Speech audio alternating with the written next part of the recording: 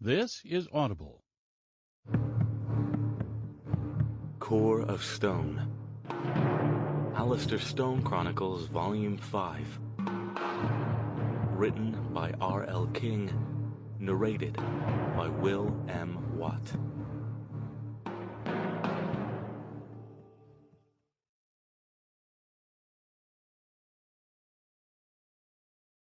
Chapter 1. In the end, Aubrey was the reason Alastair Stone didn't do it. It's harder to kill yourself than you might realize.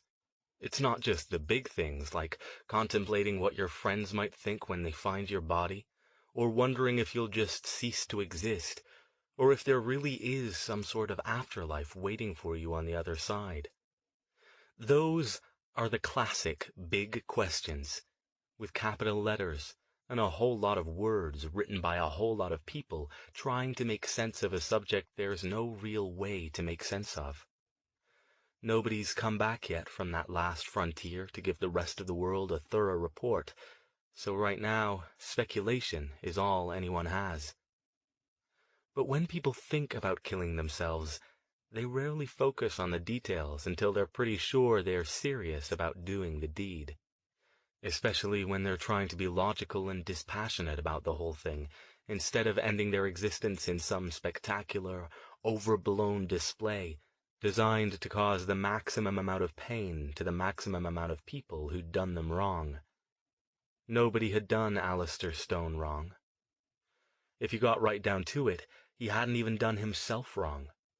Of course, he had no idea that opening the floodgates, releasing the strange otherworldly forces he barely had a grasp on, would burn out his own magical abilities. Would he have done it if he'd known? He didn't know if he found it a comfort that he was pretty sure he still would have. After all, he'd been willing to give up his life to stop the monstrous plan to open a permanent portal to Earth, to feed it with the power of a vast and ravenous spirit summoned from some horrific dimension, and to perpetually sustain it with the massive energy from 10 intersecting ley lines out in the middle of the Nevada desert. To create a never-ending conduit the extra-dimensional predators quaintly dubbed the Evil could pour through, so they could steal the bodies of thousands, perhaps millions of innocent people. One life.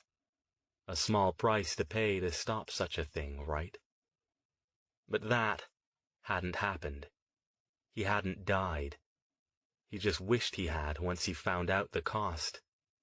What is the meaning of life when the thing you live for has been taken away from you? It was funny. He'd never thought of himself that way, as the kind of person who would put himself in the path of danger to protect others. Jason and Verity were good for him, he supposed, or bad, depending on how you looked at it, and how much you valued sticking around on this plane of existence. It was late now, nearly 2 a.m., and he was walking. He'd started out running nearly 2 hours ago, but slowed to a walk after his aching body protested that he'd only been out of the hospital for less than a week, and only back home in Palo Alto for 2 days. He'd fought it for a while. There wasn't anything seriously wrong with them physically. Bumps, bruises, pulled muscles, inconsequential. Maybe if he hurt enough physically it would overshadow the gaping, bottomless pit in his psyche where the magic used to be. He hadn't been paying any attention to where he was, just kept walking, crossing streets whenever it felt like a good time to do it. This time of the morning, the tree-lined avenues of the residential areas near downtown were quiet and still, with only an occasional car driving by.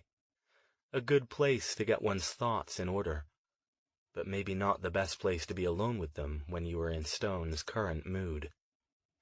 He couldn't even go to a bar and get good and drunk. They all closed it too.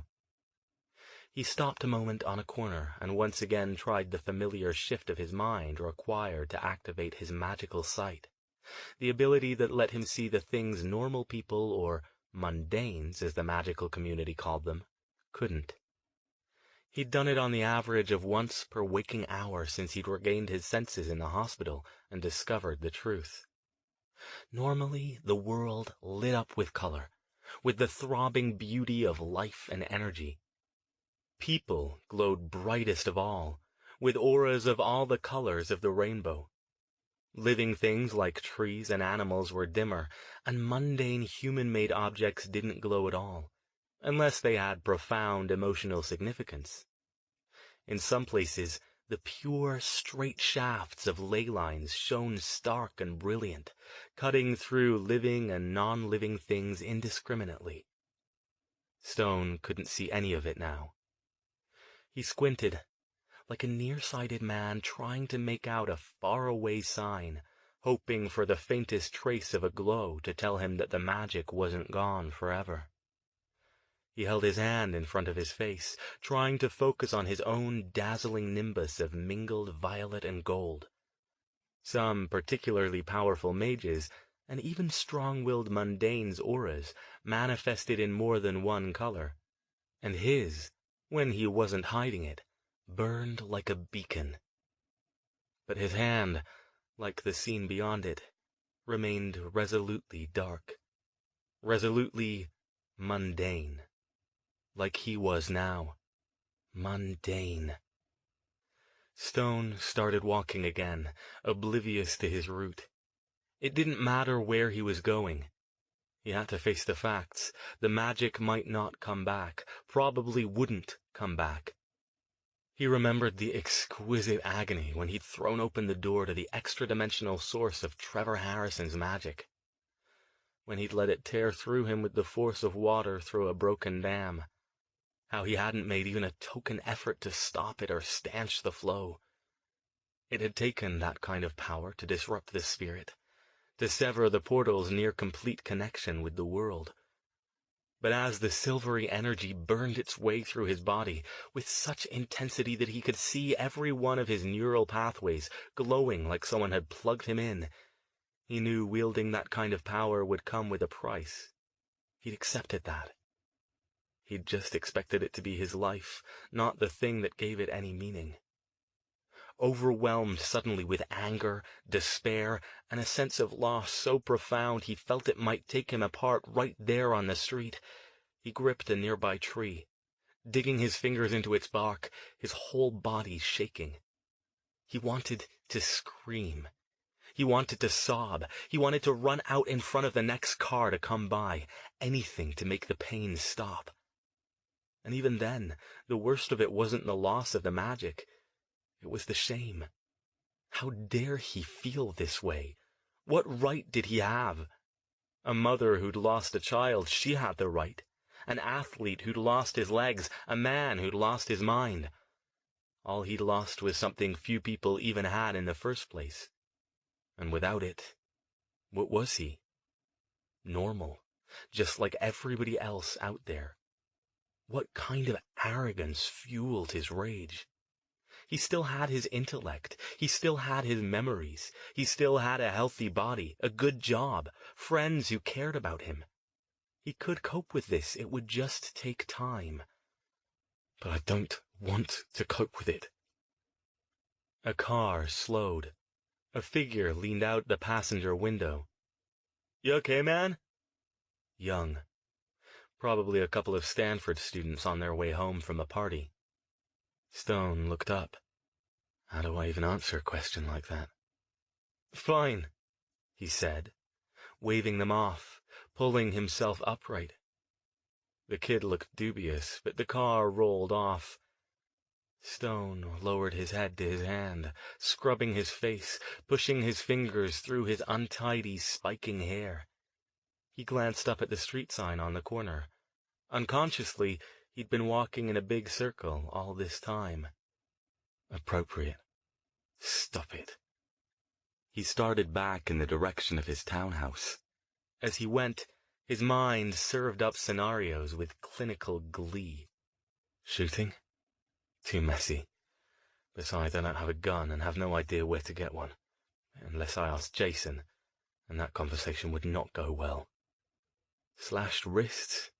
Oh, too dramatic. I'm not a 16-year-old girl. Wouldn't inflict that clean-up on anyone. Jump off something high? Still too messy. Maybe a bridge, but that's such a cliché. Jump in front of a train? Hell no. No way am I dragging some other poor sod into this. Pick a fight with a street gang? Too unpredictable, might not die. He sighed. The ideal way to do it would be to simply step into the portal to the overworld and never come out. No one would find him there. He could just wander off and let the few remaining evil who hung out looking for snacks have a good one. Ironic that the easiest way would be the least necessary, since he needed magic to get to the overworld in the first place. Pills? His mind offered helpfully. Possible. I've got the prescription for pain pills. Just take a few more is all. Wouldn't be messy. Peaceful even, just like going to sleep. Part of him recoiled at the thought, but only part. Perhaps not enough. By the time he trudged the rest of the way home, he was exhausted, physically and mentally. Every one of his aches and pains seemed intent on making itself known at once. His feet felt like they weighed 20 pounds each, and his mind hummed and tumbled and threatened to shut down on him unless he let it rest. He fumbled with his key. Normally he didn't take it when he went running, since he could use magic on the door. Went inside, and dropped it on the breakfast bar. The little orange bottle was there, almost full. He'd been saving them, in case the pain got worse. His hand closed around it. Certainly enough to do the deed. Just go upstairs, lie down, and before long it'll all be over. A nice, simple, mundane end. The phone rang. He stared at it, startled out of his morbid reverie. It was 2:30 in the morning. Who would be calling him now? He didn't answer it. It had to be a wrong number. Instead, he watched it as it rang 2, 3, 4 more times. The machine picked it up, and he heard his own familiar, brisk voice deliver the outgoing message. Then, another familiar voice. "Hello, Dr. Stone. It's me." A pause, and then, "Oh my, I'm sorry, it's the middle of the night there, isn't it? I just got back from a trip, and—" Stone picked it up. "Aubrey?" "Oh, sir, I woke you up, didn't I?" Apology laced the old caretaker's voice. "No, it's all right, I was awake." "Isn't it—" 2:30 a.m., yes, and I'm awake. Is everything all right?" "I was calling to ask you that, sir. I'd gone up north to visit James for a few days, and when I got back, I had a message from Miss Thayer that you were in hospital. What's happened?" One of these days he was going to have to teach his apprentice to mind her own business. "Nothing's wrong, Aubrey." He was surprised at how easily the lie came. "We got involved in a bit of a situation, but it's over now. I'm fine. I'm home." "Are you sure, sir?"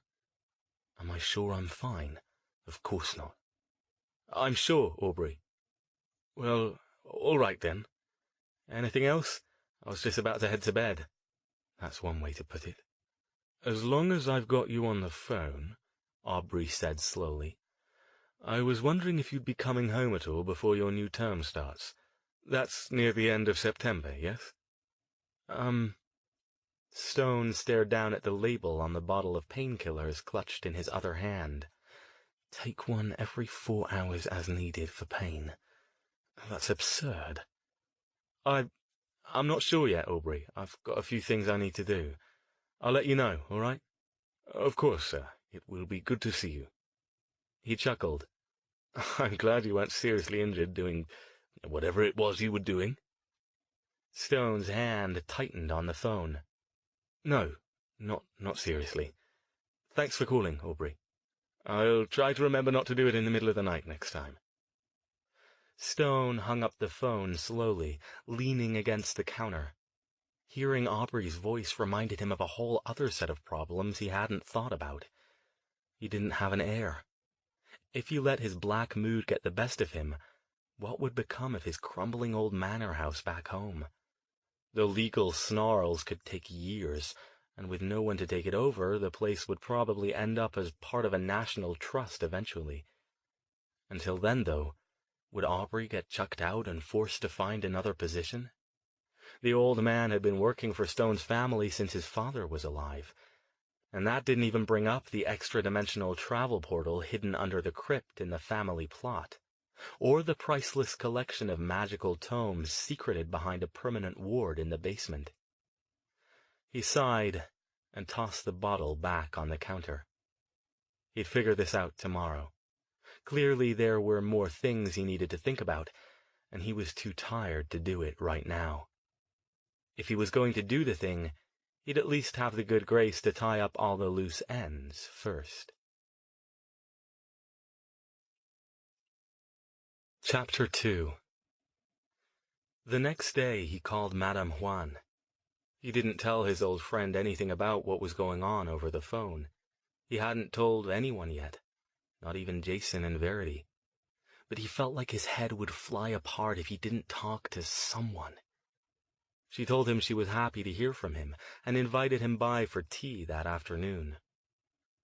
Madame Juan's shop was on a tiny Palo Alto side street between a noodle house and a clothing store catering to old women stuck in fashion's twilight zone. Hidden behind a nondescript door with a brass plaque reading Juan's Antiquities, by appointment only, to the uninitiated, it appeared to be a cluttered junk shop full of eclectic items run by a tiny, sharp-tongued Asian woman who apparently didn't give a damn whether she ever made a sale. Stone picked his way down one of the narrow aisles, past a mummified stuffed octopus, a stack of dust-encrusted board games, an ancient wicker fishing creel, and numerous other items that had nothing to do with each other, until he reached the beaded curtain at the back of the store. It hung over a wide doorway, tinkling and shifting gently in an unseen breeze. When you've lost someone dear to you, one of the most unsettling aspects of the grieving process is the little things that remind you of them, little things that ambush you from cover when you least expect them. How easy it is for a fleeting familiar aroma, the sight of another person wearing the same color jacket, or a snippet of a shared song, musiced in an elevator, to dislodge a fragile sense of coping. In Stone's case, something deep within him clenched in despair as he stood facing that beaded curtain, looking through its strands to the drab storeroom beyond it.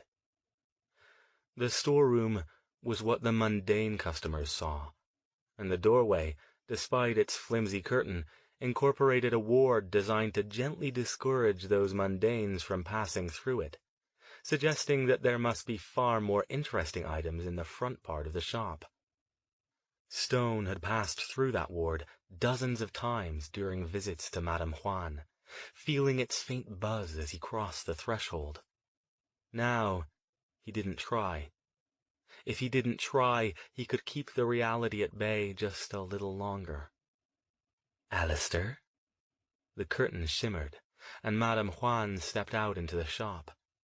Nearly a head shorter than him, dressed in a neat business suit accented by a jade necklace, she looked as ageless as ever.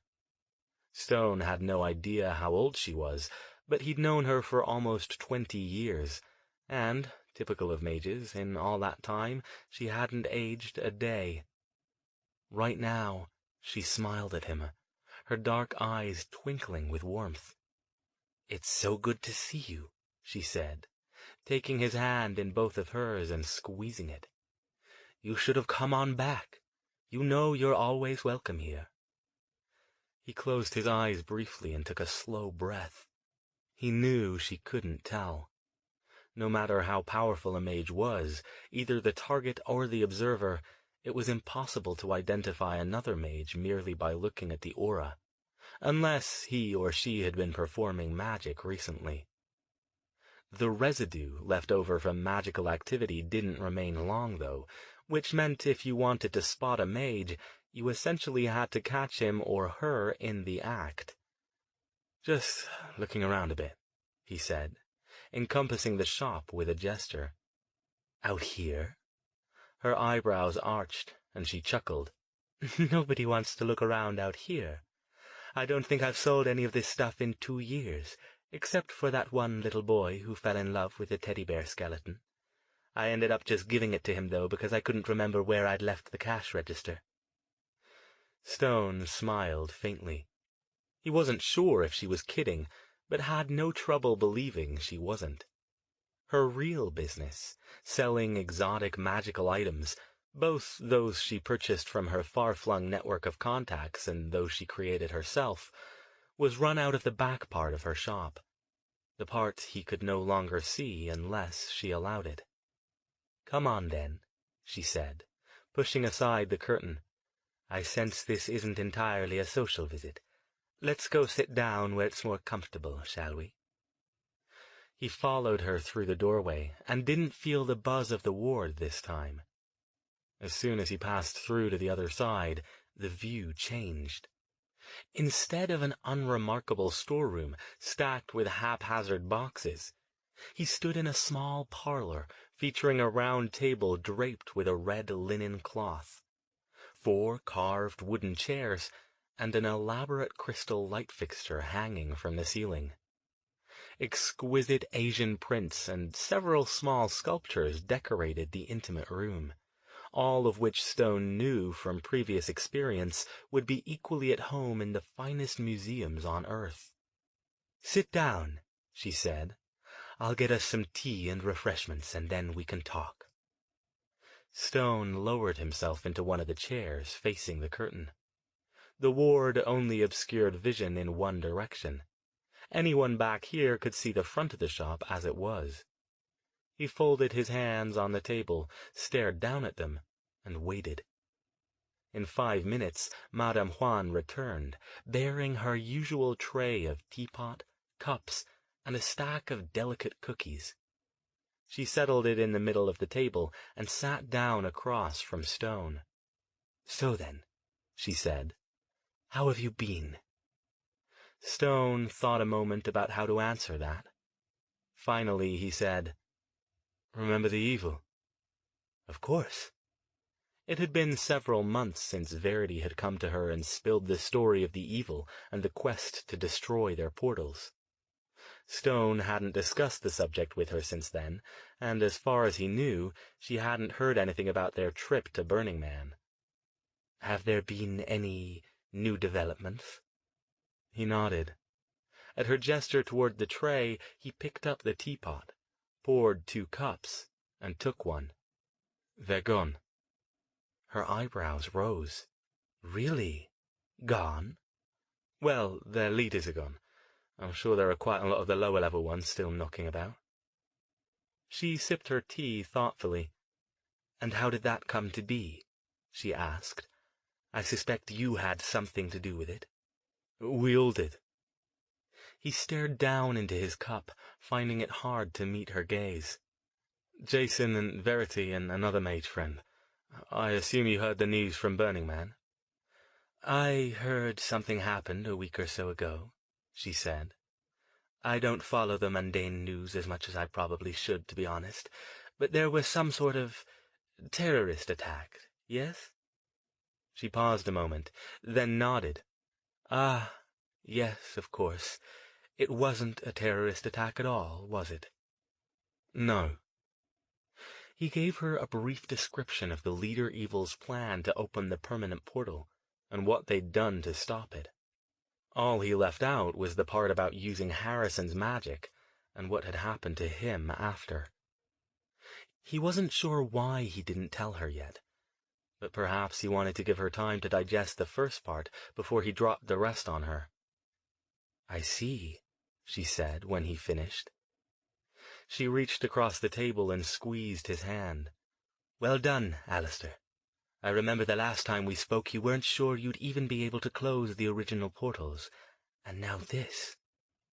Her brow furrowed, and she frowned. "But I sense that you're troubled about something. Is it safe to assume you didn't come here to share your success in dealing with the evil?" His gaze came up. "Have you looked at my aura since I arrived?" "No, I never liked to pry." "Could you do it now?" "Of course, if you like." She looked perplexed, but leaned back in her chair, and her eyes took on the faraway, fuzzed-out look indicating that she was observing the unseen. She blinked, tilted her head, and looked again. Then she switched back on. Interesting. How so? You don't see it? What do you see? He asked softly.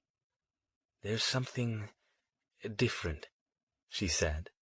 It's subtle, and I might not have noticed it if you hadn't asked me to look, but it's definitely there. What is it? Well, she said, it's as if there's something extra there. Your normal aura is that lovely shade of violet with bits of gold overlaying it. But now there's a new color, right at the edge. A sort of silver. It nearly blends with the gold, which is why it's so hard to see. She leaned in a little. Do you know where it came from? Does it have something to do with what happened with the evil? He bowed his head, one hand clutching the other. My magic's gone, Madame Juan. What? When he brought his eyes back up, he saw a look of shock on her face. With slow deliberation, she set her cup down on the table. What do you mean, gone?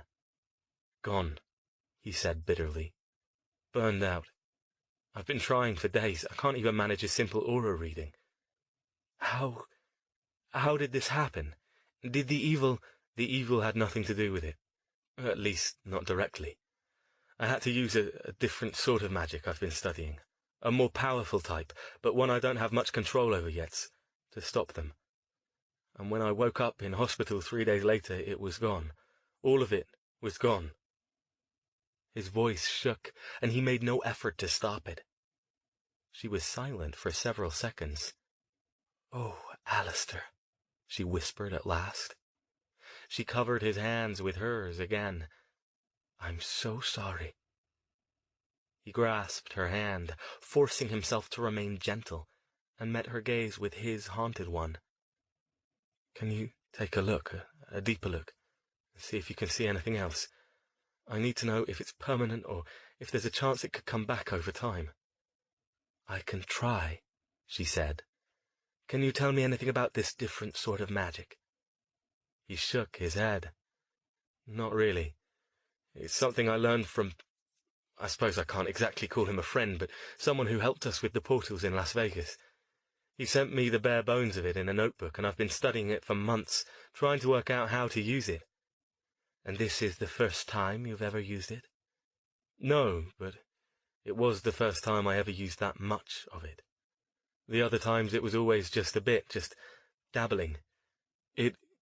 Using it involves opening a conduit to another dimension, pulling the power in from there instead of from within myself or taking it from other people. She stared. Alastair, you must realize, of course, that if such a thing actually exists, that's revolutionary. Revolutionary, he said, the bitterness seeping into his tone again. Yes, it's revolutionary, all right.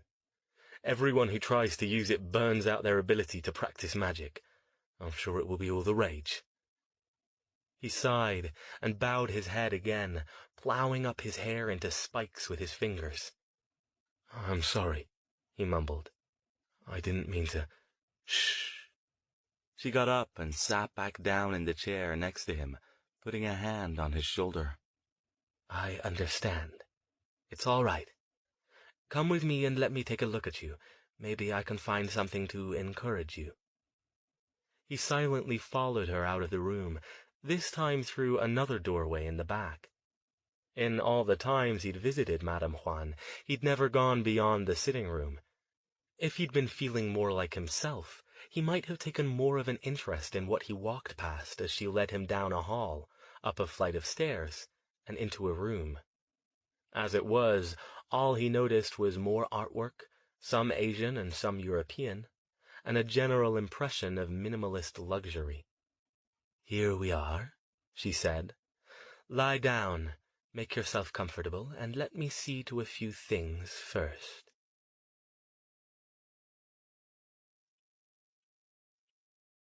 Chapter 3.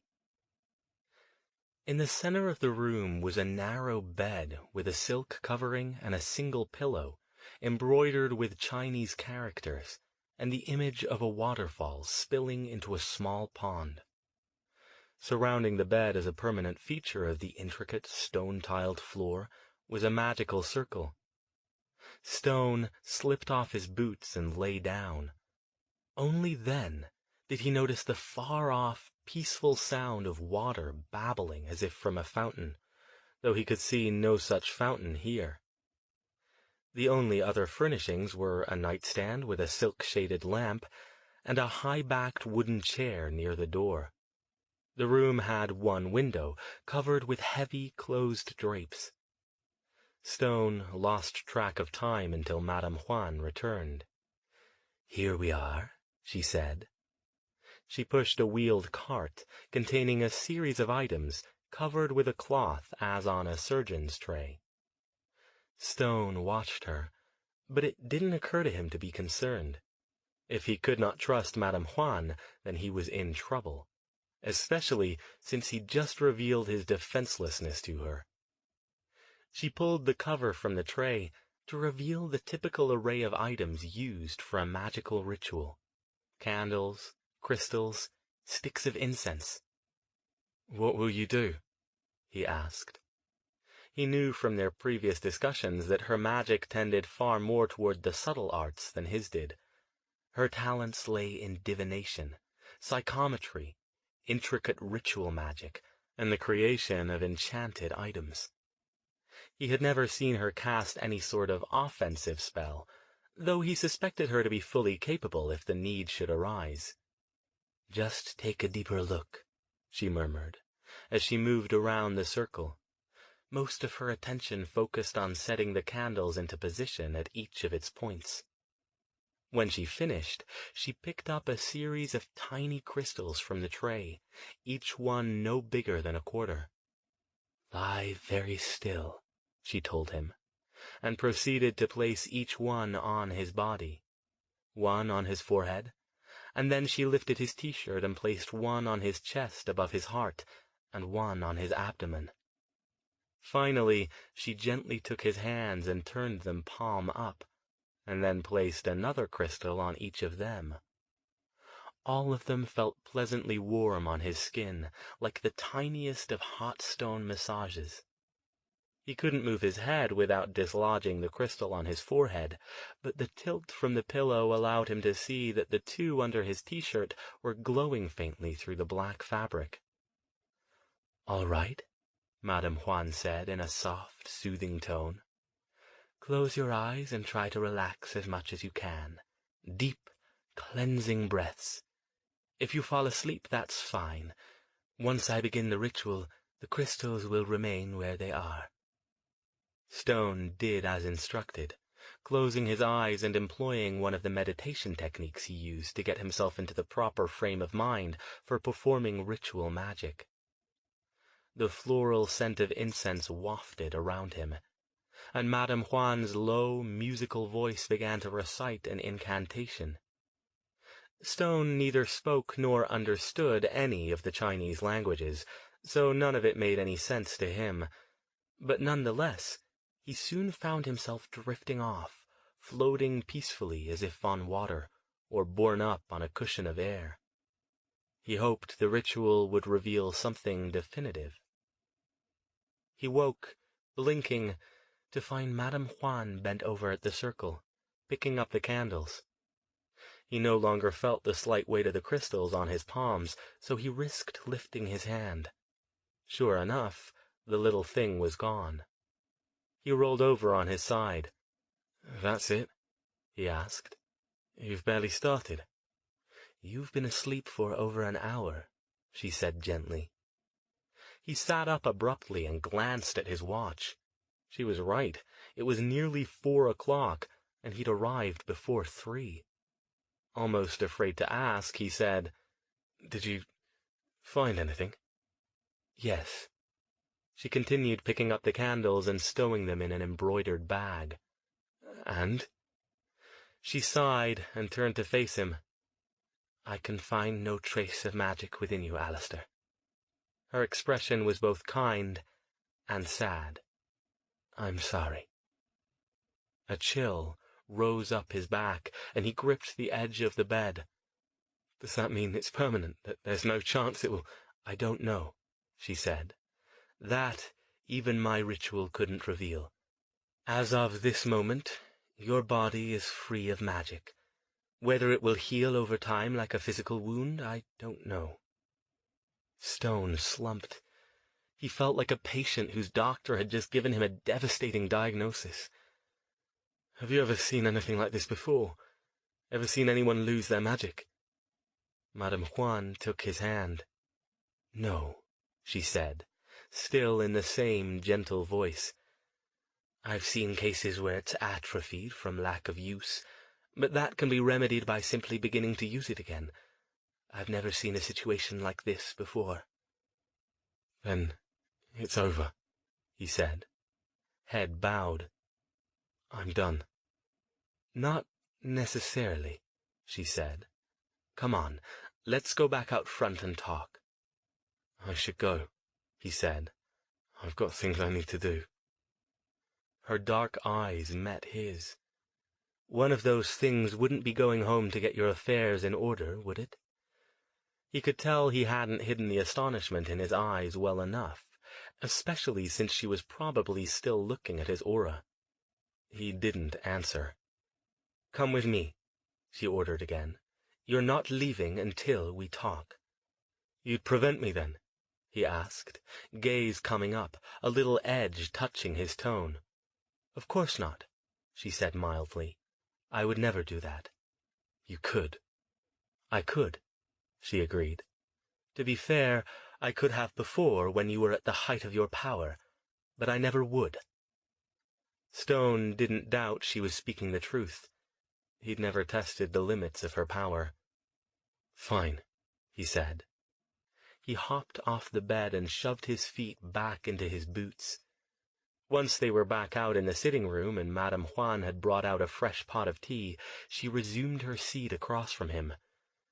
"Tell me about this magic," she said, "and the man you learned it from." "I told you already. It draws energy from another plane. The instructions he gave me were quite basic. Hints as to how to find the plane, and more hints about what to do when I found it, but nothing about this, about the consequences." "And you've never experienced anything like this before when you used it?" He thought back to the times over the past year when he practiced, always taking care to open the way between the two planes only a bit, the barest pinhole in a dam that held back an ocean. Even doing that had been difficult. In fact, most of his effort in trying to get a handle on using the magic was making sure he could keep that pinhole small and manageable. "I don't think so." "So it's not a matter of simply touching this other plane," she mused, and sipped her tea. "It's a matter of degree. Minimal contact doesn't affect you." "Not so much minimal contact," Stone said. "I like to think of it as using one of those high-pressure hoses that they use on house fires. You can control how much you open it, whether you get a trickle or something that could erode rock." And this business at Burning Man was more of the eroding rock end of the spectrum. Stone nodded. "Essentially, I just opened the conduit and let fly. I didn't expect to survive it, honestly. But it was the only way I could find to deal with the situation. I was exhausted and injured at the time, and my normal magic was useless against it."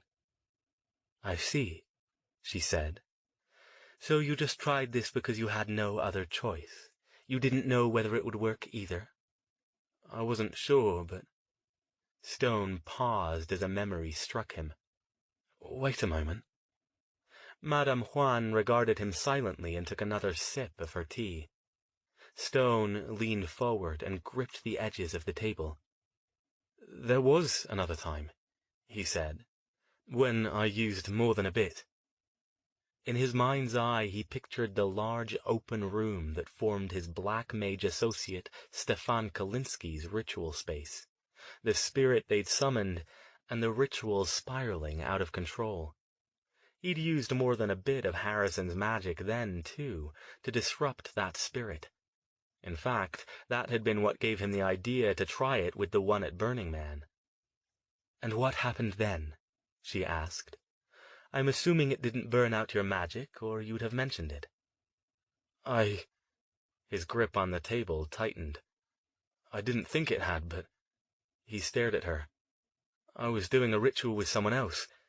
It went pear-shaped about halfway through, and I ended up using the technique to deal with it. I used more than usual, though not nearly as much as I did at Burning Man. It wiped me out. My colleague was injured. I tried to heal him.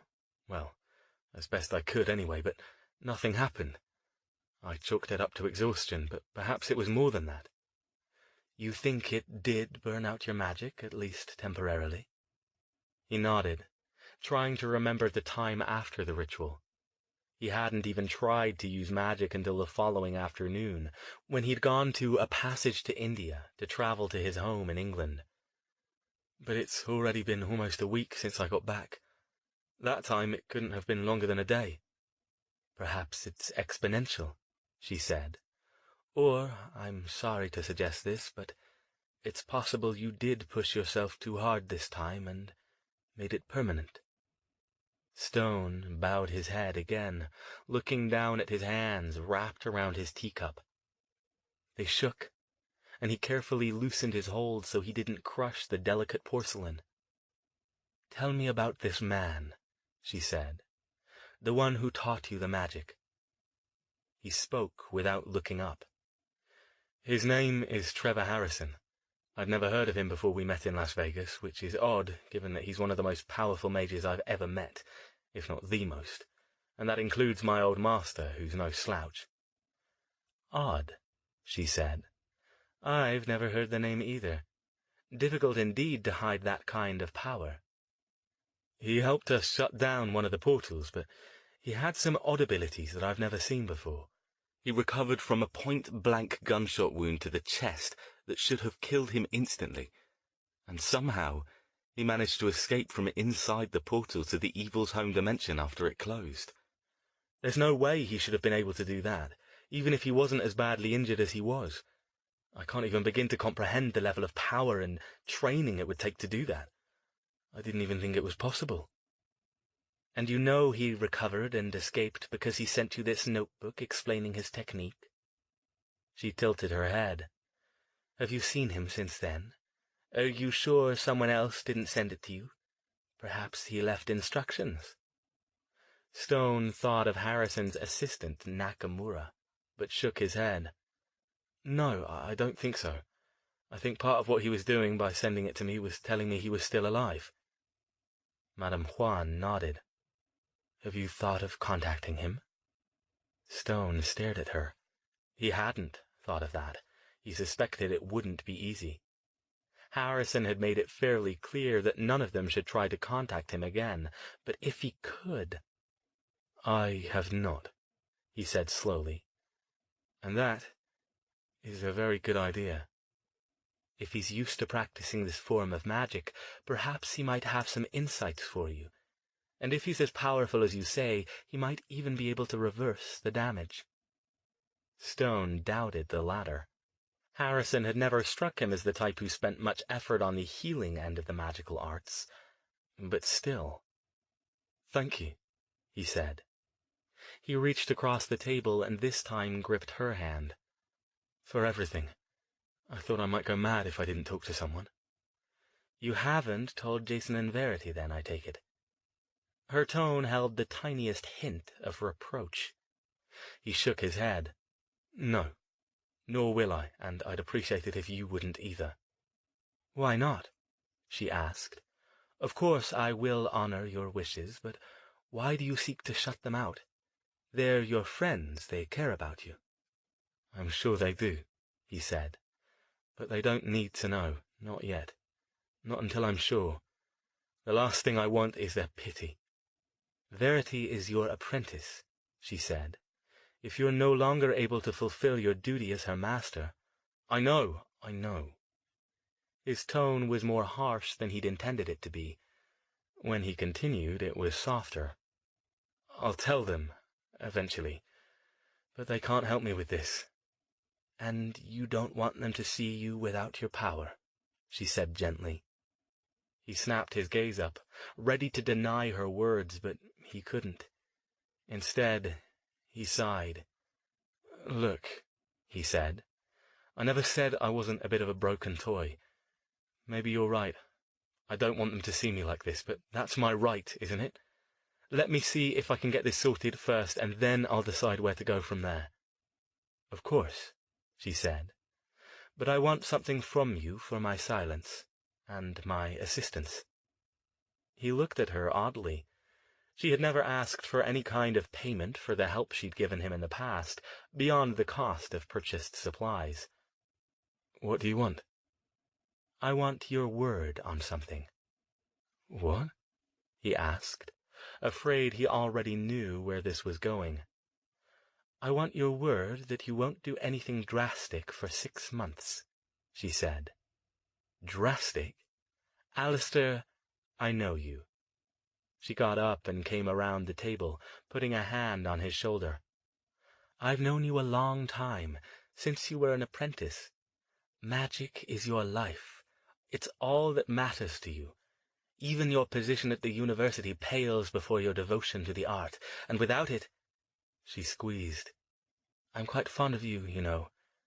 I'm not ready to let you go yet, magic or no magic. So I want you to promise me, give me your word that, even if you discover your magic loss is permanent, you'll give it 6 months before you make any irrevocable decisions. Go wherever you like, do whatever you want to do. I'll help you if you wish, but promise me you'll live." "Why?" he asked bitterly.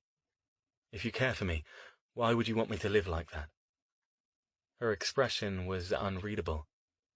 "I won't make that decision for you.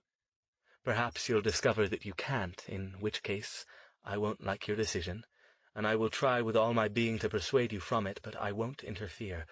But I think you'll find that there is more to life than magic." She shrugged. "And in any case, let's not get ahead of ourselves.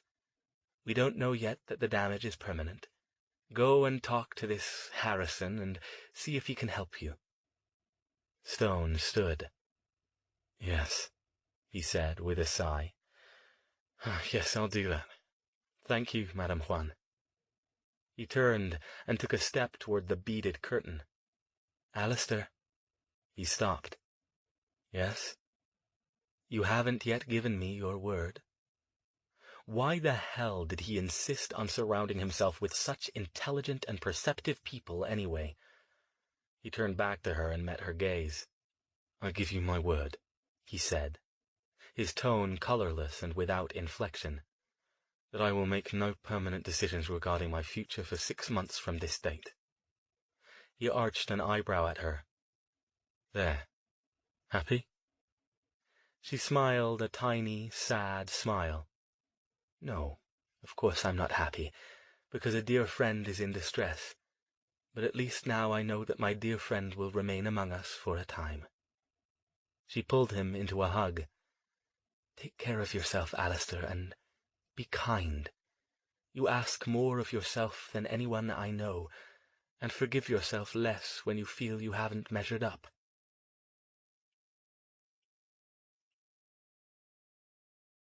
Chapter 4. He had a message from Verity when he got home. He listened to it while sorting through the mail. "Hey," she said. "Hope you're doing okay. If you're not too busy, Jason and I were wondering if you wanted to get together for dinner tonight. We can go out somewhere, or come to your place and I'll cook. Whichever. Let us know." Stone tossed the mail aside and almost called her back to tell her he still wasn't feeling up to seeing anyone. But then he hesitated. He'd planned to pack tonight and head out to Vegas first thing in the morning. But it wasn't fair to Verity or her brother Jason to just disappear on them. Not so soon after what had happened. He hadn't actually seen them since he'd left the hospital. He'd told them to go on ahead and he'd get in touch when he was home. They'd been reluctant to leave him, but aside from Jason's injured arm, shot by one of the evil's minions, they hadn't suffered any notable injuries, so there was little point in them hanging around. The thought of Verity sent another wave of regret and despair slicing through him. He hadn't wanted to take on another apprentice. His experience with his last one, several years ago, had gone badly, and convinced him that he wasn't ready. But then he'd crossed paths with Verity's older brother Jason. The two of them had tracked her down among the Forgotten after she stumbled upon a murder committed by the evil and ran away from her halfway house. In the course of discovering that the open portals and the presence of the evil were the cause of her ongoing mental health issues, Stone had also discovered that she had the ability to be a mage, inherited from her mother. She'd asked him to train her, and despite his initial reluctance, he'd agreed, because at that point he'd begun to feel responsible for her. He'd been training her for a year now, and she exceeded most of his expectations. She had a quick mind and learned fast, though she exhibited frequent impatience with his highly structured, mathematically precise approach to the art. They had many spirited discussions as her abilities and magical background grew. Her own skills displayed a decided slant toward techniques like healing, and an approach that was more organic, more naturalistic than his ego-driven, power-focused methods. She'd commented once during a lesson that his style of magic forced the world to conform to his vision of it, while she felt more comfortable manipulating existing structures to cooperate with her. He'd thought she was teasing, but it had given him several nights' worth of things to think about. He'd occasionally wondered how much longer he would be able to teach her, and if he should start looking around for someone who fit better with her style. None of that matters now, though, he thought bitterly. If his magic didn't return, he'd be forced to find her another instructor. That was part of the obligation he'd assumed when he agreed to teach her. If for some reason he either couldn't or didn't wish to continue as her master, he had to find someone else to take up her training. Another loose end he had to tie up.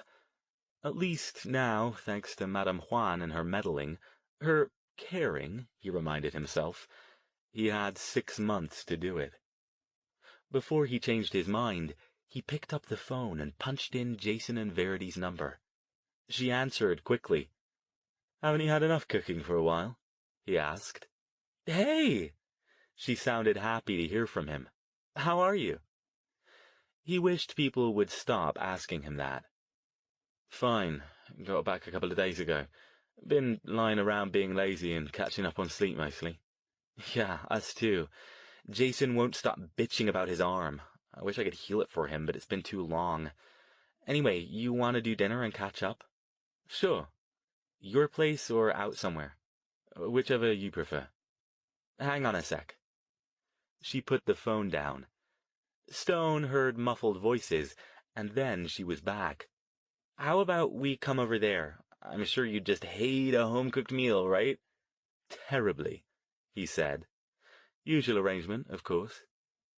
Verity loved to cook, and had gotten quite good at it over the past year, so she and Jason often came over to Stone's place for dinner, since he had a much better, and otherwise unused, kitchen. He paid for the ingredients, and she made sure he didn't spend his life eating takeout when he remembered to eat at all. "Cool, we'll see you in an hour or so then." While waiting for them to come over, Stone flipped on the TV and switched to a news channel. By now, the stories about the massacre at Burning Man were beginning to wind down a bit. Third or fourth on the newscast instead of the lead story. During his time in the hospital, it had remained a headliner in the national news, as authorities sifted through the wreckage and tried to reconstruct what had happened from their findings and interviews with as many people as they could track down. It was quickly determined, though, that most of the witnesses must have been impaired in some way, because the stories of odd glowing patterns in the sky and giant black humanoid creatures and exploding dancers could not have been anything more than a mass hallucination. Even the videotapes confiscated from some of the attendees hadn't provided definitive proof. It had to be some sort of weather condition, or fireworks, or a trick of the smoke. Tonight, a somber reporter spoke over background shots of the playa showing the remains of the man, mangled tents and RVs, and dozens of emergency vehicles and helicopters on the scene. They were still going with the terrorist angle, and Stone wondered if another explanation, at least one they could get past the majority of the general public, would ever arise, or if the whole thing would simply be swept under the rug. In truth, it didn't matter to him. There was no way he was ever going back to Burning Man, even if his magic did return, regardless of what they decided. All he regretted was the loss of life that he and his friends had been unable to prevent. Jason and Verity arrived soon after, bearing 4 stuffed bags from the nearby supermarket. Verity came in first, grinning. "You're gonna like this," she said, heading toward the kitchen. "New recipe, you get to play guinea pig." "Great," Stone said. He eyed Jason, focusing pointedly on his arm in a sling. "How much longer do you have to wear that?" "A few more days," Jason said. "It's a drag, but I guess it's worth it." He held up the 2 bags he carried in his other hand. "Better get these where they're going. Got ice cream in here." Stone drifted out to the kitchen and perched on one of the breakfast bar stools, watching the 2 of them as they moved around his kitchen with a familiarity far greater than his own. To the casual observer, they didn't look much like brother and sister. Verity was small and slim, with big, expressive eyes and spiky, dyed black hair. She favored black goth gear and dramatic makeup. Jason, by contrast, looked like the textbook California surfer dude. Tall, athletic, tanned, with long, dirty blonde hair tied back in a ponytail. He wore his usual outfit of snug-fitting t-shirt, jeans, and athletic shoes. "So," Stone said, "one of your number seems to be missing." Verity paused from dragging various pots and pans from the cabinets. "Oh, Shara? She went back home when we left Reno. We're getting together again in a month or so." He nodded. "And how are you 2 getting on? Settling back into routines?" "Mostly," Jason said. He was trying to help Verity by digging things out of the bags, but his non-functional arm hindered him. She shooed him out of the kitchen, so instead he lounged in the doorway. "We both have to go back to work next week. Fortunately, it's me with the bum arm instead of V." He studied Stone. "How's it going with you? Feeling okay?" Stone shrugged. "Getting there. Mostly just random aches and pains, more annoying than debilitating." "The new quarter starts in a couple of weeks, doesn't it? You gonna be ready?" "Don't see why not. I could do it now if I had to, but I won't lie, the 2 weeks rest will be nice." "Are you just staying around here?" Verity asked. She was holding a large pot under the faucet as it filled with water. And just like that, the perfect lie presented itself, tied up with a neat bow. "No, I thought I might go back home for a bit. Aubrey's been pestering me to stay a while, so I'll finish recuperating there and let him hover over me like a mother hen. I leave tomorrow." Verity regarded him for just a second longer than might be expected, then nodded. "Sounds like a plan. When are we going to get back to magic lessons? After you settle in with your classes?" "I'll let you know," he said. "Until then, I'll give you some books to read. Bit more advanced concepts, but I think you're ready for them. Don't let it go to your head, but you did a brilliant job out there, Verity. I couldn't have expected anything more of an apprentice with at least a year's more training than you've had." "Thanks, Teach." She grinned, but quickly sobered. "Are you still having bad dreams? About going through life without magic? Every night?" "A few," he admitted. "More at first. They're trailing off now." "Yeah." Jason shook his head. "I'm still getting my mind around everything that happened. It almost seems like a dream itself now. Except for this. He lifted his sling-clad arm a bit. I wonder how long it'll be before somebody gets around to interviewing us about what happened. Why would they? Verity asked. I doubt anyone had it together enough to see what we were doing, and by the time Dr. Stone zapped that spirit, everybody was running around in a panic anyway. She frowned at Stone. That reminds me, I was meaning to ask you, what the hell did you do to that thing? I've never seen you do magic anything like that before. Oh, wait a sec. She stopped what she was doing. Was that the stuff you got from Harrison? Did you finally figure out how to use it? Stone decided he definitely had to start cultivating less perceptive friends. It was, he admitted. I still have a lot of work to go with it, but I didn't have a choice. Wow, Jason said, impressed. You blew the shit out of that spirit. If that's the kind of power we'll be seeing from you from now on, remind me not to get on your bad side. Stone clenched his fists in his lap, where neither Jason nor Verity could see. Damn it, stop talking about magic. Just stop. Let's move on to something else, he said. I'm trying to forget about that whole business for now. The evil's done for, and we can finally rest a bit. So, what exactly are you making there, Verity? They spent the rest of the meal.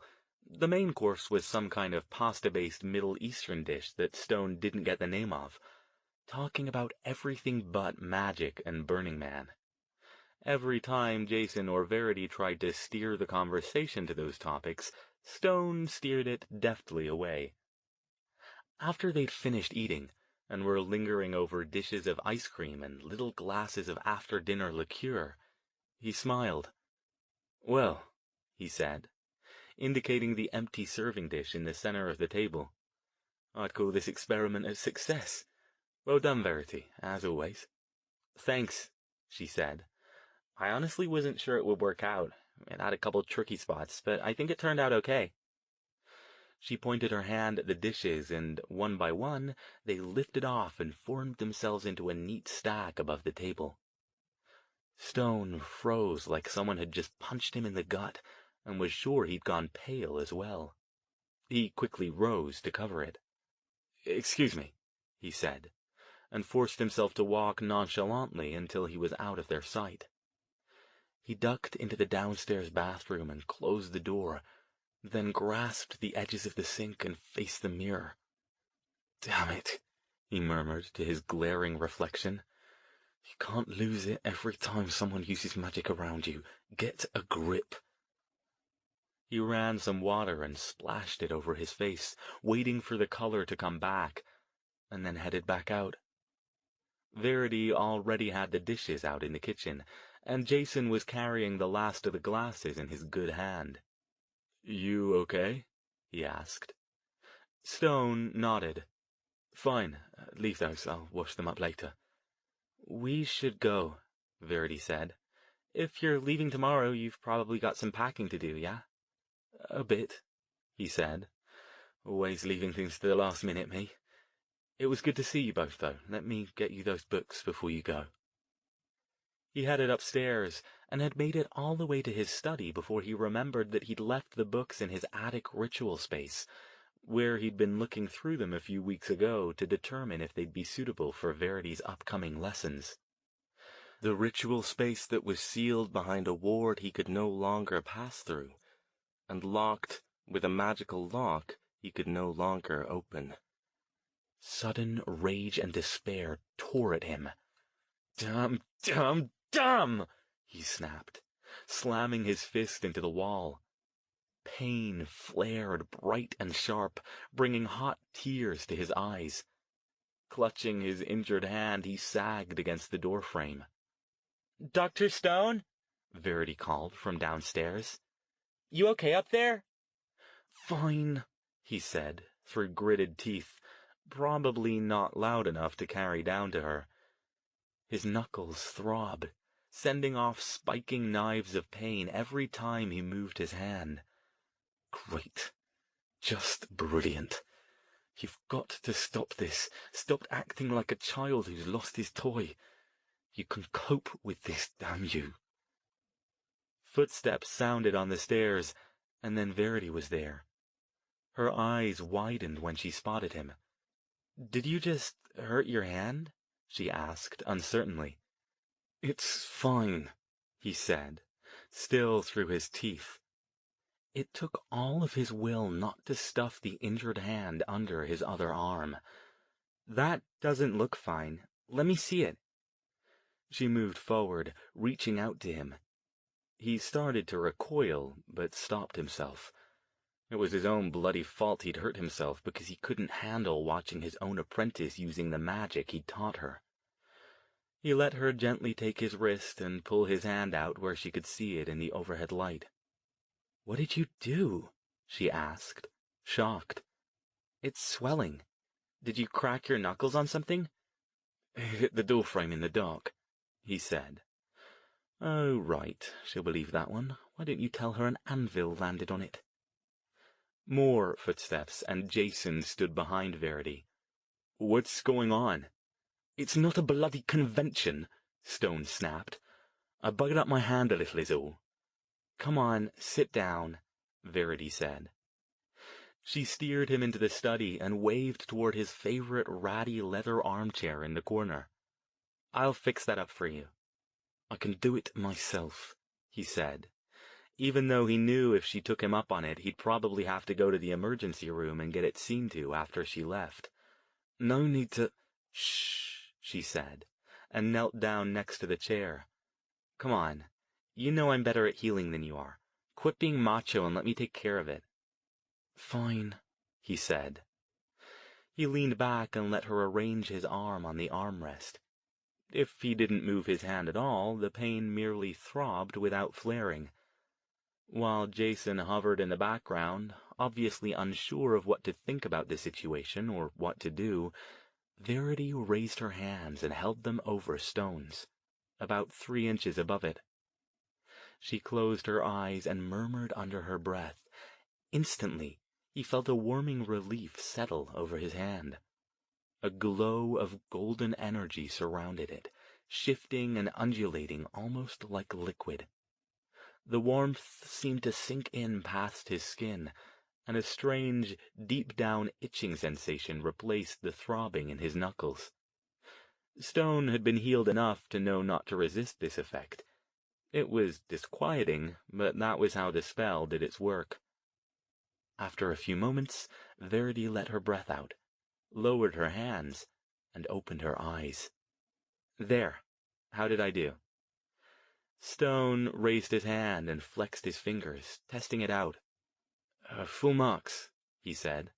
"Thank you. Well done." "Good deal. Can't have you going off to England with a messed-up hand." She stood. "So, about those books." "Oh, right. I can't find them just now. I think I lent them out and forgot about it. I'll hunt them up for you when I get back, all right?" She tilted her head and gave him an odd look, but shrugged. "Sure, no problem. I'll just keep up with my regular exercises until we get started again."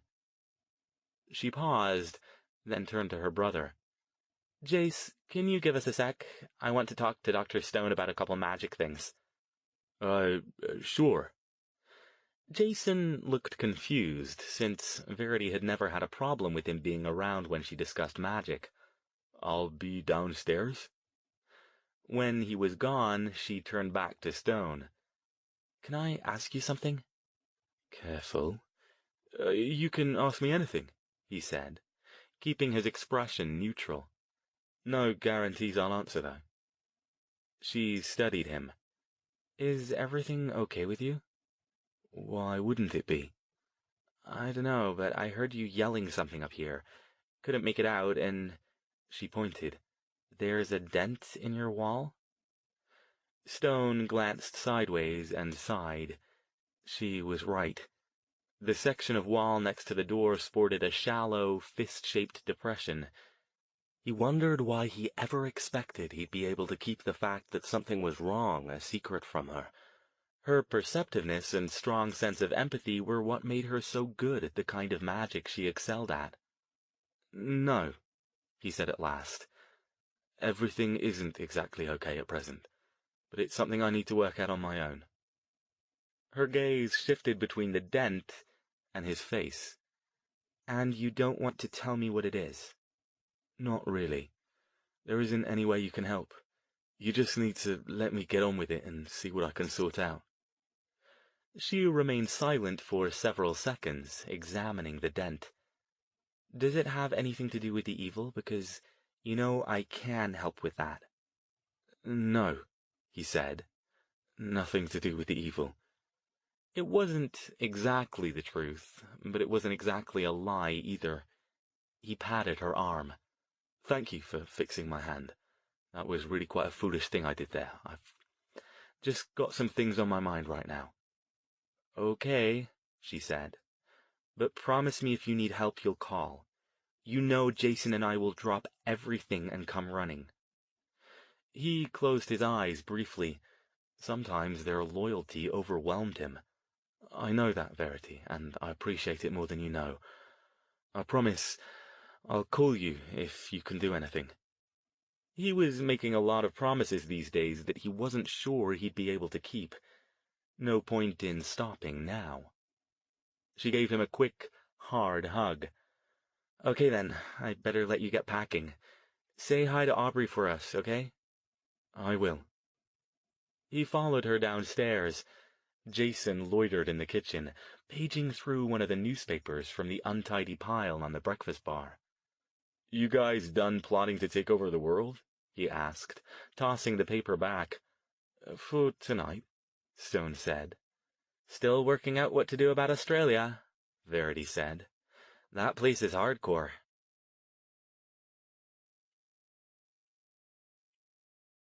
Chapter 5. Stone caught a plane to Las Vegas from San Francisco late the following afternoon. Las Vegas, or at least the part he was concerned with, lived mostly by night, so he saw no point in arriving early and having to wait around. He didn't pack much. He figured he'd find Harrison and talk to him, or he wouldn't. And either way, there would be no point in remaining in town more than a short time. In any case, he'd have to be back a few days before the start of the quarter at Stanford to settle back in after the summer and prepare for his classes. He also didn't call ahead. He'd considered it last night after Jason and Verity left, and had gone as far as to look up the number for the Obsidian Hotel and Casino. But, in the end, he decided he wanted to go in person and see how far he could get. This wasn't something to trust to phone calls. While sitting in the plane during the short flight, he leaned against the window, closed his eyes, and thought about what he would find and how he would proceed if he did, or, more likely, if he didn't. Trevor Harrison, who apparently had some connection to the Obsidian, though Stone never found out its exact nature, was an odd duck on many levels. Stone couldn't say he liked the man exactly. In that respect, Harrison was similar to his black mage associate Stefan Kalinsky. They often had mutually compatible goals, or could offer useful information or aid if the proper payments were offered, but Stone didn't fully trust either of them, especially after he'd watched Harrison murder a squad of survivalists in cold blood, merely because they'd been possessed by the evil. Because of his unusual, possibly unique, except for Stone's rudimentary skills, magical style, it wasn't correct to call him a black mage, despite his seeming callousness about killing in service of his ends. He certainly wasn't a white one. Whatever he was, he'd made it clear during their association that he operated by his own rules, even more than Kalinsky did. Stone wondered if he'd find Harrison in Las Vegas, or if he was even there any longer. A few days after he'd disappeared into the portal and Stone had thought him certainly lost, the notebook containing the basics of his magical techniques had shown up at Stone's townhouse. But it hadn't included any identifying marks, no postmark, no return address, not even a stamp. It had been delivered by a private courier. Clearly, Harrison had no wish for anyone to find him, or to try to contact him. Well, Stone thought, with some bitterness, we don't always get what we want, do we? By the time the plane touched down at McCarran Airfield a little after 7, the sun had nearly completed its descent. He retrieved his luggage and took a cab into town. If he ended up needing to drive, he could always rent a car later. He hadn't made any reservations or plans, purposely leaving his options open. "Where to?" the driver asked. "The Obsidian." "You got it." The driver hit the meter and joined the stream of evening traffic. Stone slouched in his seat and watched the scenery go by. Out this far, the buildings were more drab, more like those one might find in any large city, though even here some of them bloomed with flashes of bright color. Las Vegas was a town that put its best foot forward when the sun went down. During the day, even the massive pleasure palaces of the Strip had a dusty, unimpressive look. But at night, they came alive. As they drove, Stone thought about when he'd been here with Jason and Verity a few months back. They'd been on the run most of the time then, trying to keep their heads down and avoid the evil. Las Vegas, with its endless stream of transient down-and-outers, was ideally suited to host the evil. Many of them, even after they came through the portal, remained in the area, crawling over the town like cockroaches instead of being sent off for parts unknown by their unseen coordinators. No doubt many of them were still here, a thought that hadn't consciously occurred to Stone when he'd made his decision to come. That could prove problematic. He'd have to be careful. He wondered if any of them would recognize him at this point, and tried not to think about how vulnerable he was without his magical protections. It probably would have been wiser to ask Jason and Verity to accompany him. Wiser, but out of the question. He'd just have to maintain a low profile and avoid going off on his own. If he could find Harrison, he shouldn't have to. Just because he and his friends had eliminated the evil's leaders didn't mean that all the soldier-level evil had simply gone poof and vacated their hosts. All it meant was that the centralized hubs of control the leaders had maintained were gone now. That, in turn, could mean any number of other things, the most likely of which were that one or more soldier evil might step up and try to fill the vacuum, or the soldiers might simply settle in, embrace their roles and their hosts' lives, and go on about their business. If they chose the latter, they'd still need to seek out locations of emotional energy to keep themselves fed. But that shouldn't be hard in Las Vegas. Hell, all they had to do was go down to Fremont Street and park themselves in one of the seedy joints on the periphery of the tourist traps, and they'd suck in enough despair and hopelessness to keep them happy in perpetuity. Not a bad setup. Would they risk discovery by seeking revenge on Stone even if they found him? He glanced into the rearview mirror at the cab driver's eyes and wondered if he might be harboring an evil soldier. Stop it. Even here they can't be on every street corner. He saw the Obsidian before they reached it. It was hard to miss.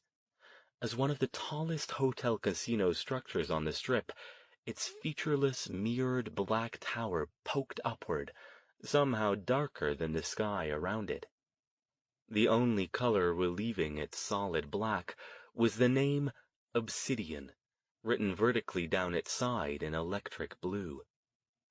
As they pulled in and the cab took its place in the row of others jockeying for a place to stop long enough to offload their passengers, Stone glanced up at the massive marquee out in front, emblazoned with a popular singer's name in 6-foot-tall letters. No longer did Shane Tarkasian and his red-hot magic act dominate the Obsidian's main showroom. Stone wondered what had become of him. The last they'd seen him was when they'd dropped him off at the hotel and left him in the care of Harrison's assistant, Nakamura. It had been a risk, leaving a formerly evil-possessed mage alive, but by the time the ordeal had been over, they'd all lost the taste for any more bloodshed. The cab slid to a stop, and the driver got out to retrieve Stone's bag from the trunk. Stone paid him, grabbed the bag, and headed inside. The early September heat wasn't as oppressive as it was in high summer, especially this late in the day, but getting out of the air-conditioned cab still felt like stepping into a warm oven. Stone wasn't a fan of Las Vegas in general. The trip he'd taken with Jason and Verity had been his first time there, and it had mostly confirmed his suspicion that the place suffered from a distinct lack of taste. As monstrous hotel casinos went, though, he found the Obsidian to be the least objectionable of the bunch. This was mainly because, unlike the others, the Obsidian made an effort to tone down the bells and whistles and dancing neon-encrusted glitz as much as possible, in favor of as much class as it could manage while still performing its function. He pushed his way through the black-tinted revolving door and inside, where the temperature once again dropped to frigid, at least as compared to the outside. Off to his left, he spotted the registration desk, a long, low structure made of gold-veined black marble, with a single strip of electric blue neon running near its top. He hadn't made a reservation, but that didn't seem to be a problem. The efficient clerk, dressed in the hotel's ubiquitous black blazer, set him up with a room in less than 5 minutes. He didn't stay in it long, just long enough to hang up his clothes and take a quick shower. Before he left, he paused to sit down on the bed, calm his mind, and concentrate on shifting to magical sight. He tried not to expect anything. If he didn't, he wouldn't be disappointed. But after 5 minutes and nothing, the despair was as strong as ever. This whole trip was pointless. Even if he managed to track down Harrison, it wouldn't matter. It had been too long. If it was coming back, it would have done it by now. He didn't slam the door on the way out of the room, and claimed that as a small victory.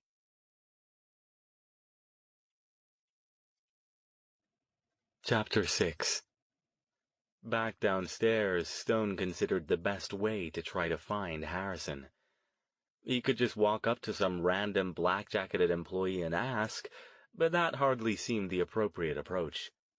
He'd probably just arouse suspicion, and if Harrison wasn't here, and therefore the protections against the evil he'd put in place at the hotel might not be any more either, drawing too much attention to himself was a bad idea. Especially since his ability to protect himself against an attack without his magic was severely diminished.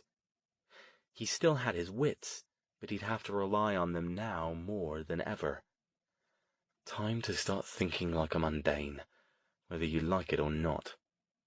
Another option was to pick up one of the house phones and ask for Harrison, but once again he didn't like that idea. He wanted to do this in person. This time of the evening, the casino crowd was heavy. The muted flashes, buzzes, and bells of the sparsely occupied slot machines, along with the shadowy figures parked in front of them, gave the place an eerie, slightly unworldly feel. From where he stood at the edge of the casino proper, he could just see a few of the various pits: blackjack, roulette, the occasional wheel of fortune. Most of the dealers and croupiers tended full tables, but a few stood alone, looking bored. Well then, let's decrease some boredom, shall we? He probably could have made a fortune as a poker player, back when his magic still functioned. In a game where tells and emotional cues were so important, the ability to read auras would give him a nearly insurmountable advantage.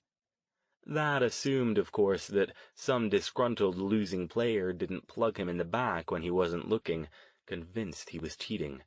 Which, of course, he was, just not the way his opponent suspected. As he walked past the slot machines toward the pits, he wondered idly if any of his fellow mages did just that. After all, mage wasn't a job that tended to make one wealthy, unless you came from wealthy families, like both Stone and his old master did. Most of them gravitated toward jobs that allowed them to use their talent in a surreptitious way. The stage magic, psychic reading, running a magic supply shop in some New Age community, or, as in Stone's own case, teaching. Stone didn't need a job, technically. He had enough money squirreled away from inheritance and investments that he could live comfortably without ever having to work. But, as he often said, idleness would drive him insane. He was grateful now that he did have the job at Stamford, since, if he was forced to live without his magic for a while, it would give him something to do. That was all beside the point now, though. Time to get down to business. He scanned the blackjack pit until he spotted an empty table, and headed toward it. The dealer, a young black man with 1,000-yard stare suggesting he'd welcome anything that would poke his dull shift out of the doldrums, fanned and refanned his cards across the electric blue felt surface of the table with practiced ease. Stone sat down on the centermost of the 7 padded stools arrayed around the half-moon-shaped table. "Afternoon," he said. "Afternoon, sir," the man replied. Like the other dealers, he didn't wear the Obsidian's black blazer, but rather a crisp white shirt with a silk tie the same color as the table.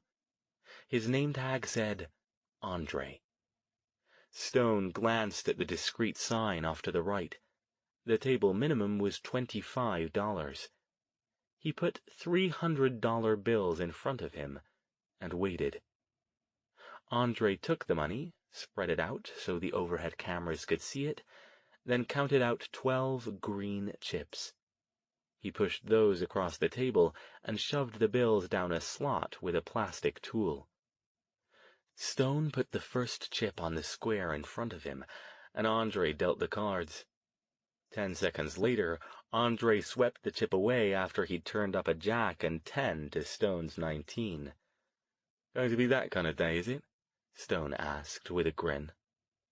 A cocktail waitress, clad in a uniform that was positively tasteful compared to some Stone had seen on his last trip, came by and asked if he wanted anything to drink. He ordered a Guinness and put out another chip. 10 seconds later, he'd lost that one, too. Andre, at least, had the good sense to look sympathetic. "I'm a bit rubbish at this," Stone observed. In truth, he didn't care whether he won or lost the money. The play was just something to keep his hands busy. He won the next hand, lost the next 2, and then won 3 in a row. For the next one, he put out 2 chips, one obviously meant as a tip. He won with a 20. "Thank you, sir," Andre said, holding up the tip winnings for the camera and then putting the chips in his shirt pocket. Stone nodded. "Say, Andre." He put out another chip. "Yes, sir?" "I'm wondering if you might help me. Last time I was here, a few months back, I spoke with a man named Trevor Harrison. I'm not sure what his position is, but I think he's some sort of big deal here. Have you heard of him?" Andre finished the deal. Stone lost, before he answered. "Yes, sir, I've heard of him, but I don't think he's here." Stone frowned. "Not here as in off for the day, or as in no longer with the hotel?" "I'm not sure, sir. I've only been working here for a couple of months. I've heard his name mentioned, but I've never seen him." That wasn't good. "All right, then. What about Mr. Nakamura? He was sort of Harrison's personal assistant, I think. Is he still here?" "I'm sorry, sir, but I don't know." He nodded toward the empty spot on the table. Sorry.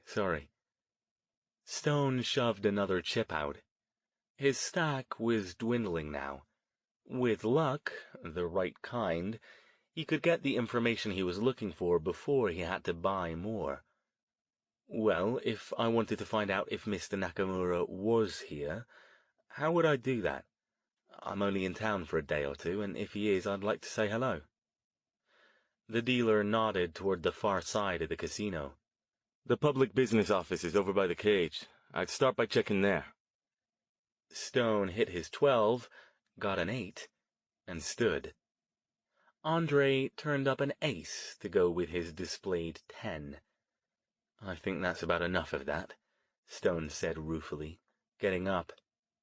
He picked up his small stack of chips, except for one, which he pushed toward Andre. "Thanks for the information." The Obsidian's public business office hid in plain sight behind an unobtrusive gray door near one of the main casino cages. Stone tried the door, half expecting it to be locked, but it swung open easily. He wondered how many cameras were recording him as he did it. Beyond was a large reception desk, blocking access to the double doors behind it. The Obsidian's logo took up most of the wall behind the desk, and a young woman in a black blazer sat behind it. "May I help you, sir? I'm looking for Mr. Nakamura. Do you have an appointment?" Good. He is still here, it seems. "I don't," he said. "But I think he might want to speak with me, if he's around. Could you let him know I'm here? My name is Alastair Stone." "I'll check, sir. Please have a seat." She waved him toward a small grouping of chairs just inside the door. Stone sat down, watching her as she picked up the phone and made a call. Once more he tried concentrating, but not even a flicker of an aura shone around her as she spoke to someone. He did notice a slight look of surprise cross her face, though. She jotted something down on a pad below Stone's line of sight, hung up, and looked across at him. "He says he'll be happy to see you, Mr. Stone.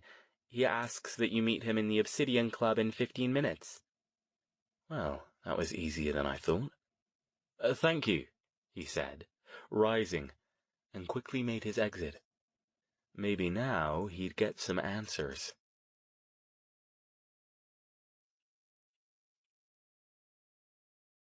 Chapter 7. The Obsidian Club was a small, exclusive lounge overlooking the main casino, all black leather and chrome and understated blue lighting. Its dimly lit space was about half full, but Stone had no trouble spotting the man seated at a tiny glass-topped table, staring out over the pits. The man rose as Stone entered, and smiled. "Dr. Stone, so good to see you." He offered his hand. Stone shook it. "Likewise," he said. "Please, sit down." Nakamura resumed his seat and regarded Stone with a mixture of courtesy and curiosity. He was a young man, perhaps late 20s, trim and pleasant-looking, with perfectly cut black hair and a more upmarket version of the classic obsidian blazer. "I must say, I was surprised when Ms. Dell told me you were here." "Yes, well, it was a bit sudden," Stone said. "Didn't know I was coming myself until yesterday." He sat down in the swivel chair across from Nakamura. "You're well, I hope?" "Well enough, I suppose." "And your two friends, are they here too?" "No, just me, this time," Stone said.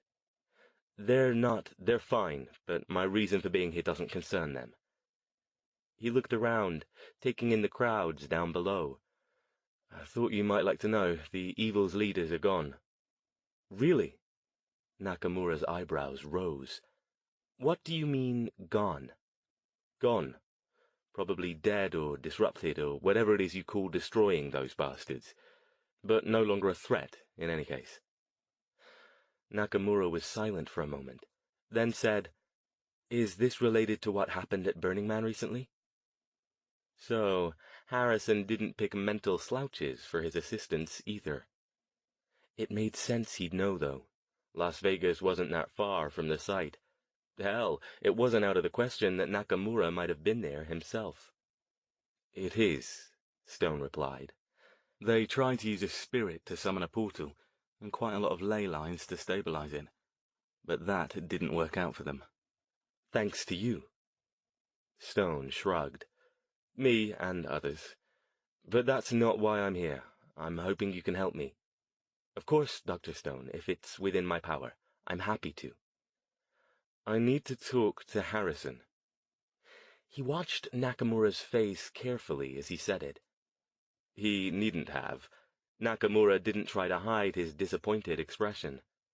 "I'm sorry," he said. "That I can't help you with. I wish I could." Stone leaned in, still watching him.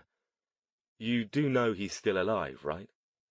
He remembered Nakamura's guilt when they'd left town. After they'd all flown out to the abandoned military base where the Las Vegas portal had been hidden, an evil soldier exiting one of the survivalists Harrison killed had managed to possess Nakamura without any of their knowledge. He'd been the one to shoot and nearly kill Harrison. Nakamura nodded. "I do." "He contacted you?" "Once, shortly after the incident, but not in person, and I'm still not entirely sure I believe it was him." His gaze sharpened. "I didn't understand it then, Dr. Stone, and I still don't. How could he be alive after what happened? You said he went into that portal and it disappeared." "I don't know," Stone said, "but I'm certain he is. Clearly he's got some tricks up his sleeve that none of the rest of us know about. But it's vitally important that I talk to him. Are you sure you don't have any way to contact him? No way you could leave a message where he might see it?" Nakamura shook his head. "Nothing like that," he said. "I'm sorry, Dr. Stone. As I said, I wish I knew. How do you know he's alive?" "He sent me some information," Stone said. "Not long after I got back to the Bay Area, information that no one else would have been able to fake." "I see." He looked as if he was trying to decide whether to say something. "What is it?" Stone asked, leaning forward again. Nakamura shook his head. "Nothing. As I said, I don't know where he is. It's possible he's not even on Earth, actually." Stone stared. "Not on Earth?" "I don't know. He didn't really discuss his magical activities with me, but a couple of times in the past he mentioned things that made me believe that he traveled to other places." Stone nodded. That could explain a lot, actually. Of course, there were other dimensions. The overworld was the most widely known of them among magical circles. The evil obviously came from somewhere else, and Harrison's magic appeared to draw its power from a third, so it made all kinds of sense that still others, possibly an infinite number of them, existed out there. And if that were true, and Harrison knew how to reach one or more of them, that might have explained how he'd escaped the evil's home turf after the portal closed. It still didn't explain how he'd done it, though, since, as far as Stone knew, and he made it his business to know these things, no one had ever traveled between dimensions without using a pre-constructed portal or gateway. Harrison had been gravely injured, and hadn't taken any components with him beyond the crystal needed to complete Stone's ritual, so there was no way he could have constructed one on the fly. It sounded like Trevor Harrison was an even odder and more powerful duck than Stone had initially suspected. Not that any of this helped with his current problem, though. He sighed and stared down at his hands. "If I might ask, Dr. Stone," Nakamura said, "why do you need to contact him so urgently?" Stone looked up. "Where's Tarkasian, by the way?" Nakamura seemed startled by the abrupt change of subject. "Gone," he said. "He left a couple of months ago. Of course, after the incident we couldn't let him resume his stage show, and he didn't want to anyway." "Are you sure it was safe to let him go? Did you keep tabs on him?" At this point, it was unlikely the evil would even try to reoccupy Tarkasian, and even less likely that he let them, but Stone's interactions with the young mage had left him with the impression that Tarkasian didn't have the strongest of minds when it came to resisting temptation or persuasion. "We could have tried to prevent him from leaving, but given that he's a mage and none of us are, without Mr. Harrison around it would have been difficult." Nakamura shrugged. "But I don't think he's a threat. I keep a private investigator on retainer to keep track of him. Right now he's in New Jersey. He's started up an act at a small club in Atlantic City." He paused, and when Stone didn't say anything else, he repeated, Why do you want to contact Mr. Harrison, Dr. Stone? Stone eyed Nakamura with a gaze so intense that the man shifted in discomfort. Once again, the irony of the situation struck him. He wished he could read Nakamura's aura so he could tell whether he could trust him. But if he could do that, he wouldn't need to trust him. I need him to tell me why his magic's buggered me up, he said at last, and how to fix it. Nakamura's eyes narrowed. I don't understand. I probably shouldn't even be telling you this. Unable to sit still any longer, Stone got up and began pacing the small area in front of the table. The reason I know he's alive is when he contacted me, he sent me some notes, the beginnings of how his magical style works. His magical style? Stone nodded. I don't know how much you know about magic, but there are different styles, different approaches. I thought there were only two that humans use, and a lot of variations on them. But apparently there are at least three, because Harrison uses the third. He gave me the starting point to learn it. And did you? Yes. A start, anyway. I've barely scratched the surface of what's out there. But at Burning Man, the situation got so desperate that I took a chance and used it to try to disrupt what the evil were trying to do. And it worked. Harrison's magic worked when mine didn't. Nakamura didn't move, and his expression didn't change. I see, he said again. Then I don't see where the problem— The problem, Stone said, making no effort to keep the edge of bitterness out of his voice, is that using so much of that magic has burned out my ability to do any more.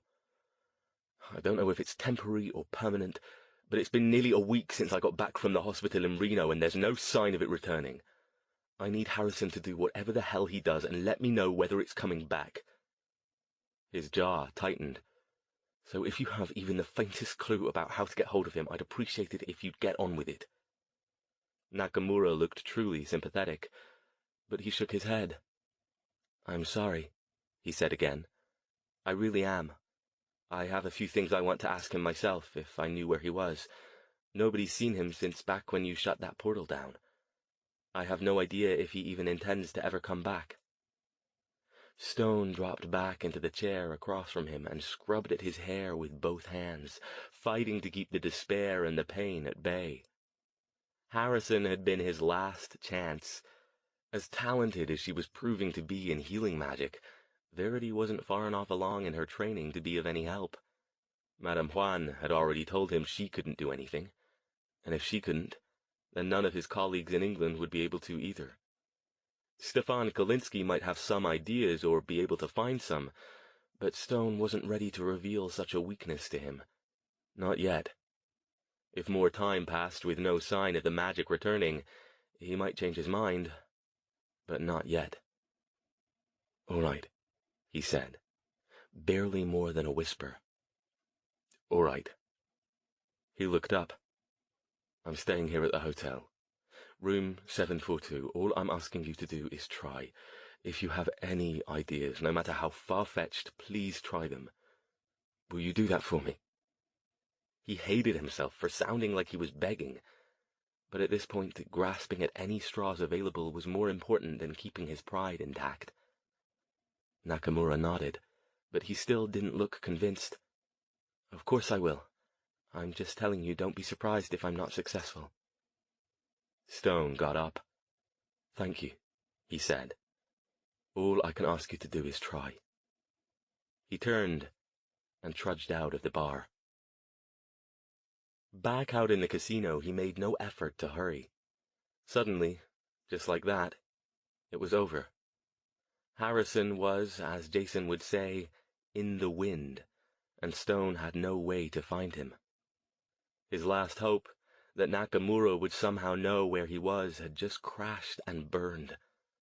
Sure, maybe the man might be able to turn up something, but even if he did, it wouldn't be tonight. And as long as Stone was being brutally honest with himself, Nakamura didn't strike him as a particularly proactive sort. He had no stake in this, so there was no reason to put himself out trying to hunt Harrison down. That, and if he'd wanted to find his old boss for his own purposes, he had months to try it, which meant he'd probably failed before this. If Harrison didn't want to be found, he wouldn't be found. Certainly not by a mundane personal assistant. Or by a newly mundane and increasingly desperate ex-mage. Despite his slow pace, Stone's heartbeat increased. Suddenly he was exhausted, but his limbs thrummed with pent-up energy and frustration. He had no idea what he wanted to do. He considered his options, all of them equally distasteful. He could call the airport and see if he could catch a flight back to San Francisco, but by the time he packed up and reached McCarran, he doubted many planes would be leaving so late, and he'd still have to get back to Palo Alto once he landed. He could go to his room, fall into bed and wait for morning. He had no illusions that he would sleep. He could spend the night at the tables, playing more blackjack or roulette, or even joining the herds of zombie slot players as they pulled lever after unending lever in the pursuit of a windfall that would never come. He didn't want to do any of those things. As he exited the casino and paused, contemplating his next move, something caught his eye. He stopped and glanced sideways toward a bank of buzzing, flashing slot machines, most of them occupied by tourists intent on their mind-numbing task. He hadn't seen anything. It must have been... No. There. A small, slim figure, its head poked out from around the far end of the middle of 3 rows. When Stone turned to get a closer look, it ducked back behind the machine and lost itself in the crowd. Stone glared after it and almost followed. He turned in that direction and shifted his weight forward to start after the figure. But then he stopped. You're being absurd. Who would be following him? Nobody knew he was here except Nakamura, and he doubted Harrison's assistant would have him tailed by such an inexpert pursuer, even if he had any reason to. It had to be just a coincidence. Casinos attracted a lot of weird people, himself certainly included, and in his long black coat he probably looked different enough from most of the t-shirt-clad tourists that he might attract someone's fleeting attention. The guy, or woman, was probably just embarrassed at getting caught looking and hurried off to avoid confrontation. Stone swept out of the casino and into the night. He refused to consider the possibility that he hadn't followed the stranger because he didn't want to risk a potential confrontation he might not be able to handle.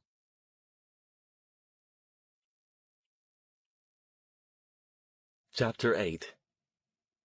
In the end, he did what he often did when his mind was restless and his thoughts refused to shut up and leave him alone. He ran. Or in this case, he walked.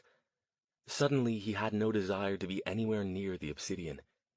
He didn't know where he did want to be, or if he wanted to be anywhere at all, but that was the beauty of walking. You could just keep going until something made you stop. This time of night, the crowds along the strip were thick, tourists moving in knots and herds along the long stretches of sidewalk, separating one casino from the next, losing a few and gaining others at each location. Stone picked a direction at random and followed one of the groups, staying far enough back that he didn't feel stifled, but close enough that he could purposely shut his mind off and simply move. He soon found that he had to keep changing groups. Although he walked without purpose, his natural inclination was to move fast, eating up the ground with his long strides. It wasn't long before the crowds began to thin, their lost numbers no longer replaced, the last of them peeling off to their destinations as he left the glitzy strip hotels behind. Still, he kept going. As he walked, he focused on putting one foot in front of the other, moving forward, filling his mind with psychic white noise. Every time it tried to drag him back to his days in the hospital, to the time when he discovered his magic gone, he forced it away. He might not have his magic anymore, but he still had his meditation techniques. This wasn't the kind of clearing the mind they were designed for, but he didn't give a damn. Whatever worked. He didn't know how long he walked, but it had to be at least an hour. He continued up Las Vegas Boulevard, passing smaller casinos, strip malls, occasionally a church or a supermarket. Sometimes the sidewalk dropped away and the road continued past wide, dusty, empty lots where the streetlights were sparse and only the headlights of passing cars provided illumination. Wherever he was now, it wasn't a place most tourists ever saw on foot. He didn't check to see if anyone was following him. In truth, he didn't care. He put his hand in his coat pocket and felt the remains of the stack of chips he'd played blackjack with earlier. He'd never cashed them in. If someone wanted to accost him and take them from him, then they'd just have to do it. Eventually, he saw lights glowing ahead, still a fair distance away, a collection of colored neon forming a nimbus above a series of buildings taller than those he was passing now. The glow looked like a multicolored aura. He realized then where he was. Without knowing it, he must have walked all the way from the Strip to the downtown area. Only then did he glance at his watch. He'd been walking for an hour and a half. No wonder his legs were beginning to tire. He was in good shape from all the running he normally did, but he hadn't had much exercise in the last week or so, and it was showing in his decreased endurance. He paused a moment, then picked up his pace in the direction of the lights. He'd stop somewhere and have a drink, then catch a cab back to the Obsidian and do his best to get some sleep before he left in the morning. Stone hadn't liked downtown Las Vegas, the so-called Fremont Street experience, the last time he visited it, and not much had changed since then. He was sure he'd never seen anything else approaching the level of tackiness per square foot as the area encompassing a few blocks of Fremont Street. Covered over with an enormous canopy that turned the whole thing into a glittering pedestrian mall, it bristled with tightly packed casinos, shops selling cheap tourist crap, and neon-soaked bars catering to the party scene. By the time he arrived, the nightly light show was already underway, projecting multicolored images and designs on the underside of the canopy. Crowds of people lined the street, holding drinks and craning their necks to take in the spectacle. Stone ignored it, and them, as much as he could. He paused a moment, chose a casino at random, and started toward it. "Spare some change, friend?" a voice called. Though it sounded like the man was shouting, Stone could barely hear him above the pounding music and the ambient murmurings of the crowd. He stopped. The request had come from a grizzled man of indeterminate age, dressed in a grubby fatigue jacket, 49ers cap, and torn jeans. He crouched against the building on a folded blanket and held up a can while squinting up at Stone. "Spare a little change?" he asked again, rattling the can. It didn't sound like it had much in it. Stone put his hand back in his coat pocket and fingered the chips. It wasn't as if he'd be doing any more gambling tonight. He pulled out one of the green $25 chips and dropped it in the man's cup. "Cheers," he said, with no enthusiasm, and kept going. "Thank you, sir," the man's astonished voice called after him. On his way to the casino he'd chosen, he wasn't even sure what it was called, he gave away the rest of his small stack of chips, one at a time, to various other beggars and homeless people he passed on the way. In each case, he stopped only long enough to drop a chip into a cup, an outstretched hand, or an open box, and murmur something non-committal in response to their thanks.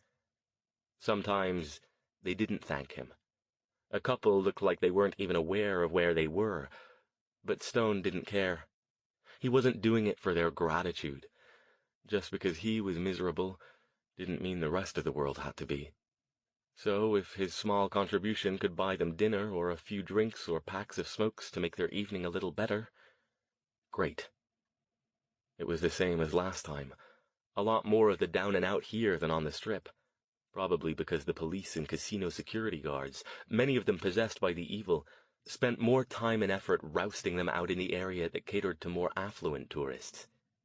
Even with all the neon and glitz, Stone thought downtown Las Vegas had a shabby, desperate feel to it. One didn't need to see auras to see it in the faces of many of the people here. He took a quick look at and around each of the recipients of his chips, trying to spot the familiar symbols indicating the forgotten. But oddly, he saw none. Had the forgotten drifted away when the portals to the evil's home dimension had been closed? Stone had no idea if they still even retained their odd, unpredictable abilities this long after the portal closure. He knew Verity had, at least as recently as Burning Man, but he hadn't spoken with any of the others in a long time. Doesn't matter really, does it? He reached the casino he'd been heading for, but now that he stood in front of it, he didn't want to go in. He paused, regarding its hyperactive neon and the crowds beginning to drift back toward its entrance. The light show on the canopy had wound down, so many of the people watching were in the process of returning to their gambling, with a combination of distaste and frustration. Sometimes, particularly when in the grip of one of his black moods, Stone used to catch himself wishing he'd been born a mundane, to some normal family in some normal town. It would have made a lot of things easier. He watched the groups of tourists, chattering happily away, tipsy from their oversized novelty drinks, just having a good time without having to overanalyze everything they were doing. He didn't think he'd ever be able to do that, even if he did end up remaining mundane. But regardless, the thought of going in there, of rubbing elbows with a chatty collection of drunken tourists, almost made him shake. No, this was a bad idea. He still wanted a drink, needed a drink, but not here, and not back at the Obsidian, where gods knew who might be watching him. Someone bumped into him from behind, so hard he had to take a step forward to keep his balance. "Sorry, buddy." A chubby, 30-ish man in cargo shorts and a t-shirt reading FBI, Female Body Inspector, said, as he pushed past and was swallowed by the gaping, neon-lined mouth. Instinctively, Stone checked his coat pockets, though now that he'd given his chips away, they were empty. "I have to get out of here." Chapter 9. Despite the elimination of the evil's top leadership, Las Vegas undoubtedly still harbored one of the highest populations of garden-variety evil in the United States. Wandering off the beaten path was never a wise thing to do, doubly so if you weren't familiar with the area, and triply so if you didn't have a solid means of defending yourself. At this point, Stone didn't give a damn about any of that. He picked the bar at random. It was a small place on a side street a few short blocks from the glitz of Glitter Gulch, and the only neon it sported was a couple buzzing beer signs that cut out every few seconds like badly tuned TVs. It looked like the kind of blue-collar, no-bullshit place where construction workers and delivery men and plumbers, in other words, people who had nothing to do with the pulsing extravagance of Las Vegas's public face, might come to hoist a few drinks after a long day. Inside, the place looked pretty much like he'd expected it to. Dim lighting, pool table in the back, bank of 3 old-style slot machines in the front, long, scarred wooden bar lined with beer taps and backed with several glass shelves worth of various liquor bottles. 2 large television screens suspended in the corners showed sports nobody was watching, the college football game on one, and a pair of ESPN talking heads on the other. Overhead, an anemic ceiling fan made a valiant but unsuccessful effort to push the sluggish, smoky air around. The place smelled like beer, stale cigarettes, and honest sweat. It was about a quarter full, all men, with a couple groups of burly guys in t-shirts around tables, 3 spaced out along the bar, and 2 more ostensibly having a game at the pool table, but who seemed to be spending more time leaning on their cue sticks and drinking beer than actually playing. All of them glanced up briefly at Stone as he entered, but then went back to their conversations and their drinks. Perfect. The kind of place where people would leave you the hell alone. Normally, Stone would have chosen a table as far away from everyone else as he could manage, but this time he headed for the only stool at the bar that wasn't currently flanked by at least one other occupant. The bartender, a squat man in a chambray shirt open over a white t-shirt, drifted over. "What you having?" Stone studied the rows of bottles for a moment. Do you have a Macallan?" He snorted. "Nothing that fancy here, buddy. We got Johnny Walker. That do?" "Why not?" The man poured him a glass and set it in front of him. "That'll be $8. Stone handed over his credit card. "Might as well start the tab." He picked up the glass and took a sip. Nowhere near as smooth as a good Macallan, but it would do. More to the point, it would accomplish the same purpose. The man 2 stools down tossed a couple of bills on the bar, muttered something, waved, and headed for the door. The bartender scooped them up, hit a key on an ancient cash register, and stowed them away. "Ain't seen you around before," he said, turning back to face Stone. "Is that so odd?" Stone took another sip. Someone had carved "Tina G is a slut" into the bar's wooden surface next to his glass. "I'd assume you get quite a lot of people passing through around here." "Not really," he said. "This place ain't big with the tourists, you know?" Stone arched an eyebrow. "You don't really look like a tourist either, though." "Not really. Just looking for a place to have a few drinks and get away for a while." "That we got. Just don't make any trouble and we're good." He held out his hand. "Got keys?" Stone shook his head. "Okay, but if you're lying and wrap your car around a streetlight after you leave, ain't my fault." "Understood," Stone said. He took a long drink of the scotch, then set the glass back down and stared into it, hoping the bartender would get the hint. He did. After a moment, he drifted back off toward the other end of the bar. Stone glanced around again, verifying that none of the other customers seemed to be paying him any attention. They weren't. Remembering the last time he'd been in a dive bar like this, he made it a point to identify the location of the back door and filed the information away. Then he turned his attention back to his drink.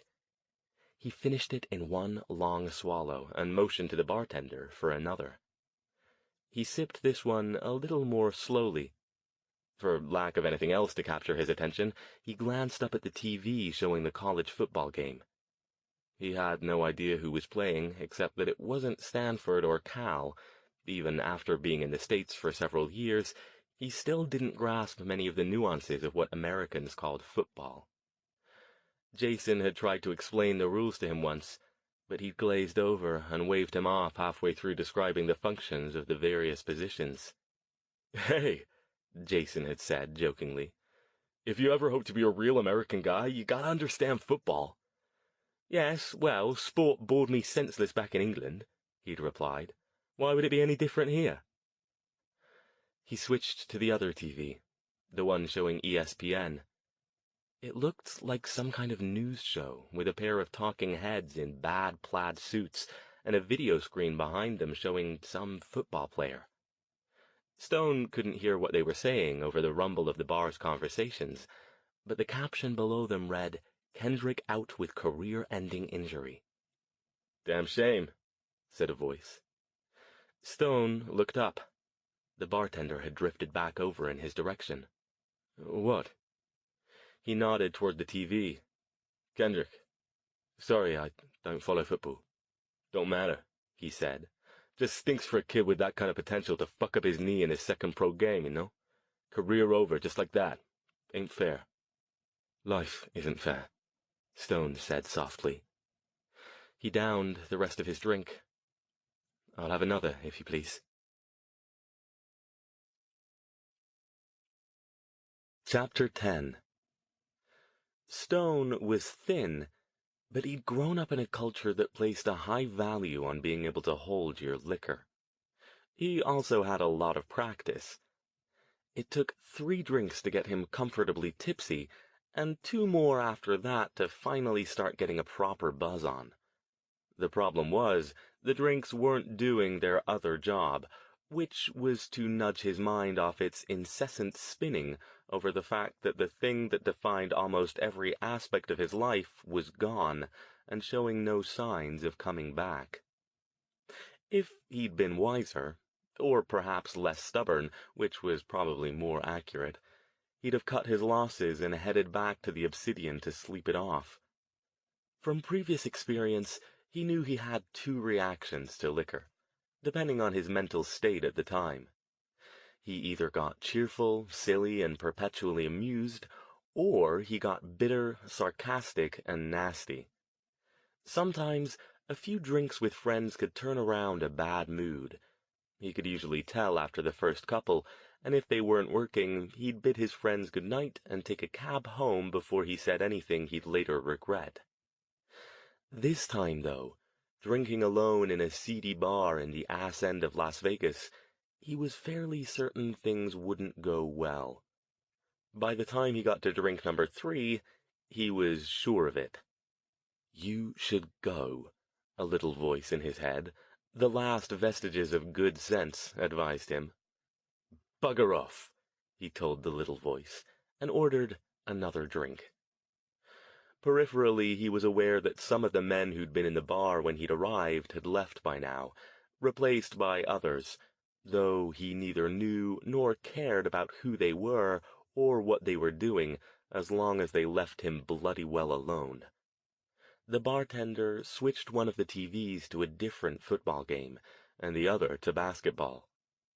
From the far side of the room where the pool table was, the occasional raucous cheer rose above the general hubbub. Apparently whoever had taken over was actually playing. "You okay, buddy?" The bartender was in front of him again. Stone raised his glass, sloshing the amber liquid a little. "Just bloody brilliant," he said sourly. "You think maybe you've had enough? I can call you a cab. You staying at one of the hotels downtown?" "I've most certainly not had enough," Stone said. He drained the glass and tried to set it down on the bar, but his hand shook and he knocked it over. He righted it and pointed.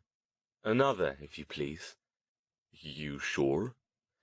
The bartender looked dubious. Stone glared at him. "I don't need a minder.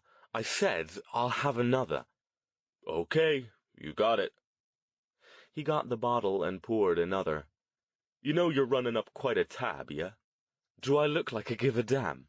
Stone asked, glaring harder. "I'd be running up an even bigger one if you had some proper scotch around here." Hey, simmer down," he said, holding up both hands. "Just trying to look out for my customers."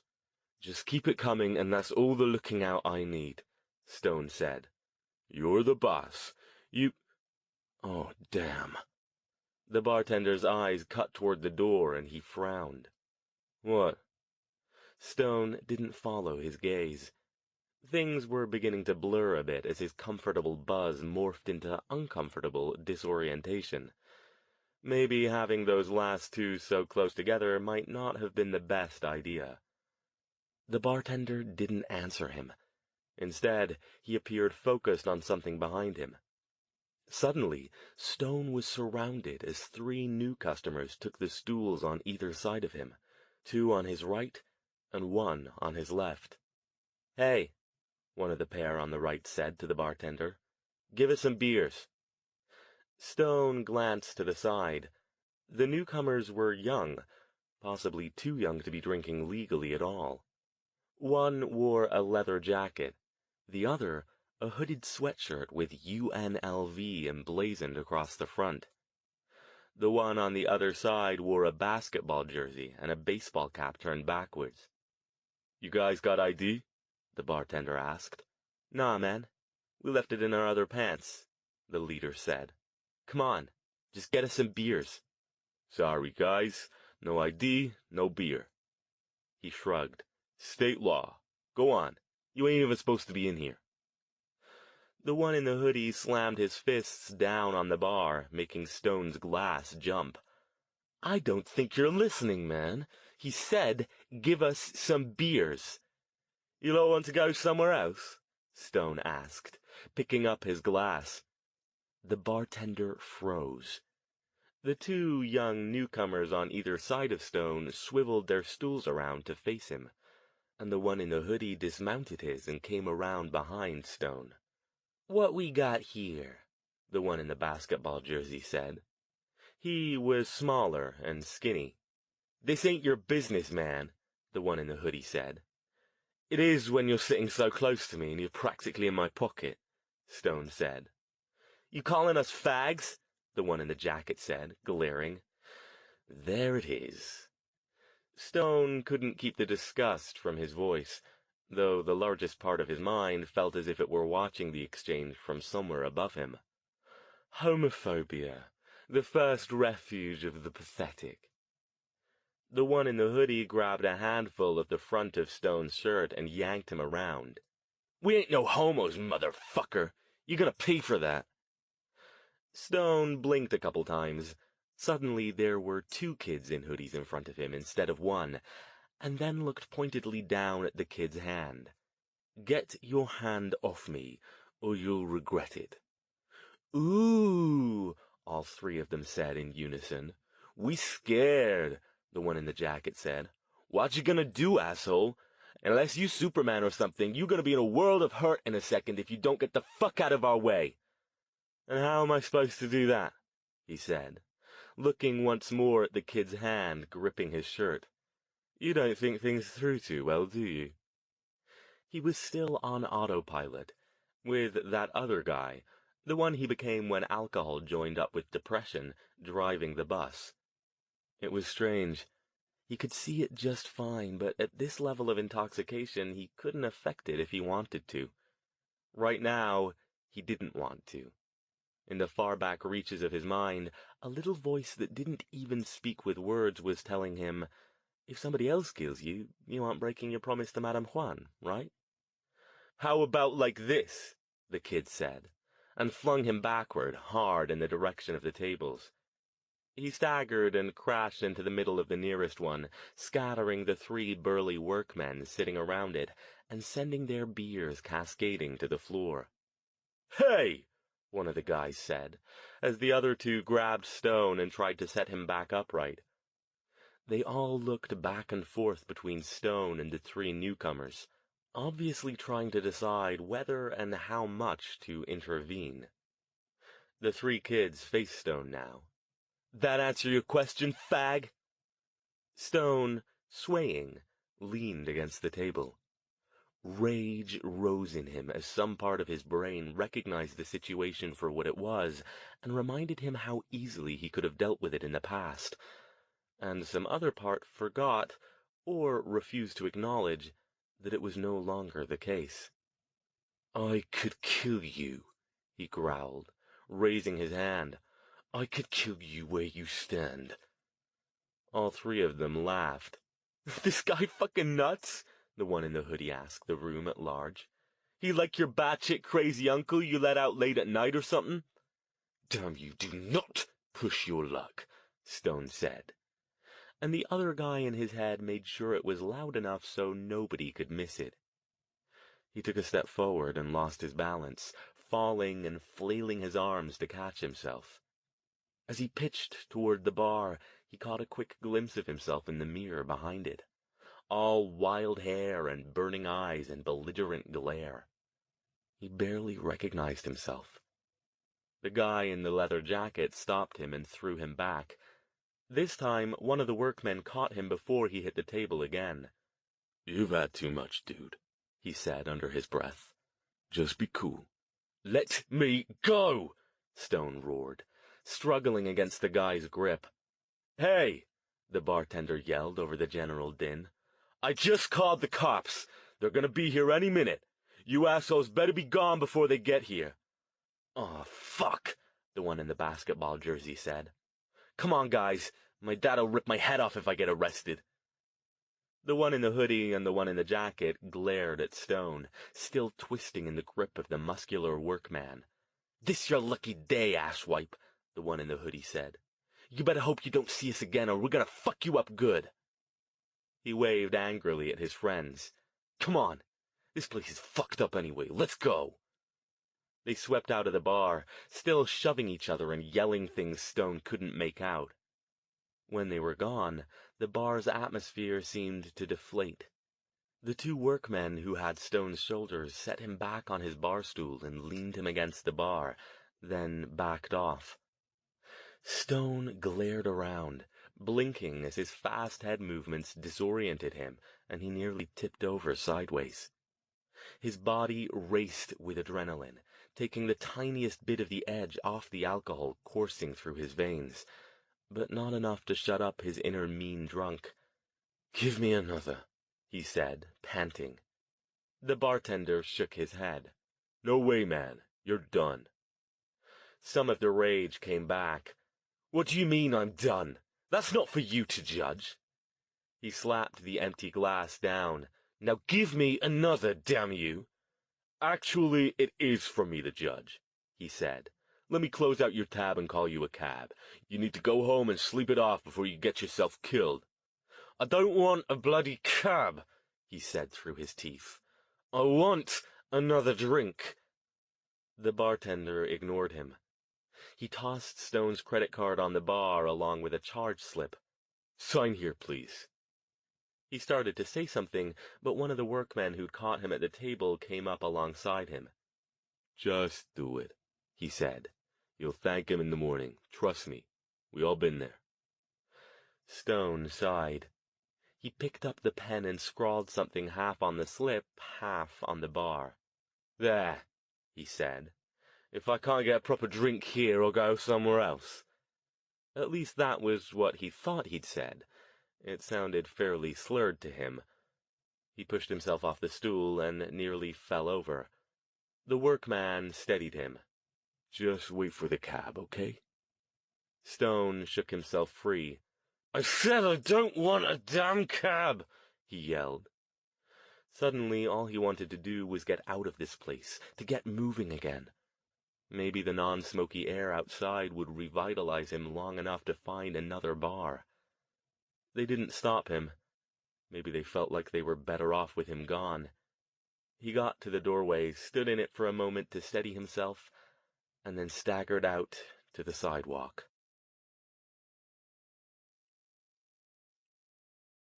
Chapter 11. Stone didn't pay any attention to where he walked. He just walked. Or rather, he staggered. Every now and then he had to stop and lean against a building to catch his breath. And once he fell to his knees on the sidewalk, scraping his hands on the rough concrete. It didn't hurt. He hauled himself to his feet with a surprising amount of difficulty and kept going. That was the thought that kept playing on an endless, monotone loop in his brain. Keep moving. Keep moving. He didn't question it, or wonder what might happen if he stopped moving. He just walked. His awareness faded in and out in fits and spurts. Sometimes he trudged forward, one step after another, his breath huffing in his throat, his heart and head pounding, his stomach threatening to rebel with every lurching step. Sometimes he'd get hit by a blast of wind from between buildings, or notice a flash of neon, and it would drag him for a few seconds back to the here and now. He was someplace in Vegas he'd never seen before, somewhere on the south side of midnight, and he hadn't the faintest idea how to get back. At this point, he was starting to want to. The rage that had gripped him back at the bar had dissipated, leaving him morose and unmotivated and exhausted. His room back at the Obsidian didn't just seem impossibly far away, but part of a completely different life. As he kept walking, his feet dragging, the sense of being a passenger in his own body grew. Maybe he should just sit down against one of these buildings and wait for morning. What did he care if someone bothered him? Keep moving. Even in his current state, some instincts didn't entirely flee. He was halfway up a block full of mostly defunct shops and mangy apartment buildings, when some deep, lizard-brain sense of self-preservation told him he was under observation. He stopped, using a graffiti-sprayed, non-functional streetlight to hold himself up, and looked around, taking care not to move his gaze too fast. He and his stomach had reached an uneasy accord, but it was predicated on neither of them making any sudden moves. A pair of figures drifted out of an alley up ahead and approached Stone. At first, he thought they were a subset of the trio at the bar. Maybe the little one in the basketball jersey had taken off, fearing his father's wrath, leaving the other two to continue their night's activities. But no, these weren't the same guys. Stone couldn't see their faces in the darkness, but they were dressed differently. They moved differently. Their entire bearing was different. "Hey," one of them said. Stone nodded. His instincts rose through his alcoholic haze as they hadn't with the kids back at the bar. These guys weren't just college idiots out for a good time. These guys were dangerous. "What you doing out here in the middle of the night?" the other one asked. "Any reason I shouldn't be?" Stone asked. His voice sounded deep and gravelly, a little less slurred now. "Well," the first one said, "you might run into us, and that's not a good thing." Stone glanced around, trying to spot an oncoming car, an open store, or any other sign of other people. He saw none. Aside from him and the two men, the street was deserted. "And why is that?" Stone asked. "I haven't any money on me." "We don't want your money," the second one said. They both moved in closer. They stank of body odor and something else. Something worse. Their faces wore identical, odd, slack expressions of pleasure. Stone's stomach clenched, and he gripped the light pole harder. He knew those expressions. This was bad. "What do you want, then?" he asked, keeping his voice even. And then, suddenly, there were more people. Stone didn't see where they came from. One moment the street was empty, and the next, at least 5 other figures ringed him and the two men in front of him. He heard a clacking sound. He didn't recognize it for a moment, but then some other corner of his brain served it up. A shotgun being racked. His breath picked up again, and his heart pounded harder. His vision blurred. He felt himself swaying again. 2 he might be able to get away from. 7? No way. He waited for it all to end. But it didn't. At the sound of the shotgun, the two men whirled. "You two better run," one of the new group called. "Get the fuck out of here before we blow your guts out." "Fuck!" one of the original 2 snapped, his head swiveling back and forth as he tried to keep all the new group and Stone in his line of sight at once. Another shotgun sound, this one from a different direction. "Run, you worthless pieces of shit!" sounded a voice from the same general area. The 2 exchanged glances, took a quick last look at Stone, and then took off, running past him and away from the new group. Stone didn't turn to watch them go. For one thing, he was sure turning that fast would upset his precarious balance. For another, he wasn't sure he hadn't just been saved from one dangerous situation to be thrust into another. The last group hadn't had guns. This one had at least 2. One of the shadowy figures approached him, a heavy-set black man dressed in shabby clothes. He wasn't holding a weapon. "What the hell you doing out here?" he demanded. "You damn well ought to know better than to get yourself shit-faced and go wandering around in the dark." Stone stared at him. That certainly didn't sound like the kind of thing someone who intended to harm him would say. His brain struggled for the proper response, but all he could manage was, "What?" Another of the group came forward, but not far enough that Stone could get a good look. "Leave him alone, Malcolm. He's fucked up, can't you see? You gotta sleep it off." This voice was female, rough and raspy.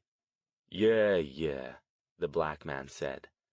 He took Stone's arm, not gently, but not roughly either. "Come on with us. We got a place you can rest. When you're feeling better, we got some things to talk to you about." Stone continued staring at him. His vision was still blurry, but something about the man looked familiar. He couldn't place it, though. The others moved in as well, watchful and wary, as if expecting to be attacked any moment. "Come on," the man said again, and tugged. "We gotta get off the street before those two asswipes come back with friends." He leaned in, his dark, drooping eyes searching Stone's. "You'd think you, of all people, would know to stay the hell away from the evil when you're too fucked up to make with the mojo." "Wait a minute," Stone said. He blinked a couple times, trying to bring the man's face into focus. The evil. You're forgotten." The man pulled on his arm, less gently this time. "Come on! We'll talk when the booze ain't making you stupid." Stone wanted to ask more questions. Dozens of them whirled around in his head, none of them coherent enough to give voice to. But his body made up his mind for him. His vision fogged. He swayed and sagged against the man, and would have fallen if two of the others hadn't caught him. Through a haze of shifting images, he felt them sling his arms over his shoulders, and the remainder of his memories blurred into incoherence. Chapter 12. Stone's sense of smell woke up before the rest of him did, and none of what it sent back to him was pleasant. Garbage, brackish water, unwashed clothes, body odor, the far-off smell of human waste. He rolled over, mostly unaware, trying to turn away from the stench, but it hung in the air all around him. He moaned something unintelligible and threw his arm over his face. "Bet you feel like shit right about now," a voice said. He rolled back over and opened his eyes. In the dim light of some kind of lantern suspended from somewhere high above, he picked out the figure of the black man seated near him in an old recliner. He swallowed.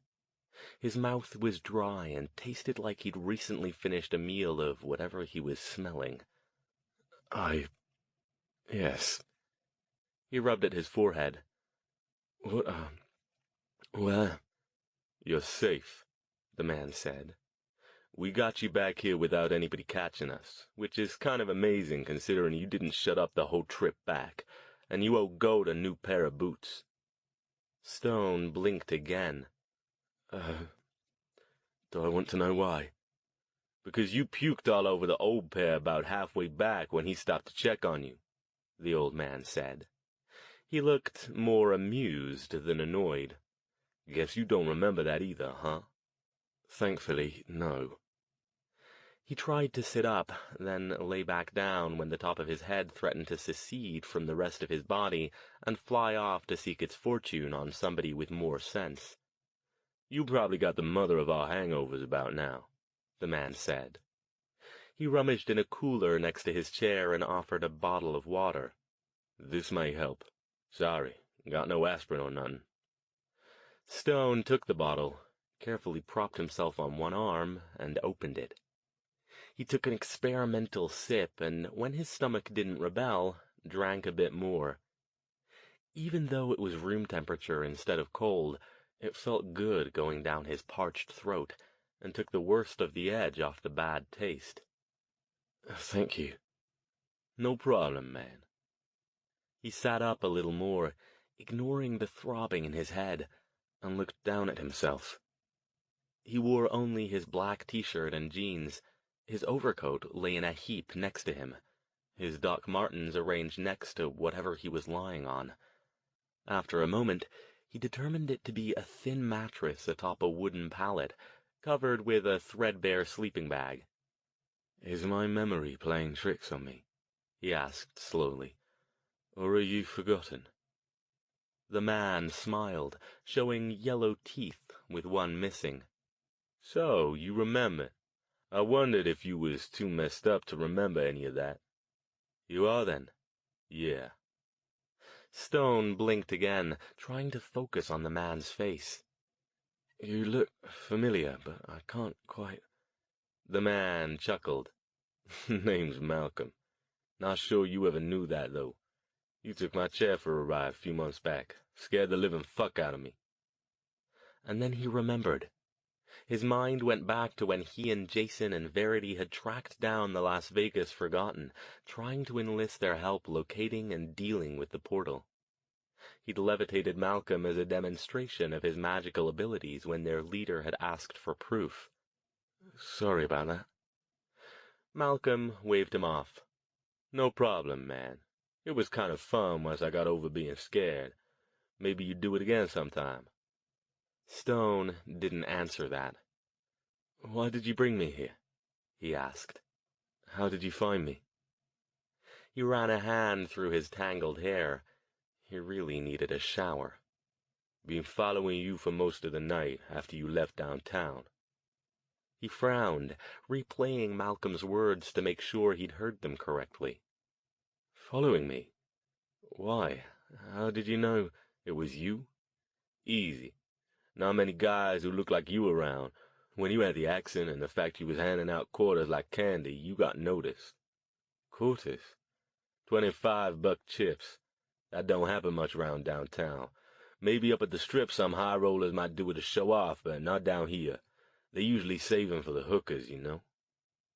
Stone tried to picture the faces of the beggars he'd given the chips to, but he hadn't been paying attention at the time. Not me. Malcolm shook his head. I usually only go topside during the day. Safer, you know. But we got eyes and ears all over Vegas. Stuff gets back to us. Stone sat up the rest of the way, cross-legged on the edge of the pallet, and finished the bottle of water. You were there, though, with the others who came after me. Yeah. Once we saw the evil messing with you, we figured we should step in.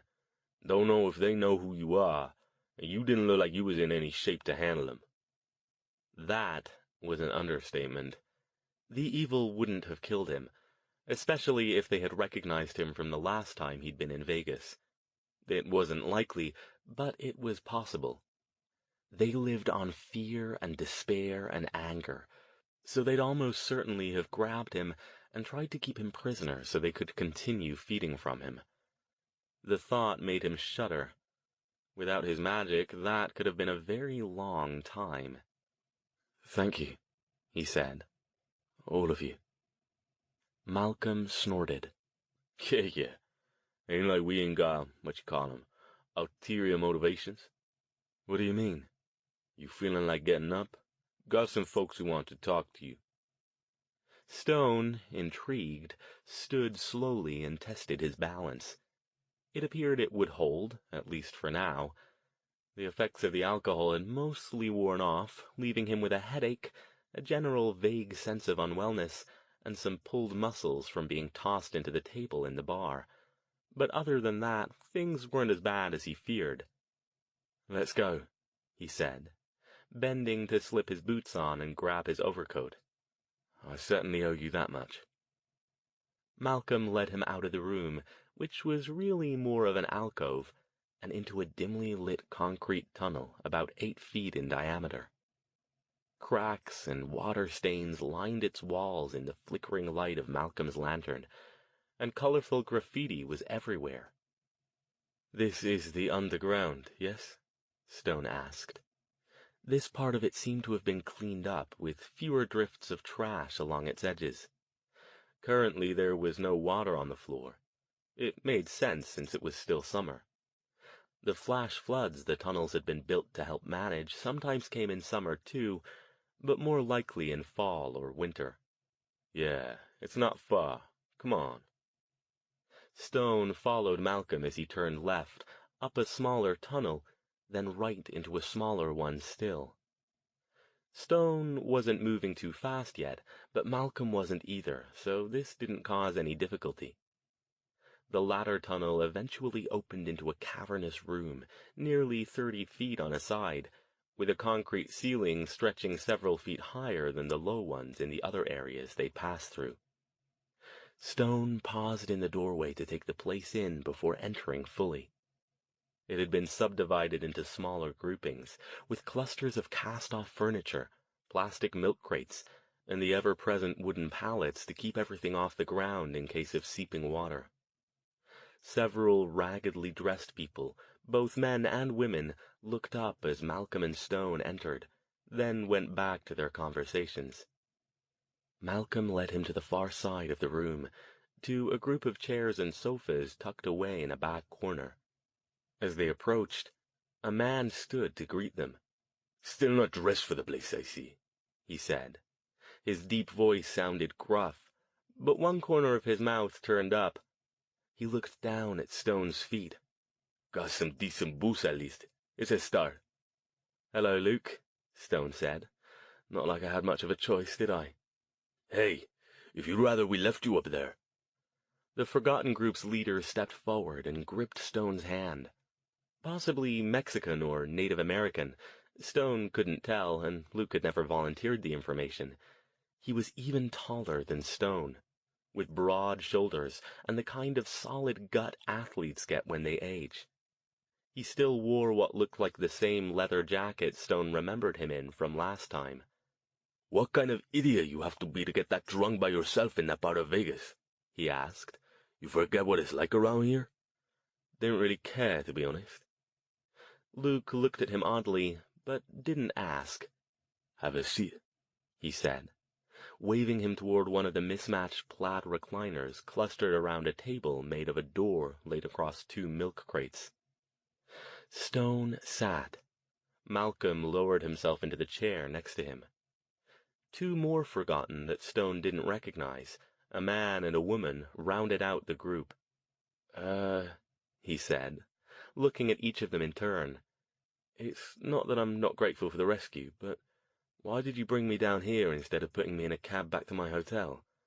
Malcolm here said you wanted to talk to me about something." "We'll get to that," Luke said. "Never thought I'd see you again. Where's your two friends?" "Home," Stone said. "So you're not here for business?" "I am, but not their business." Luke digested that. "You find that thing you were looking for before? Thing you said the evil were coming from?" Stone nodded. "We did, and we took care of it." "That right?" "Yes." "See?" He made a contemptuous noise in the back of his throat. "That's why we couldn't help you. Vegas is still fucking crawling with evil. Ain't nothing changed." "But it has," Stone said softly. "A lot has changed, actually." "How so?" His lip twisted in disgust. "Just last week one of our scouts got murdered by those fucking bastards. They hung him up in a public park one night and tortured him to death. And you know who came to help him? Fucking nobody, that's who.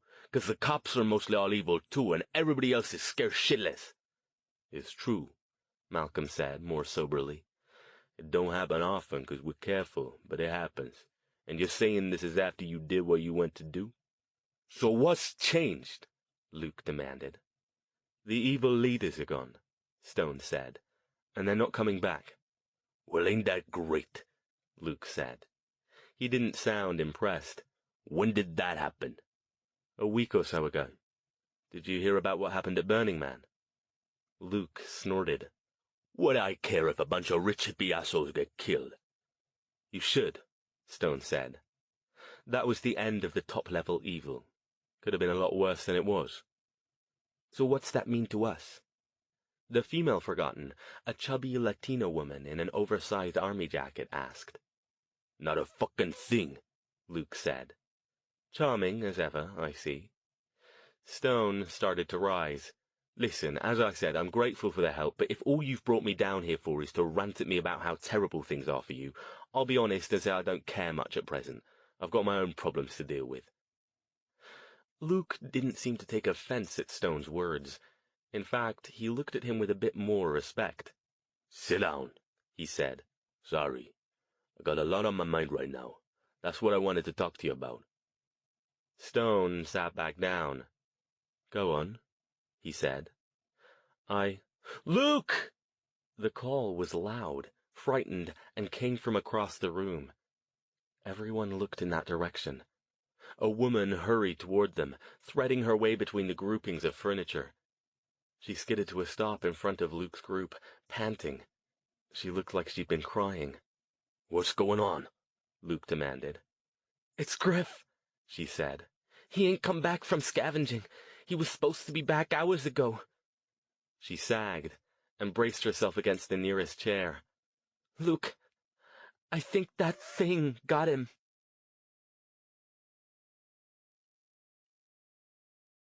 Chapter 13. Luke leapt to his feet as Stone looked on in shocked confusion. "Fuck!" the Forgotten Leader snapped. "Why the hell did he go out that far?" he asked the sobbing woman. "He knows better." "He didn't," she wailed. She swiped a dirty sleeve across her face and paused a moment to get herself under control. "He didn't," she repeated, more calmly but still with a hitch in her voice. "He was only going out as far as the Ogden tunnels. He goes out there all the time." "It's getting closer," Malcolm said, eyes widening. "We gotta move," the other forgotten man, the one who hadn't spoken yet, said. "Come on, Luke, you know it's true. I know nobody likes it, but that thing's picking us off." "He's right," the Latina woman said. "We don't move, ain't gonna be none of us left soon." "What's going on?" Stone asked. "The evil?" Luke shook his head. He nodded toward the Latina woman and the other man. "You guys take Peg. Get her something. Help her out. We got to talk." The two did as requested, gently taking the sniffling woman's arms and guiding her off toward another group on the other side of the room. When they were gone, Luke turned back around in his chair to face Stone. "Evil don't come down here," he said. "They know better." "So what then?" "That's what I wanted to talk to you about. How come we brought you down here? We're hoping maybe there's something you can do to help us." "Tell me," Stone said, with no idea why he'd said it. Except that wasn't true. Despite the fact that he had no way to help himself right now, let alone anyone else, the loss of his magic had done nothing to curb his curiosity. "Something's shown up down here," Malcolm said. "Something big, and it's killing us." Stone stared. "What kind of something?" "We don't know," Luke said. "Nobody's seen it and come back to tell about it. Closest we got is a couple of our guys were out scavenging a month or so ago and got attacked. One of them managed to run and get back to another group. All he said before he died was some kind of huge monster." "Come on," Stone said, shaking his head. "Monsters in the sewers? What, giant alligators? That's absurd." "It ain't absurd when it's already killed 10 of our people," Luke growled. "It's pushing us back," Malcolm added. "Coming closer to where we're set up. If it grabbed Griff and he was where he was supposed to be, that means it's hitting right on the edge of our turf." "I thought you lot had control down here," Stone said. "Seemed like it when we were here before." "Only parts," Luke said. "The underground's huge. It runs under most of the city. It ain't just us down here, but before this we all respected each other's space, you know?" "So all you have is one man's word about this so-called monster?" Stone asked. "That's not much to go on. How do you know it's not just one of your neighbors deciding to be a bit less neighborly? Or perhaps someone new has moved into the neighborhood?" "We thought of that," Malcolm said. "The others down here, they don't like us much. Think we're freaks. But they scared of us, 'cause of what we can do. Ain't nobody can sneak up on us or get the jump on us down here. A couple of them came to talk to us a couple weeks ago. This thing's been picking them off, too. They thought it might be us." "Sounds like it is sneaking up on you, though, doesn't it?" Stone asked. "Otherwise you wouldn't be losing people. Why don't you send out a larger party to track it down?" "We've tried that, too," Luke said. "Come on, man, give us some fucking credit. This is our home, all we got. We protect what's ours." "So what happened when you did?" "Didn't find anything, not a damn sign." Stone narrowed his eyes. "So you're telling me there's some kind of giant monster down here killing your people, but you found nothing? No blood, no scales, no droppings, leftovers? Bones, nothing?" He shook his head. "That's not the way monsters work. We think it's got a place somewhere, Malcolm said. Like a lair. We just ain't found it yet. We think it's taking the people it grabs back there to, you know. So you found no sign of any of your missing people? They just disappear? Luke nodded. Stone frowned. Something wasn't adding up. I still don't buy it. You've got one dying man's word that it's a monster, no other witnesses, and no evidence there's any monster here. Are you sure these people didn't just take off for greener pastures? Perhaps they stumbled upon something they didn't want to share? There ain't no greener pastures in Vegas, Luke growled. You don't get it, do you? He leaned forward in his chair, gripping the shredded armrests. You live in a different world, man. You do, even if you didn't have the mojo. I heard about you, how they found you last night, throwing around quarters like some kind of idiot. No wonder you got noticed. It's true, Malcolm said. Once again, his tone was more even-handed than Luke's. Guys like you don't have a clue what it's like down here. Having to watch out for the evil all the time with Topside. But we gotta go up there to beg or get jobs or whatever, so we can't just stay down here where it's safe. Where it used to be safe, Luke said bitterly. He faced Stone again. Listen, I know after the last time maybe you ain't too inclined to help us. Yeah, we turned you down when you asked us for help, but we had a damn good reason. He leaned back, looking suddenly tired. Even if you're right, maybe some of them found a stash of cash or drugs or chips somebody hid down here for safekeeping. None of us are stupid. How easy would it be for one of us to get out even if we did? Stone had to admit he was right. This group of Forgotten were more like the ones he and his friends had met in West Virginia. Sort of high-functioning Forgotten, instead of a loose affiliation of people with varying degrees of mental issues. But they were still essentially a street gang full of homeless people. If one of them turned up flashing a wad of cash or trying to sell a stash of scavenged drugs, especially with the evil everywhere, they'd disappear in a way that didn't need to involve monsters, and all of them would know that. So, Stone said, what do you want me to do about it? He was already fairly sure he knew the answer, and it sent an uncomfortable chill up his spine. Help us find it, Luke said. Help us deal with it. And how am I supposed to do that? You got the mojo, Luke said, like it was obvious and Stone was a moron for not seeing it. You could track it down. Deal with it when you do. What makes you think so? Stone asked. All you saw me do was levitate Malcolm here and put a light spell on my hand. What makes you think I'm some kind of magical warrior? You guys wouldn't have come down here if you couldn't defend yourselves, Luke said.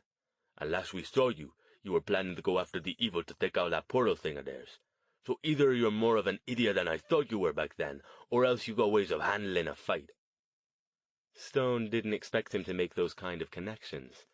His respect for the Forgotten leader went up a notch or two. But that still didn't change the way things were. He stood up. I'm sorry, he said. I can't help you. Luke and Malcolm both stared at him. What do you mean you can't help? Malcolm asked. I can't, Stone said. I'm sorry. I truly wish I could, but I can't. I wish you the best of luck with your monster, and I hope you can find it and sort it out. But would it be possible for someone to show me where I can get a cab back to my hotel? Luke and Malcolm exchanged glances. Luke's eyes narrowed. This is about before, isn't it? He asked, his voice lowering dangerously. We wouldn't help you, so now you won't help us. Stone shook his head. I'm not lying to you. If I could help you, I would, but I can't. Why not? Malcolm asked. You can use the magic. You can, I don't know, track it down or something. Maybe find its lair. Once you do that, we can all... Stone clenched his fists, frustration and anger clamoring for release. He got up. Are you going to show me where I can get a cab? Once I get back to my hotel, I'll send you some money. If that helps, then brilliant. But that's all I can do for you. Unless you plan to keep me prisoner here, then... Maybe you can find your own way out, Luke said, his face darkening.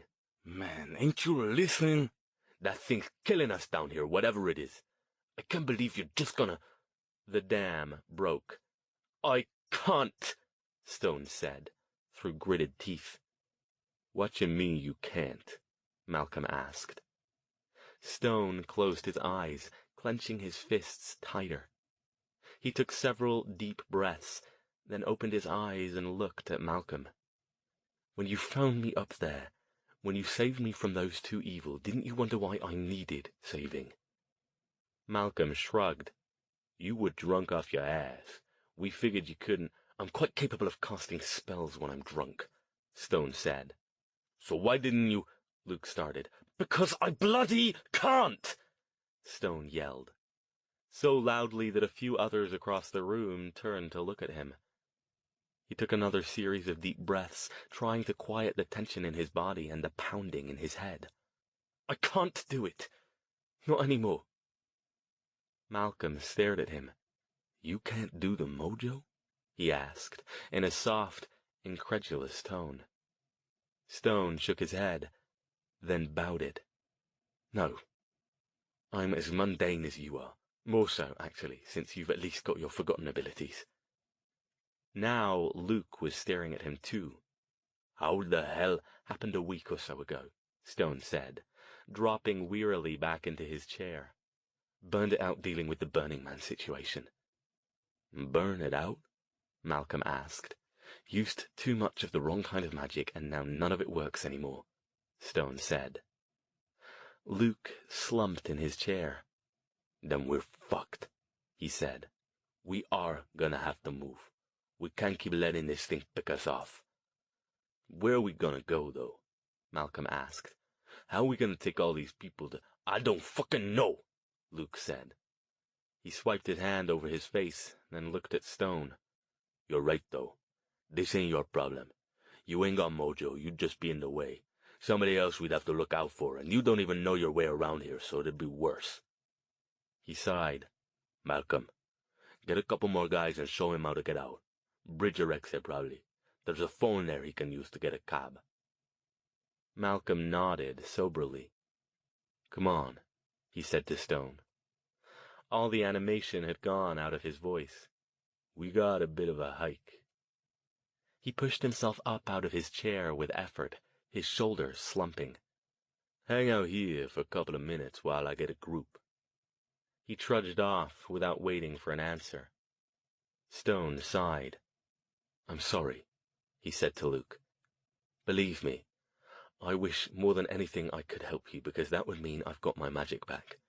Why do you think I came to Las Vegas in the first place?" "What do you mean?" "I thought there might be someone here who could help me, but he's gone. I've no way to find him. Not sure he could help me anyway. Probably just wishful thinking." Luke nodded. "Yeah, that sucks. Sucks for you, sucks for us. When the guys came back and said they seen you topside, I thought they were high. Then when they brought you down here—" "How far will you have to move?" Stone asked softly. He scanned the various people sitting around the big room. "How many do you have in your group now?" Luke shrugged. "Got like 50, give or take. But some of them are old or sick or so fucked up on drugs or whatever they can't do much." "But you've still got your abilities, right?" "Some of us do. Some of them they be starting to fade." "Probably because the portal's closed," Stone said.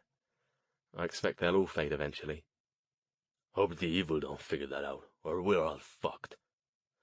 Luke swiped his greasy black hair off his forehead. "Anyways, here comes Malcolm. You watch yourself, and no more getting drunk in bad neighborhoods. We ain't always gonna be around to rescue your ass." Stone offered his hand. "Take care, Luke. I wish you all the best, all of you." "Yeah." He gripped it quickly, then backed off. "I gotta go. Stuff to do." Malcolm approached with two more forgotten. A young man Stone hadn't seen before, and the woman who'd been with them last night. "Let's go. It's safer during the day, so that's good anyway. Here," he said, offering Stone a wrapped protein bar. "You're probably hungry after last night." Stone only now realized he was, in fact, ravenous. "Thank you," he said. He wanted to apologize again, to say something to make them realize that he wasn't just deserting them, or worse, lying about his lack of magic. He closed his eyes for a moment and concentrated, as he had dozens of times over the past week, trying to summon up even a vestige of the power. But as always, nothing happened.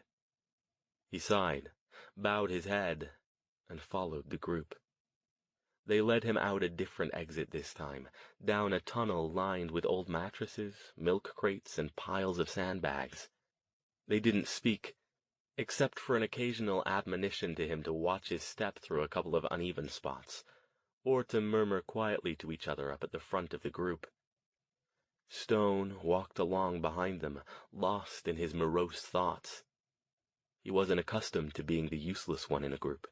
Even when the situation called more for Jason's practical talents than his own esoteric abilities, he could still fall back on the fact that magic was extremely versatile, limited ultimately only by one's imagination.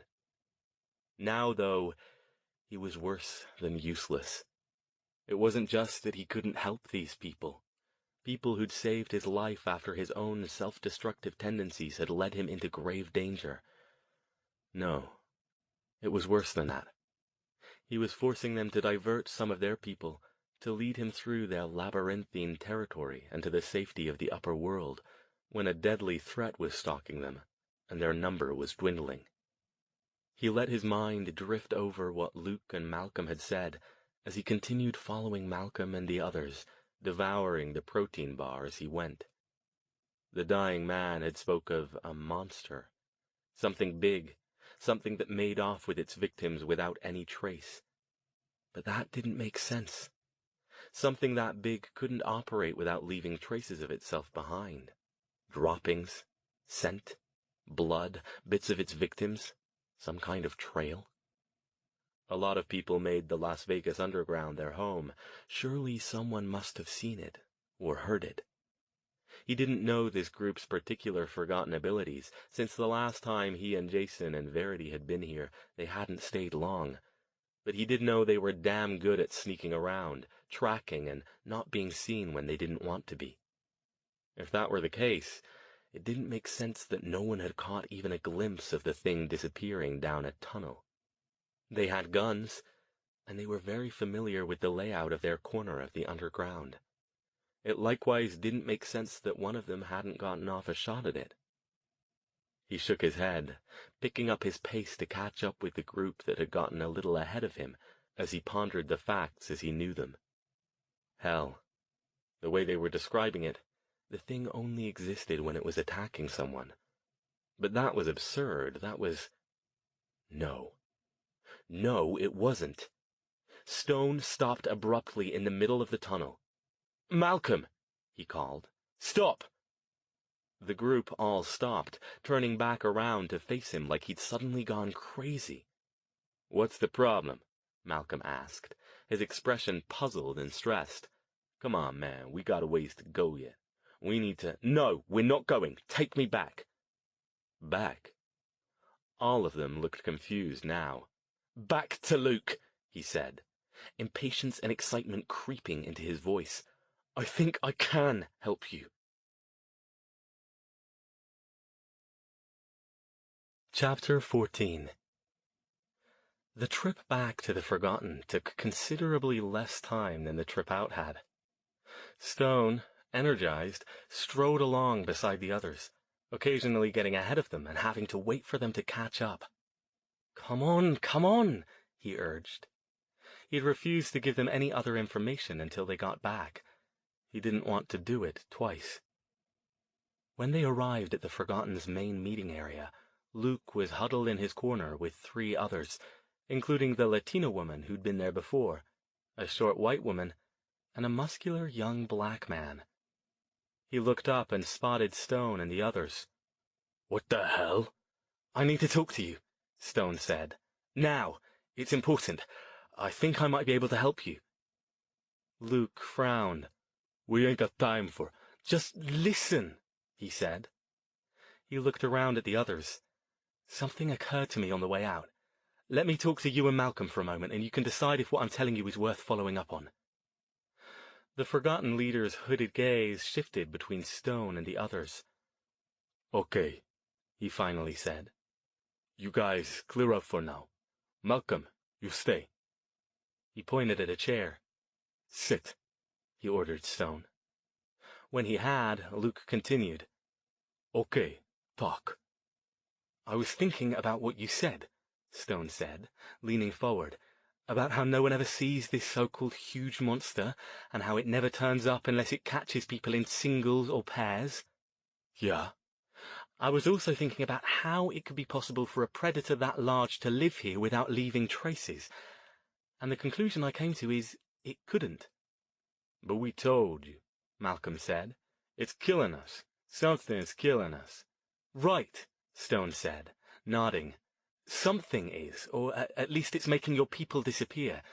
You said yourself you've no proof they're actually dead.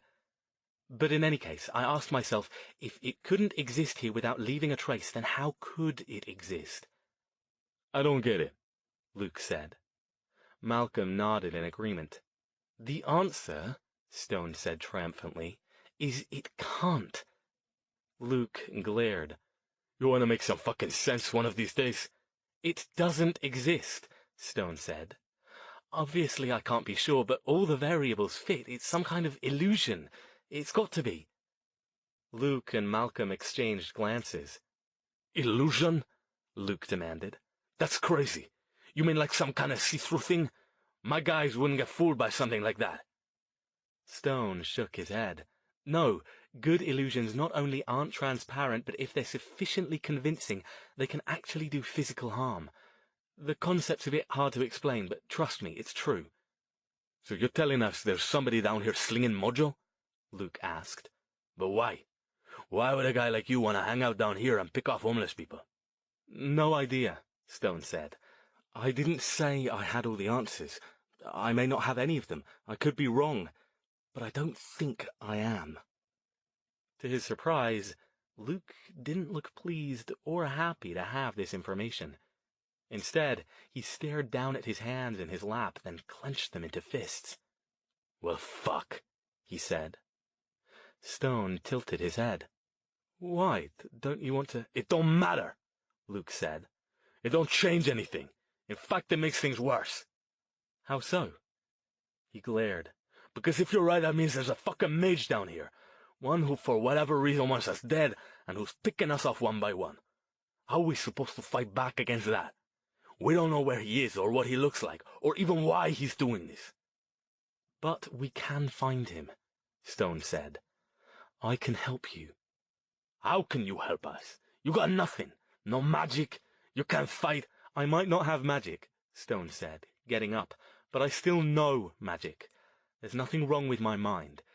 If we can't fight this thing head-on, we'll have to use our brains. He began pacing, then whirled on the two Forgotten. You lot know everything that's going on around your parts of the underground, right? Yeah, Luke said. Maybe not quite as much as before, since we got a patrol in groups, but yeah.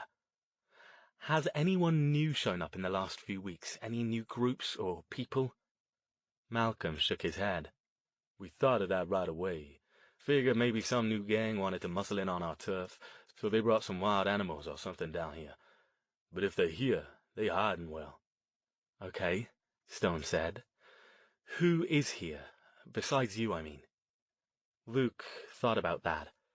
The High Lifes hang out south of us, he said. They've been here longer than we have. We got a truce, though. They don't fuck with us, so we don't fuck with them. Malcolm nodded. North of us are the boxcars guys. They ain't really a gang. They're homeless too, but they ain't forgotten. We help them out a little when we can. Stone said.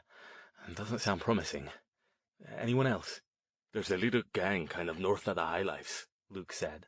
10, 20 guys. Way too small to fuck with us. They mostly do their thing topside, just hole up here when they need to get the heat off. No way they could be doing this. Did any of them lose anyone? Stone asked. They ain't saying, Malcolm said. But we hear things. Some of their guys got picked off too. Everybody down here's scared. Stone stopped pacing, his mind flitting through possibilities and discarding them. I wish I could get a look at this thing, he murmured. If I could see it, I could tell for sure whether it's an illusion. But if it ain't, Malcolm said, fear showing in his eyes. It'll get you, same as all the others. Luke stood up, fixing his gaze on Stone. How sure are you that you're right? He asked abruptly. What? Stone asked, surprised. How sure? You willing to bet your life on it? He thought about it. Even without his magical powers, he had one of the strongest minds he knew. He doubted he could be fooled by anything short of a world-class illusion, if he knew it was coming. That was the thing about illusions. They were a lot less effective if you knew they were illusions, at least if you truly believed they weren't real. Granted, that could be tricky if the illusion were lifelike enough. Even mages could be fooled, but odds were good any mage he found around here wouldn't be sufficiently potent to deceive him. I want to get a look at it, Stone said. Show me where to go, where the others have encountered it before. Lend me a gun if you have one to spare. I'll check it out. That's crazy, Malcolm said. You can't go out there by yourself. You don't know the tunnels. Even if there ain't no monster, you get lost in no time. Ain't a lot of easy ways to get topside, and once you get out of our area, they're guarded. I'll go with him, Luke said. Both Stone and Malcolm stared at him in shock. Luke? Malcolm asked uncertainly, and then shook his head. Nah, man. You can't go. We can't afford to lose you, not with all this shit going down. Somebody has to go, Luke said. He says he's pretty sure. If he's right, we'll have more information. If we're gonna fight this, we gotta know what it is. Malcolm looked like he wanted to say something, but instead, he just sighed. At least take some more guys with you. Can't, Luke said. You know as well as I do it don't show up when it's groups. Yeah, Malcolm said. Damn it. Stone pondered. Wait a moment. Some of your group are good at sneaking, right? We could send a couple of them behind us, staying well back.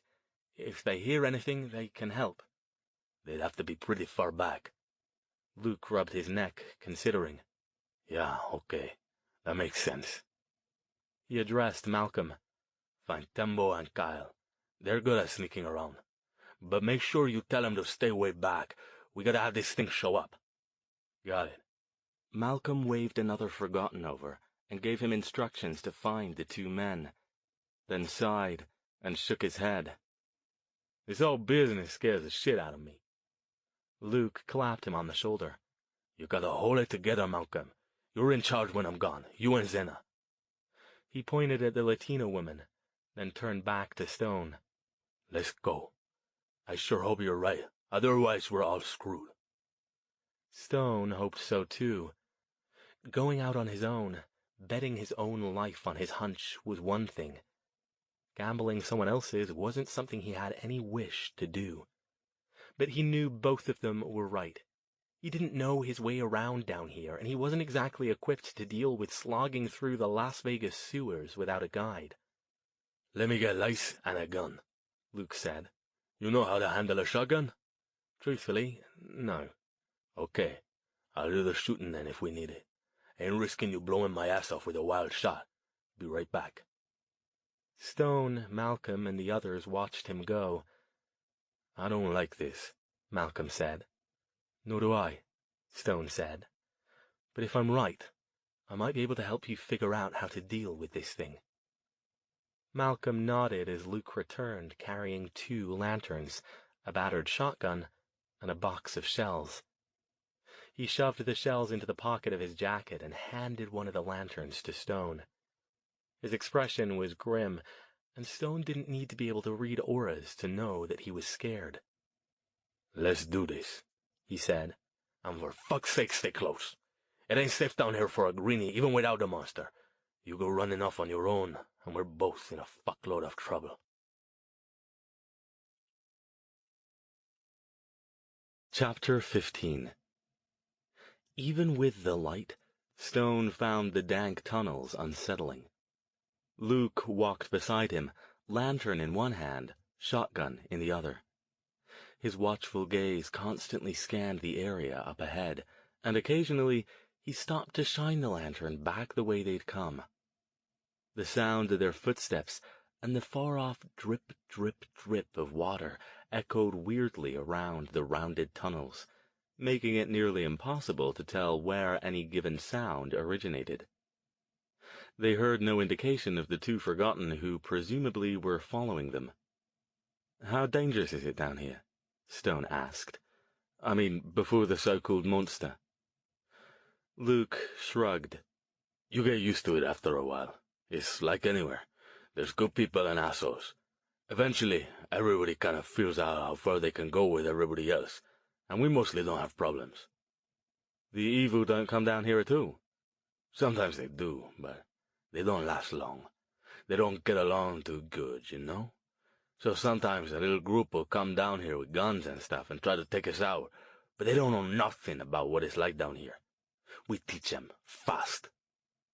"You kill them?" Stone asked. He shined the lantern up ahead, picking out the odd, colorful graffiti sprayed on the curved concrete walls.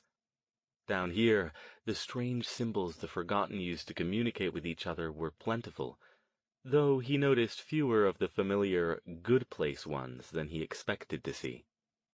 "When we can," Luke said. His craggy face was grim. "Sometimes they run away. That's okay. They go back and tell others not to come. But if they try to take us—" He held up the gun. "Where do you think we get some of these?" Stone nodded, trying to envision what it must be like to spend most of one's life underground, constantly on the watch for threats, making mostly vain efforts to hold off the stench and squalor that seemed to encroach everywhere down here. "What do you do when the rains come? This whole system is flooded then, isn't it?" "Yeah, depends on how bad it is. We got places we can get our stuff up pretty far off the ground if we need to. It ain't fun, and we gotta get pretty fucking cozy, but usually it's okay. If it's bad, we go topside and hope the evil ain't around to pick us off." Luke glanced sideways at him. "How come you do it?" "Do what?" Stone thought he saw something moving up ahead, and held up the lantern. The light reflected off the tiny, gleaming eyes of a large rat, which reared up on its hind legs, glared at him and Luke, and skittered off into a hidden hole. "This." Luke spread his hands to indicate the tunnel. "Why get involved at all? Especially now if you ain't got your mojo. Malcolm almost had you out, back to the street. You could have called your cab and gone back to your fancy hotels and your fancy life. Why come back? It ain't like you love it down here or nothing." "No," he admitted. "I don't love it down here. Quite the contrary, in fact. But Malcolm and the others did save my life, regardless of whether I wanted them to." "What you mean?" Luke stepped over a large drift of garbage. He took a left at the next intersection, which took them into an even narrower tunnel. The Forgotten symbols were sparser here. "Never mind," Stone said. "I ain't gonna never mind," Luke said, and glanced at him again. "You're telling me you didn't want to be saved? You wanted the evil to get you?" "No," Stone said quickly. He shuddered a little. "Gods, no. A quick death to silence his pain would be one thing. Eventual death by slow torture was something else entirely." "What then?" Stone braced himself against the wall and carefully edged around a tangle of organic matter best left unexamined. "You never told me, Luke. What's your forgotten ability?" "Why?" "Just curious." "I'm good at tracking," he said. "Sneaking in the dark. When I trust myself that nobody's gonna see me, they usually don't." Stone nodded. "That's kept you alive a good number of times, I'd imagine." "Yeah. It don't always work, but usually it does." Stone nodded again, looking the big man up and down.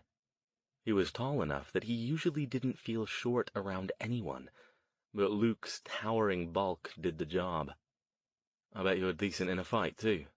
Strong." Luke's thin lips turned up in a feral smile. "Yeah, no shit. Ain't nobody fucks with me. I could take anybody down here one-on-one. They all know it." "No doubt." Stone walked in silence for a while, then said, So how would you feel if that were gone? Huh? If you woke up one day and you were paralyzed, say, or if your forgotten ability left you? Luke pondered. It'd suck, He said at last. Suck big time.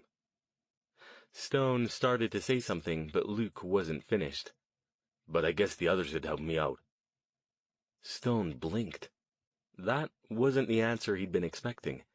He had the Forgotten Leader pegged as a man with a lot of pride, and a lot invested in his ability to not only take care of himself, but also of the little brood of lost souls he'd gathered around himself. Indeed? Luke snorted. Yeah, sure. Everybody's fucked up down here. We wouldn't be here if we wasn't. Ain't fucking nobody topside who's gonna give us a damn thing, so we do what we can with what we got. Everybody got something they can do to help, even if it ain't much. So you're saying that if you couldn't fight anymore, if you couldn't take care of yourself physically, you'd be all right with that? Hell no! Luke barked a laugh. No way. I'd be pissed as hell. But what can you do, you know? Life sucks, but that's what you do. You deal with it and get on with living. He stopped, and something flashed across his dark eyes. That's what you was doing, wasn't it? Stone didn't answer, just kept walking. That's why you were at that bar, getting shit-faced and walking around like some kind of idiot on the streets. You wanted somebody to take you out, didn't you? Still, Stone didn't answer. Luke grabbed his arm. Man, that's fucked up. Everything you got and you want to throw it all away? His grip tightened. You know how much any fucking one of us down here would give to have what you got? This isn't productive, Stone said tightly, without looking at him. He wrenched his arm free and held up his lantern a little higher. We're supposed to be looking for a monster, not discussing relative life advantages. Luke sighed loudly. Damn, you're a piece of work, man. That's all I gotta say. And you better not be out to kill yourself now, 'cause I ain't gonna save you if you think you are. I got people I need to get back to, people who do want to stay alive, even in this shithole. They're counting on me. Stone bowed his head. Don't worry, he said softly. I want to find this thing as much as you do. They trudged along in silence for several more minutes, switching directions a few times, the lights from their lanterns bobbing along in the darkness. Occasionally more light filtered in from drains overhead, but Stone didn't spot any light sources big enough that they might provide an exit in an emergency. The further they went, the less frequent these light sources became. On the walls, the graffiti was as common as ever, but the forgotten symbols dwindled to almost none. Stone had been trying to keep a mental map of where they were relative to the forgotten base, but with the frequent twists, turns, and echoing sounds, he'd lost track long ago. This is close to where Griff was scavenging, Luke said under his breath. If it got him and he wasn't going somewhere he wasn't supposed to be, it'd be around here. Stone nodded, put a finger to his lips, and leaned back against one of the walls. After a moment, Luke backed off to the other one. Stone listened, closing his eyes to try to filter out extraneous stimuli. If the monster was an illusion and the caster was skilled, it would have an auditory component as well, possibly even an olfactory one. But all he could hear was the incessant dripping, and the occasional far-off bang of metal on metal that was probably pipe settling. No human voices, no animal cries, no new stenches overpowering the ambient odors he was beginning to get used to. They waited like that for several minutes, but nothing changed. Nothing here, Luke said at last. Let's keep going. Stone nodded, but didn't move yet. Remember, he said, if we do see it, it's almost certainly not real. If you don't believe it exists, it can't hurt you. It's vital you remember that. Yeah, Luke said. I ain't getting fooled by nothing down here, don't worry. He held up the shotgun. I'll blow his head off, or whatever's making it up here. Don't assume it will be so easy, Stone cautioned. Illusions, good ones anyway, are nothing to take for granted. They can appear frighteningly real, just keep your wits about you. Got it covered, man. Let's go. I want to do this and get back to the others. They started off again. Are we leaving your territory now? Stone asked. He couldn't see any forgotten symbols on the walls anymore. Yeah, we're in the boxcar group's area. It's cool, they know us. We're way out on the edge, so we shouldn't run into any of them. If we do, just let me do the talking and don't do anything threatening. What would I do? Stone asked. Wave my lantern at them? They kept walking. The tunnel began gradually sloping downward, and twice more Luke changed directions, pausing more often to study the graffiti. What are you looking for? Stone asked. There's a room round here somewhere, he said, like a storeroom. We'll go that far, then we gotta turn back and try another direction. How long are we doing this? How long you want to? Until we find it, Stone said grimly. Good. Then we're agreed. They'd been walking as they talked, and now Luke held his lantern up again. I think that's it, he said, pointing. Up ahead stood a gray door, featureless except for some stenciled writing so faded it was impossible to read. It was set into the concrete wall that marked the end of the tunnel they'd just come down. 2 more tunnels stretched out on either side of it. Luke moved carefully forward, peering right and left. Left one's blocked, he said, hooking a thumb in that direction. He took another step forward and tried the handle on the door. Locked. A piercing sound, half howl, half roar, filled the air, echoing and bouncing around, amplifying until it was physically painful to hear. Luke spun around to face the right side of the tunnel. From where he stood, Stone watched the forgotten leader stagger backward, his eyes bugging out, flinging his hands up. "Holy shit!" he screamed. And then, something impossibly huge was upon him.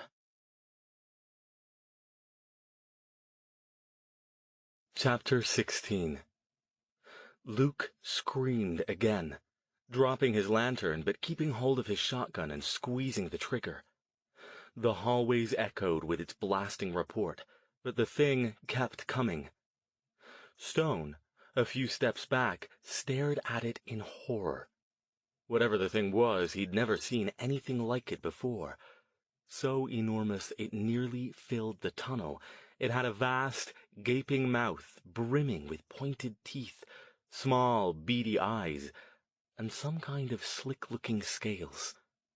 A fetid stench like the depths of a dead swamp hovered around it, so strong it was almost visible in the air. It looked like a cross between some kind of mutant reptile and a massive, hairless, ape-like creature, with writhing, squirming tentacles whipping around the bottom part of its face. It roared again, clamping its jaws down on Luke's shoulder. The forgotten leader screamed louder, blood spraying from where its teeth sunk in. For a moment, Stone almost believed it was real. He darted his gaze around, trying to find a weapon, trying to find some way to get Luke out of there before the thing tore him to pieces. The sheer physicality of the thing, the sight, the sound, the smell, the presence of it, it had to be real. No illusion could be that solid. What if some new supernatural creature had taken up residence down in the underground and... No. No, damn you, think! He focused. He pulled in a deep, shuddering breath and fought to center himself, to clear his mind, to drive off the lies this thing's summoner was trying to get past him. It's an illusion. That's all it is. It's not real. His magic might have been gone, but his mind was strong as ever. This was what he had been trained for, by a master who valued strength of mind over almost everything else. Luke screamed again. More blood spurted, splattering the gray door. Not real. It's an illusion. And then, suddenly, with a shift of perception, he saw past it. It was still there, still huge and menacing, still hunched over Luke's kneeling form. but now it was just a little bit transparent. Stone could see the wall past it, and the door covered in half-transparent illusionary blood. "Luke!" he screamed. "It's not real! It's an illusion! I'm certain of it! Remember what I said! Don't believe it's real, and it can't hurt you!" Where the hell was their backup? Despite the screams, there was no sign of Tembo and Kyle. "Run!" Luke yelled, as the thing sunk its teeth into his flailing arm. He dropped the shotgun. "Run! Get out! Get away!" Stone darted forward and snatched the shotgun. If he was wrong, he'd be putting himself right in its line of attack. But he wasn't wrong. He was sure of it. Once he'd pierced the illusion, it remained semi-transparent. Still horrific, but no longer able to trick his mind into believing it was solid. He grabbed Luke's arm and tried to drag him free, but the forgotten leader was nearly hysterical with terror now. Stone slapped him. "Luke, listen to me. It's not real. If you trust me, believe me." And then he heard something else, further down the corridor past the monster. "Fuck! He's seeing through it! Get the skinny guy!" Before he could move, Luke screamed once more, a high-pitched yowl of agony. His arms spread wide, his hands grasping at something that Stone could see was not there. And then he was gone. His scream cut off. He simply ceased to be there. For a second, Stone stood, shocked and confused, his brain trying to process this new input, while simultaneously remembering that the monster wasn't real. Then he looked down at the floor, holding the lantern out in front of him, and a chill gripped him. Luke's leather jacket, jeans, and heavy boots lay in a heap on the trash-strewn ground, where the forgotten leader had stood only a second ago. Mixed in with them was a drift of grayish ash, already darkening as it soaked up the stinking water. Oh no. "Get him!" The words spurred Stone to action. He ran back down the tunnel he and Luke had just come from, as footsteps echoed in the passageway behind him. He had no time to wait for backup, if it was even coming. Something slammed into the wall where he'd been only a second earlier, and something hit him hard in the back. He staggered forward, dropping the shotgun, then caught himself and ducked low as he ran. He saw a tunnel off to his right and took it, running as fast as he dared, leaping over piles of trash and detritus. Still, the footsteps sounded behind him, but the echoes made it impossible to tell how close they were, or how many. His lantern flickered. Was it just him, or was it not putting out as much light as before? If it went out, he was lost. But if the mage, or more than one, managed to catch up with him, he might be lost anyway. Still, the footsteps pounded nearby, mixing with the weird echoing calls of his pursuers. He couldn't tell how many there were. 2? More? Another tunnel, to the left. He flung himself around the corner and kept going. He couldn't stop to catch his breath now, even though a stitch in his side lanced pain through his ribs. He took a quick look around. The tunnel didn't look familiar. The graffiti was different, the pipes hanging down from the ceiling in crazy patterns instead of attached to it. Had he taken a wrong turn? Which way was he going? Even if he got away from the mages? He remembered what the Forgotten had said. He'd never find his way back if he got lost. That was why Luke had gone with him in the first place. Luke. Anger, despair, and shame sliced at him. The leader of this forgotten group, the one who'd kept them going, kept them safe in a town where literally anyone they didn't know might be out to kill them, was dead. And it was his fault. No, it's not. A stern, rational voice in his head said. You didn't get him killed. He knew what he was in for. You tried to warn him. You tried to help him. You did everything you could. Could have done a hell of a lot more if I weren't bloody useless. Stop moaning, you prat. You stopped thinking and you're dead. Now get going. You owe it to them to get back and warn them. The voice was right. Right now, he didn't give a damn if he lived or died. except that it wasn't just himself in the equation this time. The Forgotten Group had to know Luke was dead, had to know that the monster was just a sophisticated illusion, a damned sophisticated illusion. Whoever the unknown mage was, he had to be either a practitioner at or near Stone's level, or else one of the odd, wild talents floating around, the ones with little training, but some singular ability they could manifest at heightened levels. He remembered Zack, the weaselly little punk who'd been working for Trin, and his ability to bypass the most powerful of wards, despite being so magically weak he couldn't manage a simple shield spell. They happened, and precisely because they were untrained, they could be very dangerous. Stone rounded another corner and risked a quick stop to rest, straining his ears for any sound of his pursuers approaching. All of this speculation was well and good, but other than the fact that the monster was an illusion, and therefore at least one of the threats must have magical talent, everything else was conjecture. And worse, it was useless conjecture, unless he could somehow find his way back to the Forgotten and tell them what had happened. "I think he went this way," a voice called. Bugger! Too close. How were they following him? He ran again, forcing himself to ignore the increasingly painful stitch in his side. Up ahead, all he saw was a pile of trash nearly half his height, more graffiti, and a long stretch of corridor.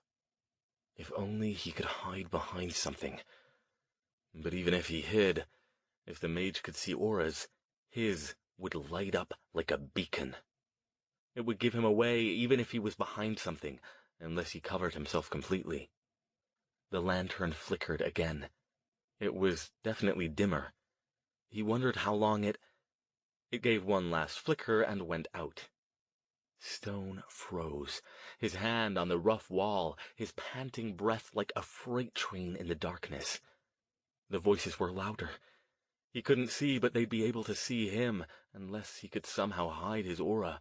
But without magic, he couldn't— This way! They were closer. They were coming toward him. He darted forward as a plan suggested itself. It was a bad plan. It was a plan that under normal conditions he would never have considered. But these weren't normal conditions. He darted forward, trailing one hand along the wall to keep himself oriented, until his foot hit the pile of trash pushed off to the side of the corridor. Moving with desperate efficiency, he felt around it to determine its composition. If it was metal or wood, he was dead. But it wasn't. His searching hands touched paper. Large plastic bags stuffed with rubbish, fast food cups, and worse things. Slimy things, things that made his gorge rise when he disturbed them.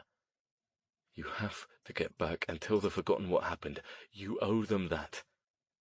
Gritting his teeth and closing his eyes, he shoved some of the trash aside and burrowed into the pile, pulling the plastic bags and other larger items down on top of him. Was he covered completely? He had no way to know in the darkness. If he'd left any part of himself exposed, the mage would spot his aura instantly. He shifted again, trying to dig in deeper. And then he waited. For a while he heard nothing. He kept his eyes closed, breathing through his clenched teeth, forcing himself not to move. Bits of trash poked his neck, his hand, his leg. Something liquid shifted and dribbled down his neck. The smell was incredible. Wherever this pile had come from, it had been here for a while. He felt things skittering around, rustling the trash. Rats? Bugs? Something bigger? He didn't know and couldn't find out, despite already wanting desperately to leap up and brush every bit of trash away. Were they gone yet? Could he afford to check? More time passed, and still he heard nothing. They must have moved on by now, right? He waited a few more minutes to be safe. By now, the intensity of the pile's stench had toned down somewhat as he grew acclimated to it. He'd read once that humans could learn to live next door to a landfill without noticing the smell, if they stayed there long enough. Adaptable creatures, humans. That still didn't mean he wasn't going to take about 9 showers in a row after he got out of here. If he got out of here. He didn't try to move quietly as he emerged from the rubbish heap. If they were here, if they'd staked the place out and were waiting for him to appear, no amount of effort would make the process silent. Instead, he shoved the bags and wrappers and food remnants aside and climbed free of the mess. He'd almost forgotten his lantern had died. It was pitch dark in the tunnel. He supposed it was a mercy, in a way. If he couldn't see what he'd just buried himself in, he could convince himself that it had been nothing but trash bags and hamburger wrappers and landscape clippings, reek notwithstanding. If his pursuers were still looking for him, it wouldn't matter whether they could see auras. They could track him by smell. Across half of Las Vegas. Taking a moment to consider his options, Stone quickly concluded that he didn't have many. He couldn't stay here. Even if he'd managed to misdirect the mage, they clearly knew about this part of the underground. If they failed to find him elsewhere, they might come back to search this tunnel. That meant he had to move. He picked the direction he thought would take him further down the tunnel rather than back the way he'd come, then carefully sidestepped until he reached the rounded edge. He put his hand lightly against it as he'd done before, and began walking, picking his way along to avoid tripping over any unseen obstacles. He had no idea what time it was. He couldn't see his watch in the darkness, and in any case, he hadn't noticed how long he'd slept after he'd passed out last night. It could have been as early as noon or as late as evening. In that respect, the underground was a lot like the casinos. It was difficult to tell the time of day when you were inside either of them. He had no idea how long he walked. He fell into a numb rhythm, one step, then another, his fingertips lightly brushing the concrete walls, his feet slogging through clumps of slimy refuse. Rarely he'd pass an overhead light source, a small grating or other opening at the top of the tunnel. But they were far too small for him to escape through, even if he'd been able to climb to them. He wished he could find a manhole. He remembered last time they'd been here, Jason had cautioned against using them as a means of escape, since poking one's head up in the middle of a topside street was a good way to get it taken off by an oncoming vehicle. But if he found one right now, he'd be tempted to take the chance. The only one he found, though, was high above his head. The ladder leading up to it was broken, and the tiny shaft of murky light shining down through the cover's fingerhole wasn't bright enough for him to track down anything big enough to stand on. To make things even worse, one of his stops under the light showed him that his watch had stopped at 12:35 p.m. Since he had no idea how long ago that had been, all he could discern was that it had to be later than that. This time of year, the sun stayed up longer. He'd lost all track of how long had passed since he left the Forgotten's underground meeting area. It was always with reluctance that he left his little oases of light and moved on, back into the darkness. The temptation to remain in the light was strong, to sit there and wait for someone to find him. Perhaps the Forgotten would grow concerned that he and Luke hadn't come back and send out a search party. Maybe some of the other Forgotten were good at tracking too. Or maybe the mage with the illusion would find him, or one of the other less friendly denizens of the underground. He couldn't risk it. He had to keep going and hope the direction he'd chosen would lead him closer to the Forgotten's area of influence. He didn't know how much longer he'd be able to continue without rest, which concerned him. Passing out from too much liquor wasn't the same thing as a good night's sleep, and he'd been doing a lot of walking in unfavorable conditions. His involuntary rest stop in the rubbish heap had taken care of the stitch in his side, but now his left leg was beginning to ache. He was back in the dark, and cursing the fact that he had nothing to light a fire with so he could make a torch. He depended entirely too much on magic, he decided. If he got out of here, he would have to remedy that. Even if you get your magic back? Shut up. Still, now that the thought had risen up in his mind, the temptation to test it overwhelmed him. He paused a moment, concentrated, and tried to summon the magic. Nothing, as usual. See? It's gone. You might as well get used to living as a mundane. At least for 6 months. The little voice didn't have an answer for that. Or rather, it didn't get a chance to have one, because suddenly Stone's ears were full of the sound of flapping, and a series of small forms were hurtling around him, wheeling and bouncing off the walls. One hit the side of his head and caromed off, and he yelled, startled, flinging his hands up to ward the things off, to keep them out of his face. What the hell were they? He couldn't see them at all. Bats? Pigeons? Enormous insects? Some kind of supernatural thing that never saw the light of day? Tired and stressed, his overtaxed imagination hit him with scenario after increasingly improbable scenario. He stumbled forward, keeping his hands in front of his face, hoping if he disturbed their lair he'd get past it fast so they would settle down and leave him alone. The flapping began to quiet. Had he gotten away from them? He took another step forward. By the time he realized his foot had landed on nothing but air, it was too late to recover his balance. With a startled cry and a flailing of arms, he pitched over the edge of something, and he was falling.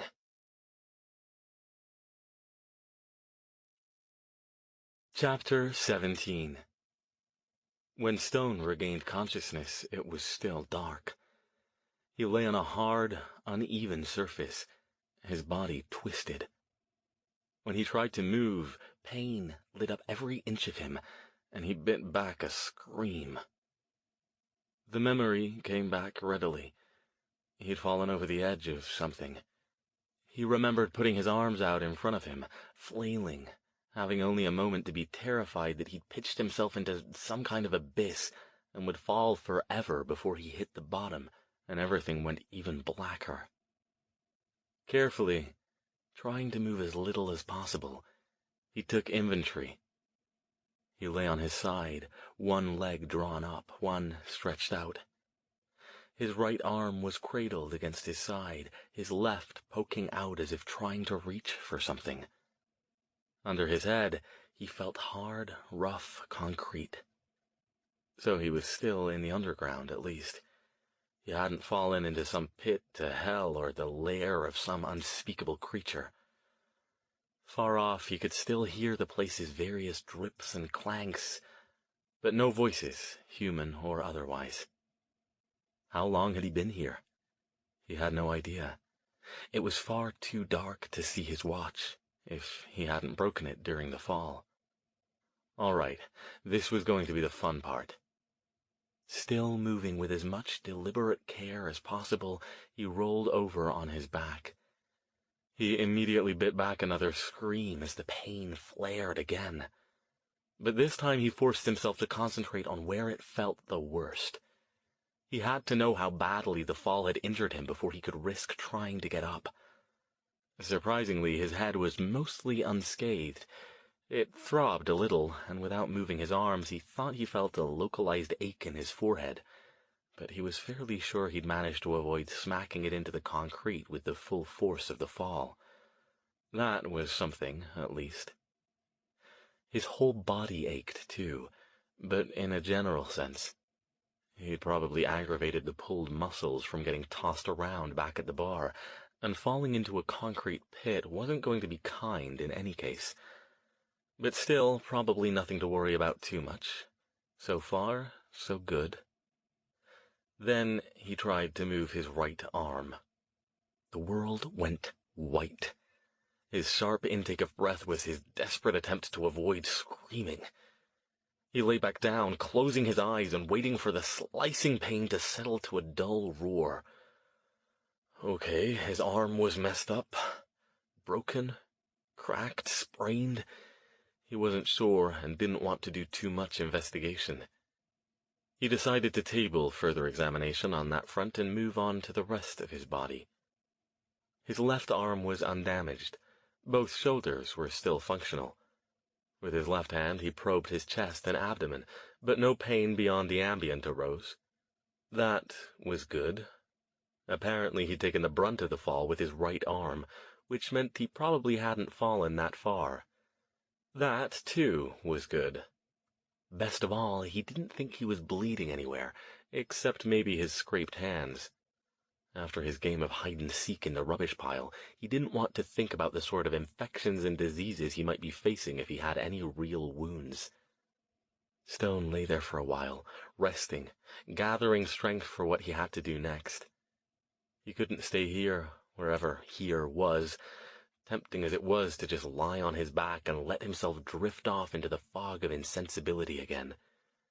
He had to find the forgotten, which meant he had to figure out where he was and how to get out of it. Slowly, keeping his injured right arm tucked against his body as much as he could, he struggled to a sitting position and tried to gather his legs under him so he could get up. He reached out with his left arm in search of a wall to brace against, but none was within his grasp. Have to do this the hard way, I guess. He pushed himself up, and immediately fell back down in a heap when knives lanced into his left ankle, and it refused to bear his weight. This time he didn't entirely succeed in not screaming. No, no, no! He cradled his right arm, which at least he'd been able to avoid landing on when he fell, closed his eyes, and felt his arm, his head, and his ankle all throb in agonizing unison, sending bright pulses of pain up and down his body. This had just moved from bad to very bad indeed. If his arm was non-functional, he could still move. He couldn't fight very well, but then he couldn't fight very well with two functional arms. But if he couldn't walk, that meant he was stuck here, a sitting duck for whatever nasties might come seeking him.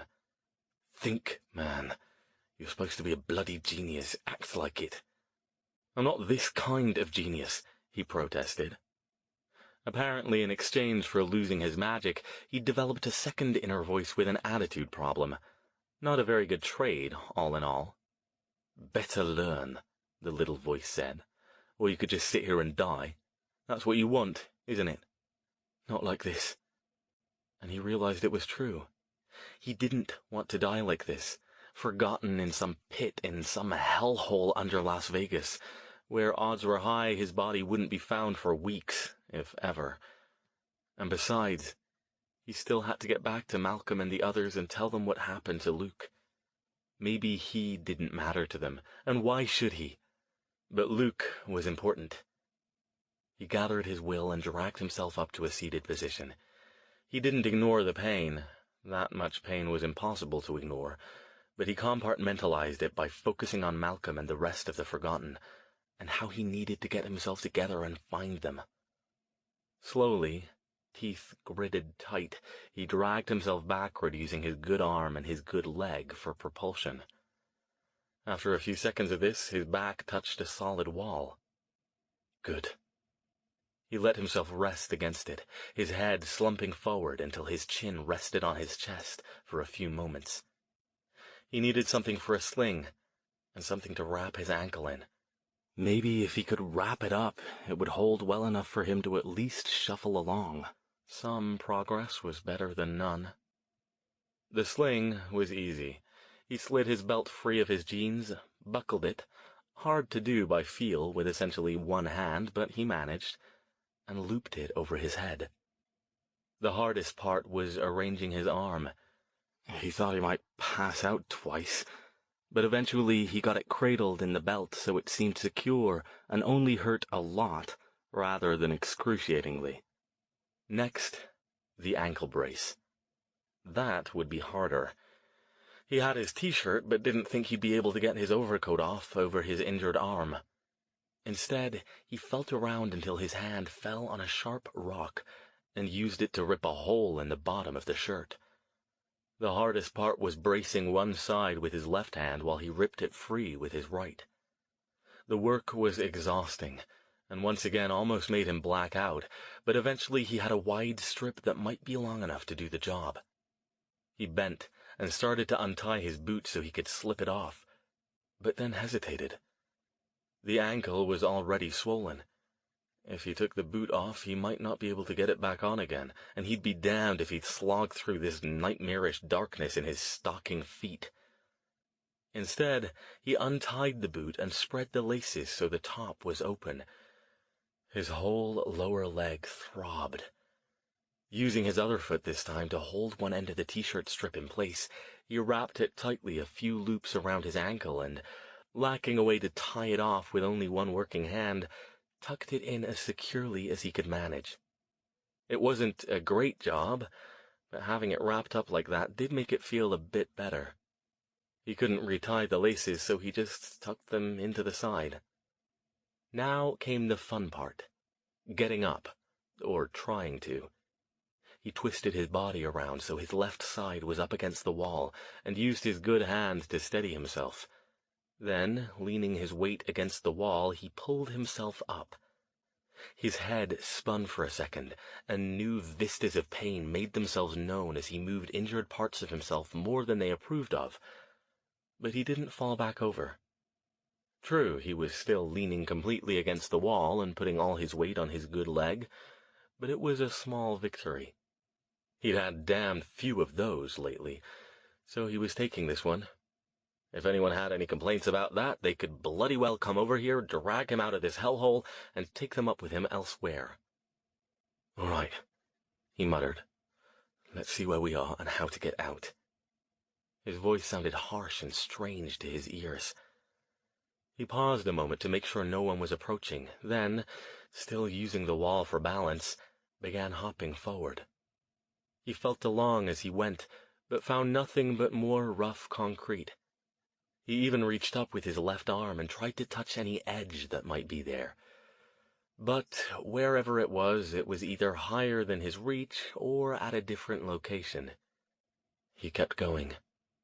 Before long, he estimated 8 to 10 feet, he reached a corner. In front of him was another blank concrete wall. All right then, at least it's got a boundary. He kept going. It seemed to take forever, since he hadn't started out moving fast and got slower as he went because his good leg grew sore and tired from all the hopping along. He took frequent rest stops, always standing because he feared if he sat down again he might not be able to get back up. A couple times he tried to put his weight on his other leg, but the sharp pains shooting upward quickly convinced him that was a bad idea. Back to hopping then. This section went on longer than the first one, he was sure of it.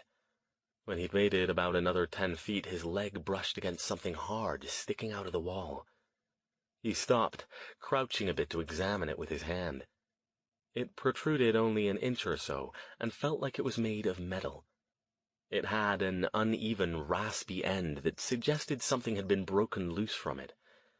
He felt around a bit more and found a corresponding protuberance about 2 feet farther forward.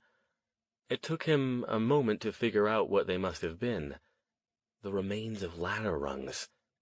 He felt upward and found 2 more sets of them that he could reach, but none intact. Someone had broken this ladder off, or else it had simply decayed from rust and moisture and broken off on its own when someone tried to use it. Either way, it wasn't going to be of any use to him, even if he could climb. He slumped against the wall again, bowing his head. "Don't get discouraged yet," he told himself. Just because the ladder was gone didn't mean there wasn't another way out of here. But there wasn't. His slow, agonizing circuit of the area took him nearly an hour, accompanied by a lot of pain and increasing exhaustion, and netted him several bits of information. He was trapped in some kind of sunken section of the tunnel, roughly 10 by 20 feet. The broken ladder was the only one there, and wherever the upper level was, he couldn't reach it even when he braced against the wall and stood on tiptoe, stretching his left arm as far up as he could manage. In other words, he was well and truly trapped down here. He discovered 2 other things in his search. One he was sure of, and one he was reasonably sure of. The latter was that no useful debris existed in the middle of the open space.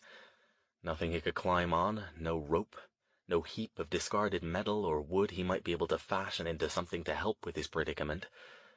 The former was that his prison had a door. It was on the opposite wall from the one where he'd started, and he'd been quite excited when he found it, until he realized it was made of metal, probably similar to the one he'd seen earlier, splattered with Luke's illusionary blood, and it was solidly locked. He spent a bit of time pulling on the handle and trying to slip a flat piece of metal he found on the floor into the crack between it and the metal frame, but the door refused to budge. He even risked pounding on it, but only did that once because no one came to answer, and the echoes of his knocks made him nervous. Did he want to attract the attention of whoever might be lurking nearby? All of these bits of information gave him a clearer picture of where he must be.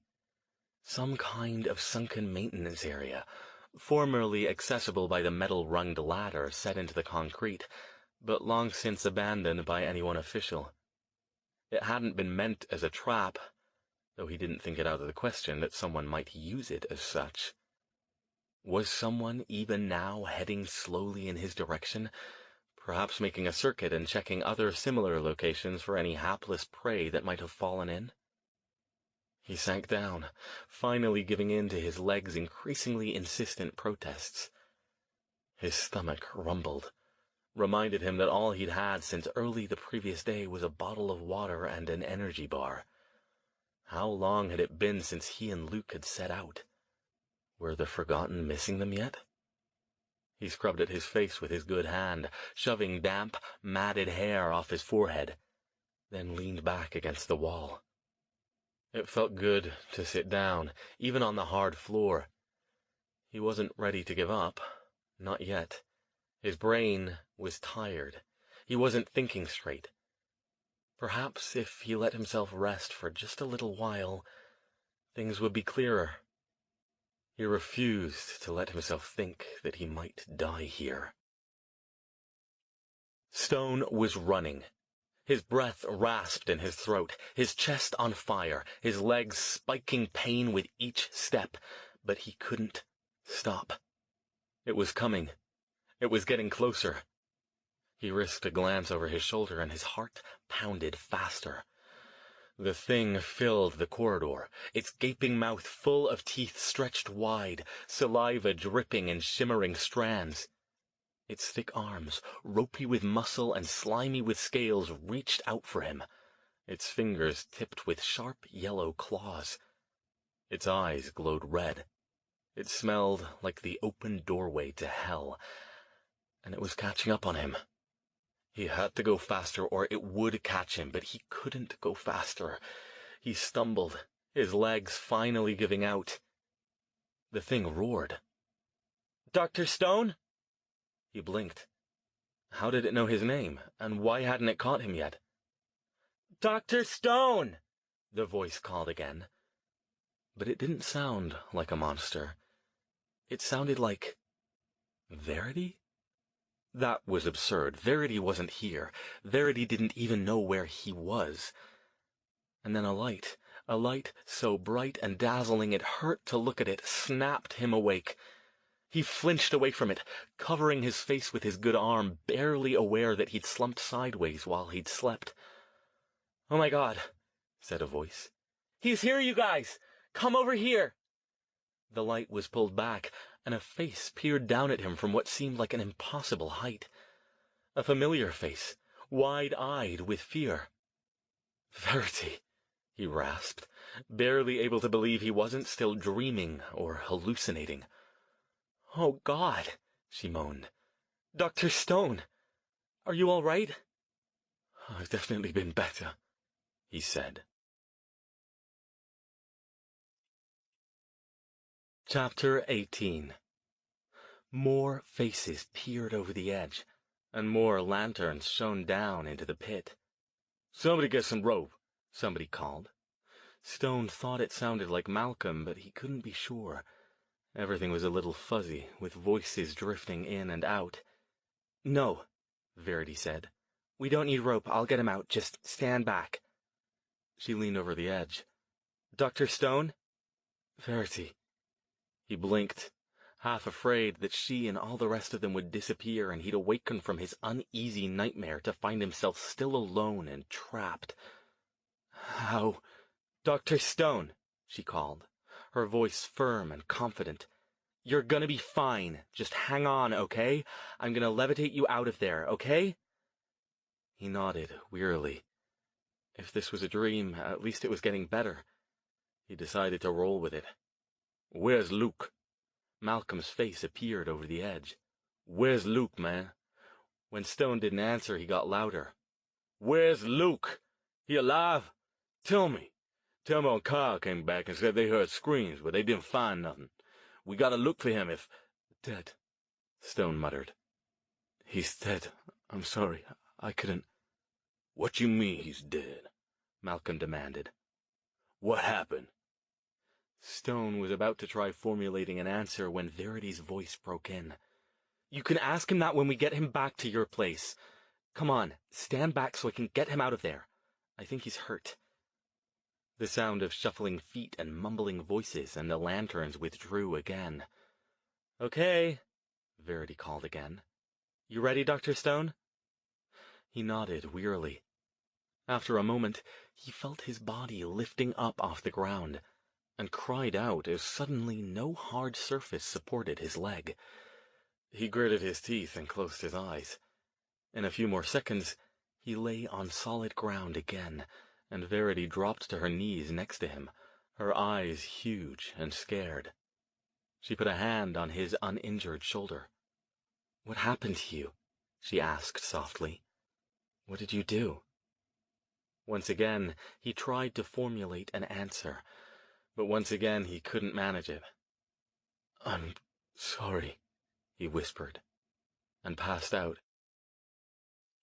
When he awoke, he didn't hurt, or at least nowhere near as much as he had before. He opened his eyes to find Verity seated next to him, cross-legged on a pillow. "Hey," she said, when she saw him watching her. "How do you feel?" He considered. "Well," he said at last, "I'm out of that pit, it's not dark, and my arm and my leg don't hurt, so ghastly, I'd say, but less so than before." He looked around at his surroundings. They didn't look familiar, except that he could see they were still in the underground. "Where are we?" "Little side room down the hall from the big main one," she said. "You want something to eat or drink?" He nodded. "It's been a while." "Okay, be right back. Stay put, okay?" She got up and hurried out. He sat up a little and looked at himself. He lay on another thin pallet, covered with a sleeping bag. When he shoved it aside, he saw that he still wore his jeans, but they'd removed his overcoat, shirt, and boots. The belt sling was gone, and he couldn't feel the strip he'd wrapped around his ankle.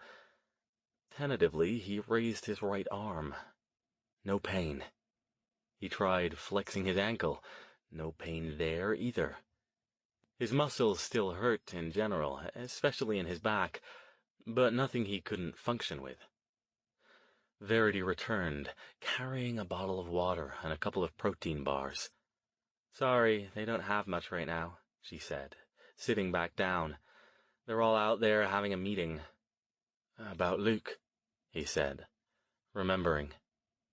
He closed his eyes. She nodded. "They're gonna want to talk to you," she said. "I made them let you sleep, but they're pretty agitated." He sat up tentatively, and when his head didn't spin too much, he opened the bottle and downed the whole thing, then ripped the wrapper off a bar and devoured it like he hadn't eaten in days. After swallowing the last bite, he sighed. "I know, and I need to talk to them." He looked hard at her. "What are you doing here? How did you know I was here? How did you find me?" Realizing something else, he swept the small area with his gaze. "And where's Jason?" "You have a lot of questions," she asked. "But yeah, I guess you would. One at a time, then. What am I doing here?" "They called me. Malcolm did." Stone paused in the act of peeling the wrapper from the other bar. "They called you? How did they even know how to reach you? Malcolm had the number, she said. He was trying to reach Jason. Remember when we were here before?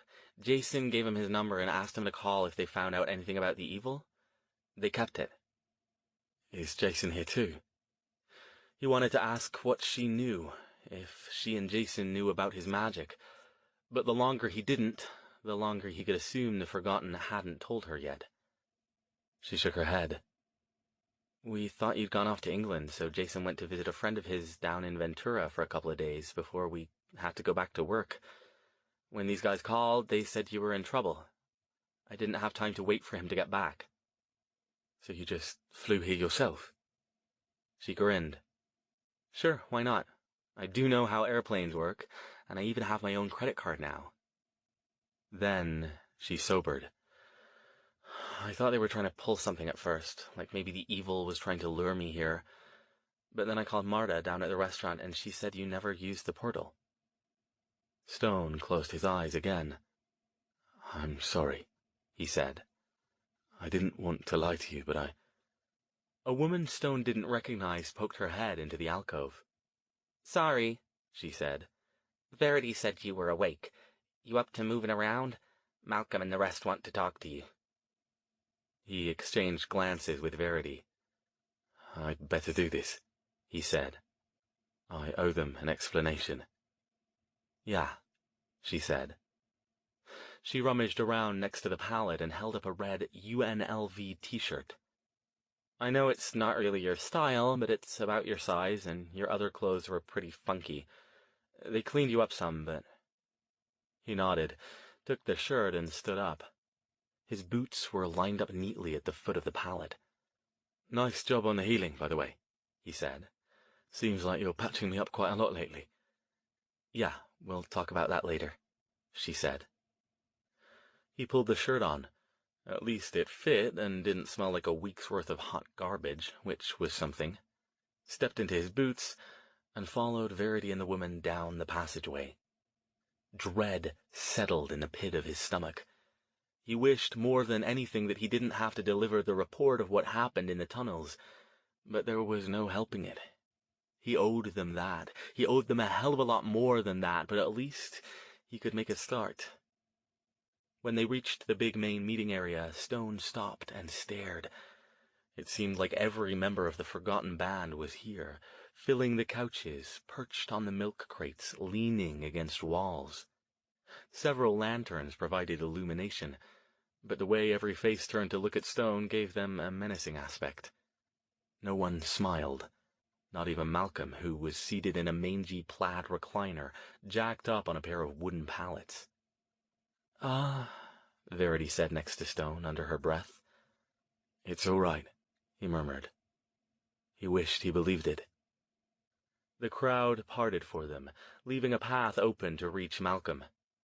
The chubby Hispanic woman, Zena, perched on the corner of his chair. Her expression was cold, unreadable. Stone walked slowly but steadily forward. He knew there was no point in showing fear. If they wanted to kill him, there was nothing he could do about it. He stopped a few feet away from Malcolm's chair and waited. Verity stopped a couple steps behind him. Luke's dead, Malcolm said, his voice flat, his eyes steady. Stone nodded. Yes. A murmur went up from the crowd. Malcolm held up his hand, and it gradually died down. Tell us what happened. Stone took a deep breath. He felt like a defendant on trial for murder and was acutely aware of the volatile mood of the crowd. He had to play this carefully. He didn't think Malcolm would seek to harm him, but if the crowd lost it, he had no doubt that even Verity's magic wouldn't be enough to save them. We found the monster, he said. The crowd rumbled again. Where? Malcolm asked. Stone shrugged. I don't know. There was a T intersection. One end was blocked. There was a door. It came down the other passageway. I know the spot, Zena said. Malcolm nodded. What happened? Were you right about it being some kind of illusion? Yes. So how did Luke die? Zena demanded. The crowd rumbled louder in agreement. "How come Tembo and Kyle didn't see nothing?" Stone bowed his head, struggling to find an answer that wouldn't require him to explain magical theory to a room full of homeless people. "Illusions," he said slowly, "can be dangerous if the viewer believes them. It's sort of a mind-over-matter thing. Belief is a powerful force." "So you're saying Luke believed this thing was real, so it killed him?" "No," Stone said. "The illusion didn't kill him, but it did confuse him. It was one of the best illusions I've seen in years, frighteningly authentic. For a moment, even I believed it was real." "So why didn't you tell him?" Zena asked, fists clenched. "Why didn't you tell him it wasn't real?" "I did," Stone said. His heart pounded faster as he replayed the last moments of Luke's life. I was yelling at him that it wasn't real, that he had to see through it, but he was beyond hearing me at that point. I tried to drag him away, but I couldn't do it. I wasn't strong enough. Malcolm considered that as the crowd began their ominous murmurs once more. "You said the illusion didn't kill him," he said. "What did?" "A black mage," Stone said. Malcolm's eyes narrowed. "A black mage?" "A dark mage," Stone amended. "The sort who draws power by draining other people." "Did you see this guy?" Zena asked. Stone shook his head. "No, but I heard him. I don't know how many others he has with him, at least one, and I think I know now why he's here and what he's doing." The crowd made noise again, but this time it was subtly different. They still weren't favorably disposed toward Stone, but the overall tone held more curiosity than threat. "And what's that?" Malcolm asked, leaning forward. "As I said, dark mages get their power from other people. They drain it from them. Usually they don't kill them, but when they do, they get a massive amount of energy. I think this mage has found himself a ready-made source of power." Malcolm paled. "You mean he's picking off the people down here, killing them, just to get magic power?" Stone shrugged. "It makes sense. I'd lay odds that he doesn't even spend all his time down here, but only comes here when he needs to top off his magical batteries."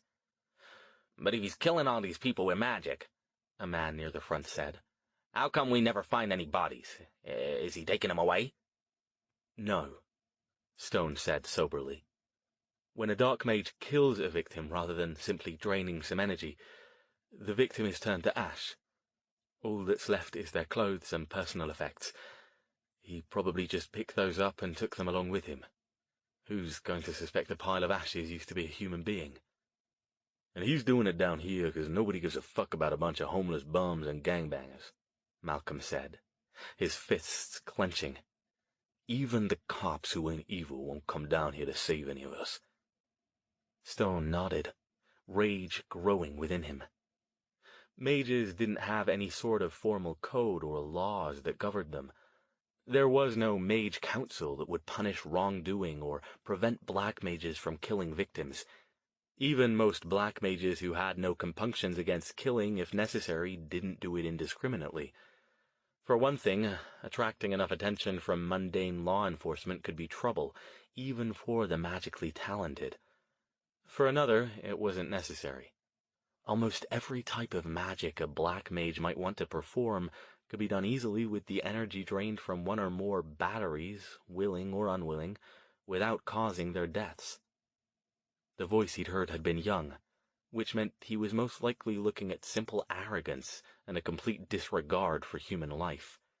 A dangerous combination. "So, how do we stop him?"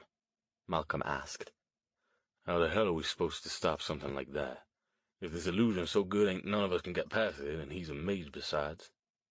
"I'm going to help you," Stone said. "But," Malcolm began. "But nothing," Stone said, his fists clenching. "I couldn't keep Luke safe from this bastard, but I'm damn sure I'm not letting him kill any of the rest of you." "How you gonna do that?" Zena demanded. "I don't know yet," Stone said. "I need to think about it. Don't let anyone else go wandering around in small groups for a while. I promise you, I will find a solution." Chapter 19. When Stone needed to think, he ideally also needed to move. That was impractical in the underground, and especially in the Forgottens area, which was suddenly crawling with people, unless he wanted to wander the passageways. Instead, he went back to the alcove where he'd awakened, asking Malcolm and the others not to disturb him for a while. The Forgotten didn't follow him. Verity did. "Why didn't you tell us?" she asked him when they reached the alcove. Her voice sounded hurt and angry and accusing. He didn't look at her. "So they told you then, did they?" "Yeah, which was a hell of a lot more than you did." "I didn't think you needed to know yet." She grabbed his shoulder and tried to spin him around. When he held fast, she came around in front of him, glaring. "I'm your apprentice. If anybody needed to know, it's me." He turned away again. "Verity, we can talk about this later. I need to think." "We can talk about this now," she said. She moved in front of him. "And stop turning away. The least you can do is face me." His gaze came up. "Fine." She studied his face for several seconds. "I don't get it, Dr. Stone. How long have you known about this?" Clearly, she wasn't going to go away and leave him to his thoughts until they had this out. He sighed. "When I woke up in the hospital in Reno." Her eyes widened. "So you already knew when you told us to go back home without you?" He nodded. "What was the point in your staying?" She shook her head. "Damn, Doc. For a guy who's supposed to be as smart as you are, you can be a real idiot sometimes." "So I've been told." "We are your friends, right? Jason and me?" "What kind of question is that? Of course you are. But yet you—" She stopped, frustration twisting her features. "Something this big happens to you and you don't even bother to tell us. I can't believe that." "Then you don't know me as well as I thought you did," he said evenly. "What did you think we'd do if we found out? What were you afraid of?" "I wasn't afraid," he said, too quickly. "I'm just not the sort of person who shares his problems, especially when it's pointless. There's nothing either of you could have done." "Did you tell anybody?" "I went to see Madame Juan. I thought perhaps she might be able to help. But she couldn't." He shook his head and looked away again. He couldn't meet her dark, searching eyes. "No, she examined me and told me she found no sign of magic." "So why'd you come to Vegas?" Before he could answer, she gripped his arm. "You came to find Harrison, didn't you? Using his magic was what did this to you." "Yes." She paused. "I take it you didn't find him?" "No. I found Nakamura, who hasn't seen him since the portal incident. He thinks he might not even be on Earth anymore." She stared at him. "That's weird, but okay, fine. So you didn't find him. Why didn't you come back home after that, or go to England? Malcolm said they found you wandering around in some crappy neighborhood near downtown, drunk out of your mind. He said the evil were hassling you. Why would you do that?" "Verity..." He turned away from her again. "No, you're not doing this. Look at me, Dr. Stone." When did teenage Verity become such a confident young woman? "You should go," he said dully. "I need to think. I need to figure out a way to deal with this situation before this bastard kills someone else." "And you will," she said with certainty. "I know you will. I know we will. But we're going to finish this first. So if you want time to think, start talking. Why did the Forgotten find you there like that?" He didn't answer. She didn't speak for several seconds. When she did, her voice was soft and shaky. "Oh my God." "What?" Curious now, he did turn back to face her. She was staring at him with big, haunted eyes. She wasn't wearing her usual goth makeup, but she'd still gone pale. "You wanted them to catch you." "What?" he asked again. "The evil. You were trying to kill yourself." His shoulders slumped. "I didn't want them to catch me," he said. "Not the evil." "Somebody else, then?" She continued staring. You did. You wanted to kill yourself, or you wanted somebody else to kill you. He might have been able to lie to someone else about it, but not Verity. He lowered his head and stared at the ground. She slapped him hard across the cheek. He jerked his head up, shocked. His hand went to his face. "What?" he started. Her eyes didn't look haunted now. They flashed with fury. "You fucking idiot," she said, her voice low, shaking with rage. "Verity, no, shut up. Just shut up." She paced in a small circle in front of him, her fists clenched. Then she whirled on him again. "I can't believe you wanted to kill yourself because you've lost your magic." "Then you don't know me," he said, not looking at her. "I think I know you better than you want me to," she said. "Verity, apprentice, I don't want to discuss it. Please go. Leave me in peace so I can think." "Not happening," she said. "And am I even your apprentice anymore?" "Of course you are. Until you find me a new teacher. Yeah, I get it. But maybe I don't want a new teacher." She whirled away again with a loud sigh. "I can't believe it. Did you try before?" "Try to kill yourself? Did you try back at home?" "I thought about it." "What stopped you?" He shrugged. "I had things to do, loose ends to tie up." "Like finding me a new teacher?" "That was one of them, yes. So after you tie up these loose ends, you're gonna do it?" He swallowed. This conversation was going in directions he didn't want it to go. "Not for 6 months, at least," he said reluctantly. Her eyes narrowed. "Why 6 months?" "I gave my word to Madame Juan." She stared at him. "You gave your word not to kill yourself." She shook her head. "You know how fucked up that is, right?" He arched a questioning eyebrow. "It doesn't work like that, Doc. Take it from one who knows." That surprised him. "You've tried to kill myself?" "Yeah. Couple times. Or at least came damn close to trying. First one was when I was 14. I'd saved up the pills and everything. I was tired of dealing with my fucked up brain and of nobody being able to figure out what the hell was wrong with me." "I didn't know," he said softly. "I didn't tell anybody," she said. "Not even Jason." Second time was a year later. I had a razor blade and I was going to slash my wrists in the bathtub. Vertical, not horizontal. That's the best way to bleed out fast. Did you know that? I figured if I did it in the water, there wouldn't be much for anybody to have to clean up. All he could do was stare at her. He knew she'd spent most of her teen years in various halfway houses, her mind affected by her sensitivity to the evil's open portals. But when he and Jason had found her with another forgotten group, she seemed quite sane. "And you know what?" she went on. "After that first time, I promised myself I wouldn't do it again. And all that goes right out the window when your brain's telling you you're broken and fucked up and the world would be better off without you." Her voice shook, and she brushed angry tears away. "Verity, He didn't know what to say. His mind spun with darting fragments of thought, but none of them seemed to be able to find its way to his mouth. She took his arm again, and when she spoke it was softer than before. "You think I don't get you, Doc, but I do. I don't think Jason does, but I do."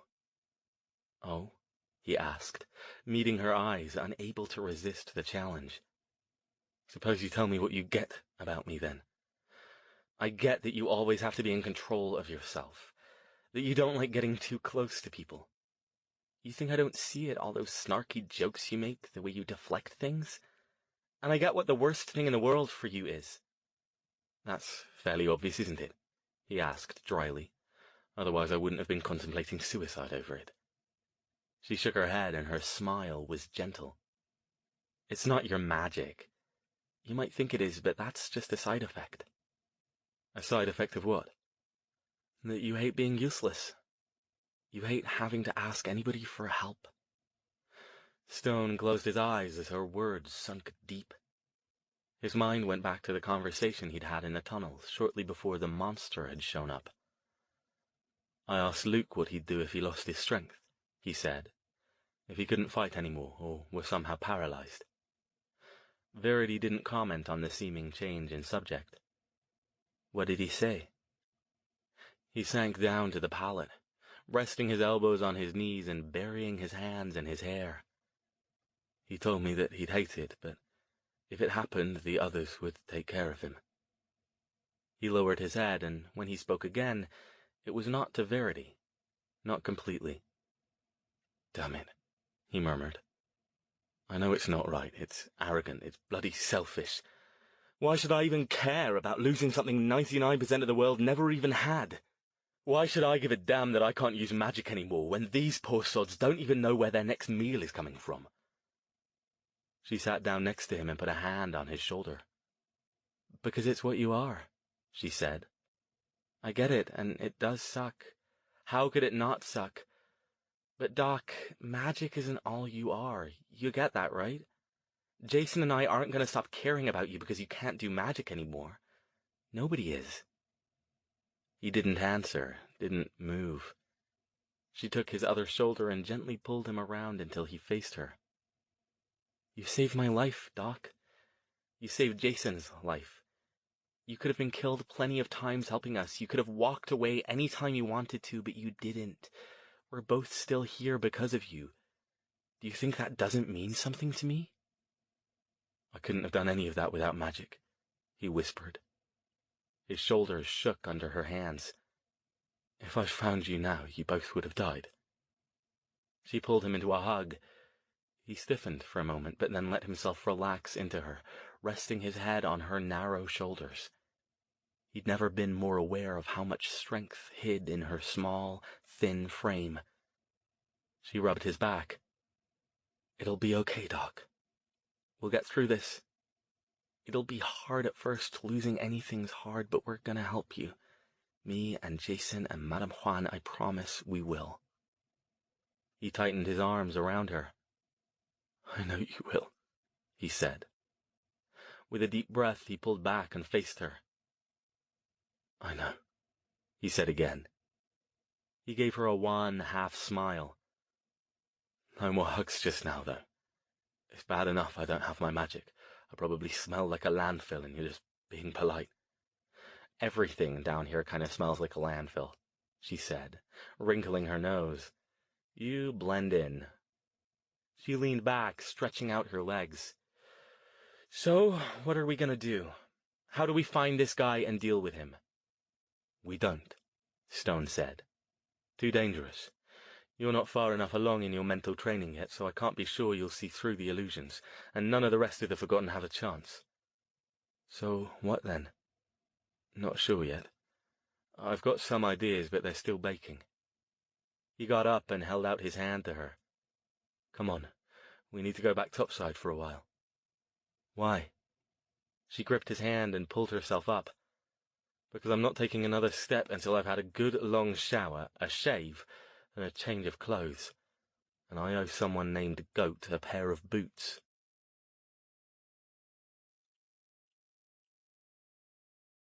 Chapter 20. It was a good thing a lot of Las Vegas never closed, because when Stone and Verity emerged from beneath the culvert a group of Forgotten had led them to, it was already after 9 o'clock.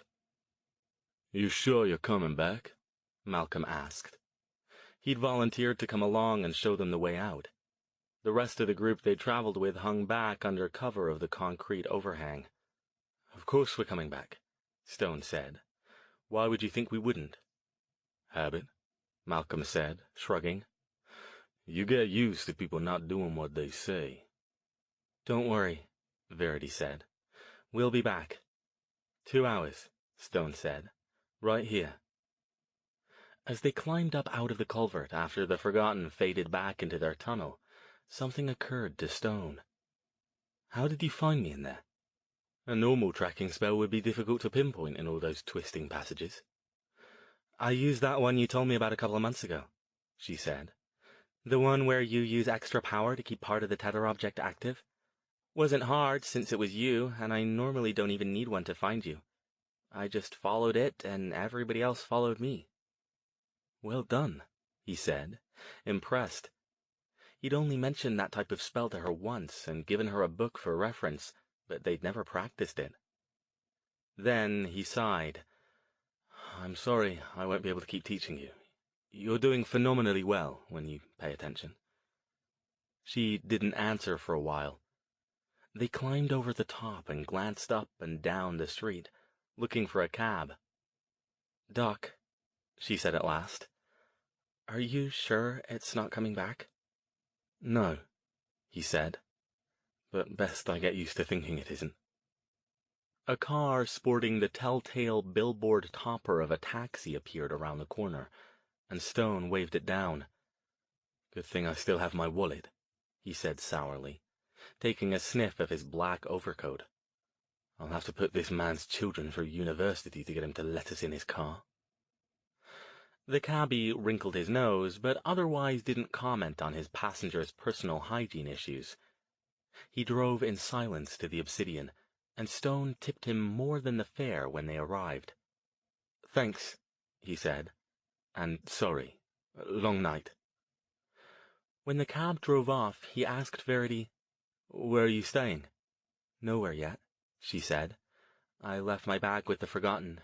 Figured I'd better get there fast as I could." "Well, come on up with me for now," he said.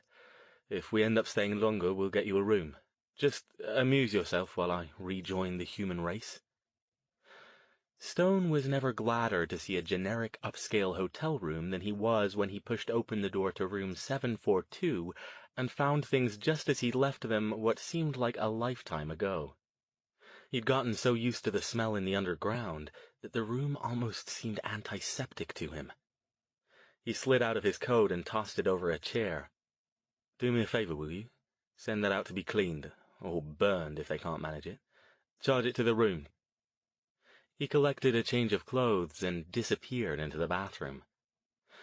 Tempted as he was to spend the next hour or so luxuriating under the pounding spray of a steaming hot shower, he didn't want to keep Verity waiting too long.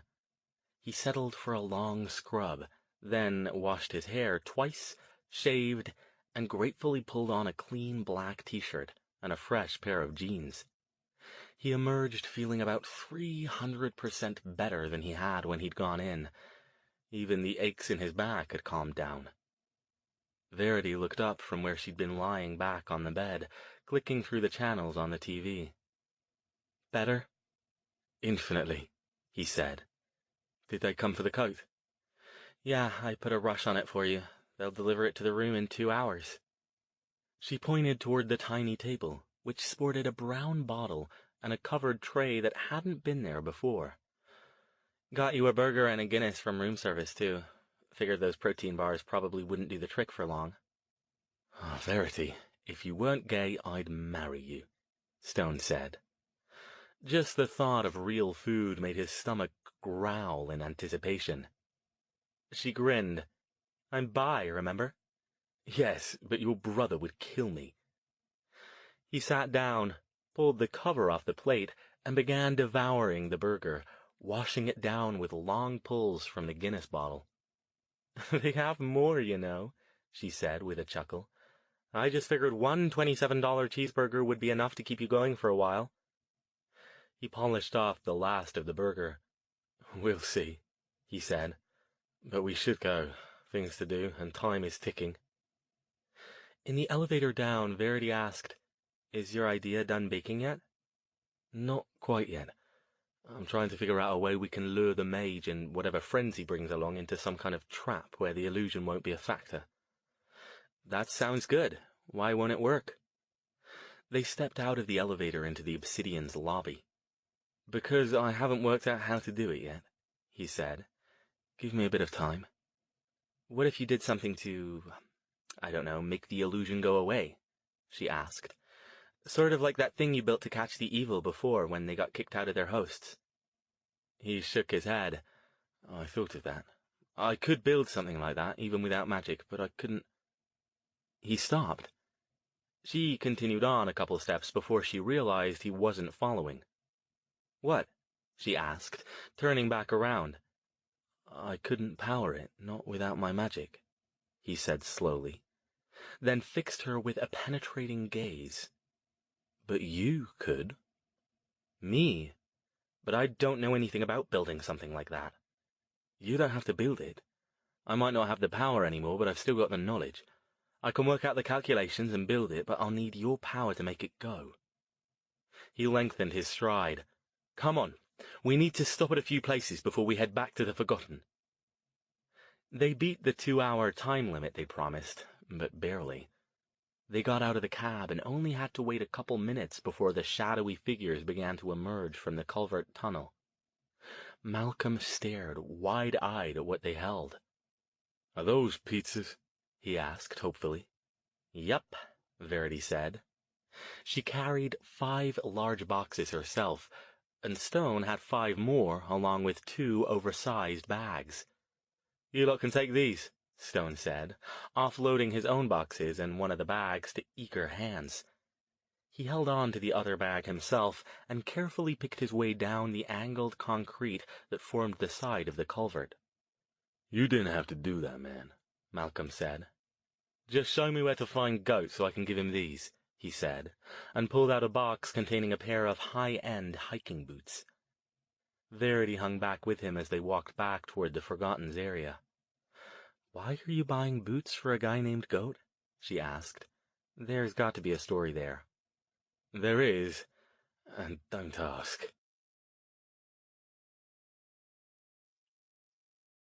Chapter 21.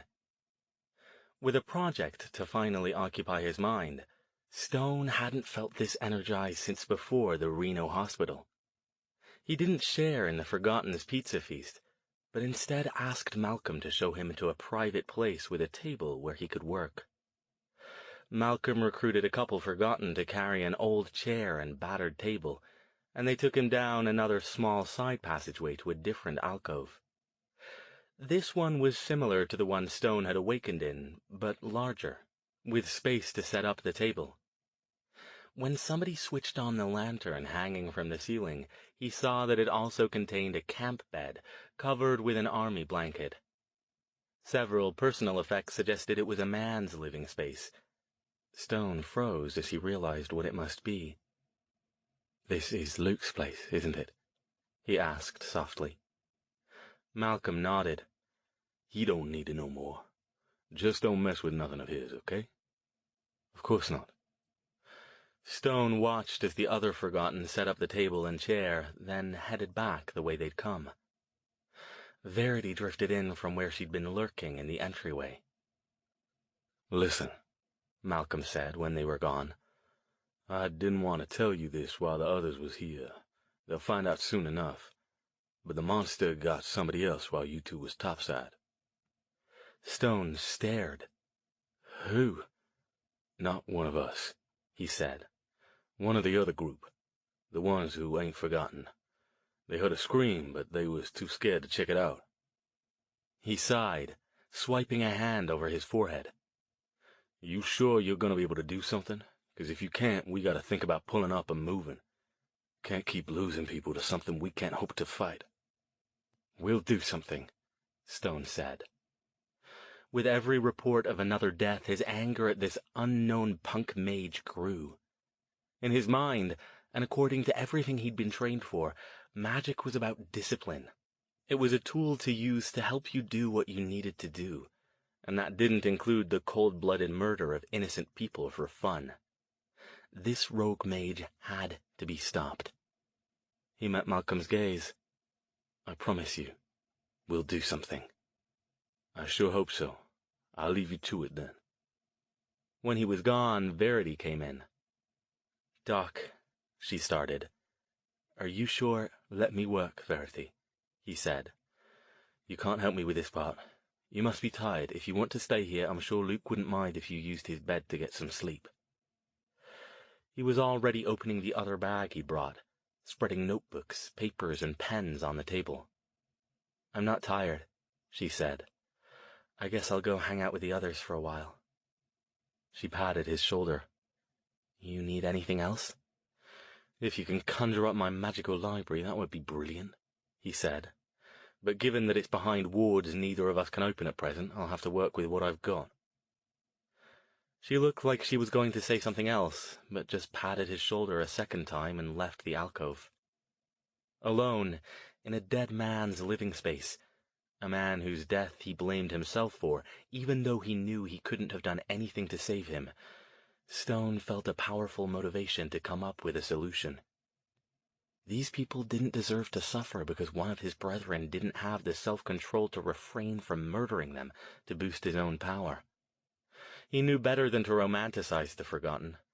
Many of them were hardly innocent in the strictest sense of the word, but even drug addicts and petty criminals didn't deserve this. The problem was, he hadn't been kidding with his remark to Verity. Doing this without any of his books was like trying to do complex mathematics without references. Essentially, it was doing complex mathematics without references. This kind of work involved a lot of intricate calculations to determine the precise composition and design of a magical construct, to neutralize the young mage's powerful illusions so the others could see him and fight him. He could do it, he was sure of that, but it would take a lot more time and mental effort and leave his work more open to mistakes. After an hour, he leaned back in the uncomfortable wooden chair. One leg was slightly shorter than the other three, not enough to spur him to look for something to prop it up, but enough to create a subliminal feeling of instability, and shoved his hand through his hair. He stared down at his pages of scribbled notes, at the annotated diagrams, at the list he'd made off to the side to keep track of the components he'd need to make this work. Or maybe to make it work. He had no way to be sure, and no way to check his calculations. He wished he had someone else here to consult with. Kolinsky, maybe. But aside from the fact that he still didn't want to reveal his lack of power to the Black Mage, there was the purely practical matter that Kolinsky didn't use telephones. And in any case, there was no way he could convince the man to come to Las Vegas, let alone down into a stinking tunnel under the city. He'd been correct that Verity couldn't help him with this. She was smart as hell and had a mind as quick as his, but she'd never shown any real interest or aptitude for this kind of magic. She'd slogged gamely through the background exercises he'd given her, but without enthusiasm, always wanting to get back to the more practical aspects of the art. A while back, they'd finally come to the agreement that she simply wasn't cut out for complex theoretical magic, the same way he wasn't cut out for healing. He'd removed that from her curriculum, and both of them had been happier for it. No, he was on his own with this. He sighed, dropping the pen on the table, and tilted the chair backward. One question nagged at him. Was this even the right thing to be doing? He knew he could sometimes be the living embodiment of the expression, if all you have is a hammer, every problem looks like a nail. His first impulse, when trying to deal with almost any situation, was to throw magic at it. If magic wasn't practical, he threw money at it. What he wasn't in the habit of doing was asking for help, beyond seeking out other mages for consultation. Usually, it literally didn't occur to him that maybe if he brought other people into the problem, they might make the whole thing a lot easier. Was he building an elaborate Rube Goldberg contraption, full of complex variables and potential failure points, when another, simpler solution would work better? This time, he honestly didn't think so. What could he do, really? He didn't know any other mages within easy reach who'd be willing to help. Kolinsky and Madame Juan were out of the question for different reasons. Shara was back east and would take too long to get here even if she dropped everything and caught the next plane out. Same with his colleagues in England, since Las Vegas didn't have an overworld portal. He could try to mobilize the denizens of the underground, but that would likely end in a bloodbath. The punk mage's illusions were so good they nearly fooled him, which meant, as long as they were running, the others wouldn't be able to affect the mage. And as long as he could continue killing people to draw more power, he could keep the illusion going perpetually. Even Verity wouldn't be able to attack him if she couldn't see past his illusions. The only other option was to bring in outside help, but that was out of the question, too. For one thing, the only kind that would be useful would be people like the police, and the Las Vegas police force was rife with evil. That, and the Forgotten would never consent to bringing strangers down into their haven. They'd choose to move first. The reason they'd stayed down here in the first place was to avoid the evil that could hide in anyone topside. Revealing the layout of their sanctuary would cause more problems in the long run than it solved in the short. He tilted his chair back down with a loud thud. Suddenly, he was all too aware of Luke. He almost felt the big Forgotten spirit watching over his shoulder, spurring him to action. Save my people. Help them. Do something. Stone picked up his pen, leaned forward over the table, and began writing again with renewed purpose. Chapter 22. The next morning, Stone went in search of Verity. Most of the Forgotten were in the main area, either asleep or tending to daily tasks, but she wasn't among them. Eventually he found her curled up in the alcove where he'd originally awakened, turned toward the wall. "Morning," he said, poking her gently in the back. "Come on, we've work to do." She rolled over, stretching and mumbling something unintelligible. "What time is it?" "Nearly 10. I thought you said you weren't tired." "Not much to do around here but sleep," she said. "Have you been up all night?" He nodded. "I wanted to get this done." She sat up, more alert now. "So, how's it coming?" He held up a sheaf of papers, covered with his untidy scrawl and various hasty sketches that looked vaguely like complex electrical schematics combined with ritual diagrams. "I've got something, I think. Not certain it will work, but once I remembered I've got a source of magic power now, things got a lot easier. That leads us to our next problem, though." She took the papers and glanced over them, clearly just to be polite. "Where's the chicken?" she asked. He frowned. "What chicken?" "The one you dropped in the ink to make all these weird scratches," she said, holding up the papers. "Dunno how you got it to draw pictures, though. That's pretty impressive." "Hush, you," he said, grabbing the papers back. "Anyway," she said, "what's her other problem?" She shrugged into her leather jacket. "We need supplies," he said. "More than just your standard candles and chalk, and I've no idea if there even are any magical supply shops in town, let alone where they might be." "Can't you get Madame Juan to send you stuff?" "Yes, but that will take time. I was hoping to get this put together today so we can try luring the mage in tonight." "So you want to try to find a magic shop?" "Yes." "You want me to come along, or stay and do something here?" Damn, but he hoped this got easier as time went by. "I need you to come along," he said. "Without my magic, I'll need you to help me verify some of the components, and possibly even to get inside." She gripped his arm. "Okay, you tell me what you need and I'll do it." They found Malcolm, and Stone told him they were heading out again.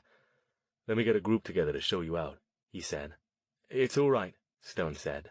"I know the way now, and I think Verity and I can handle anything that might come up."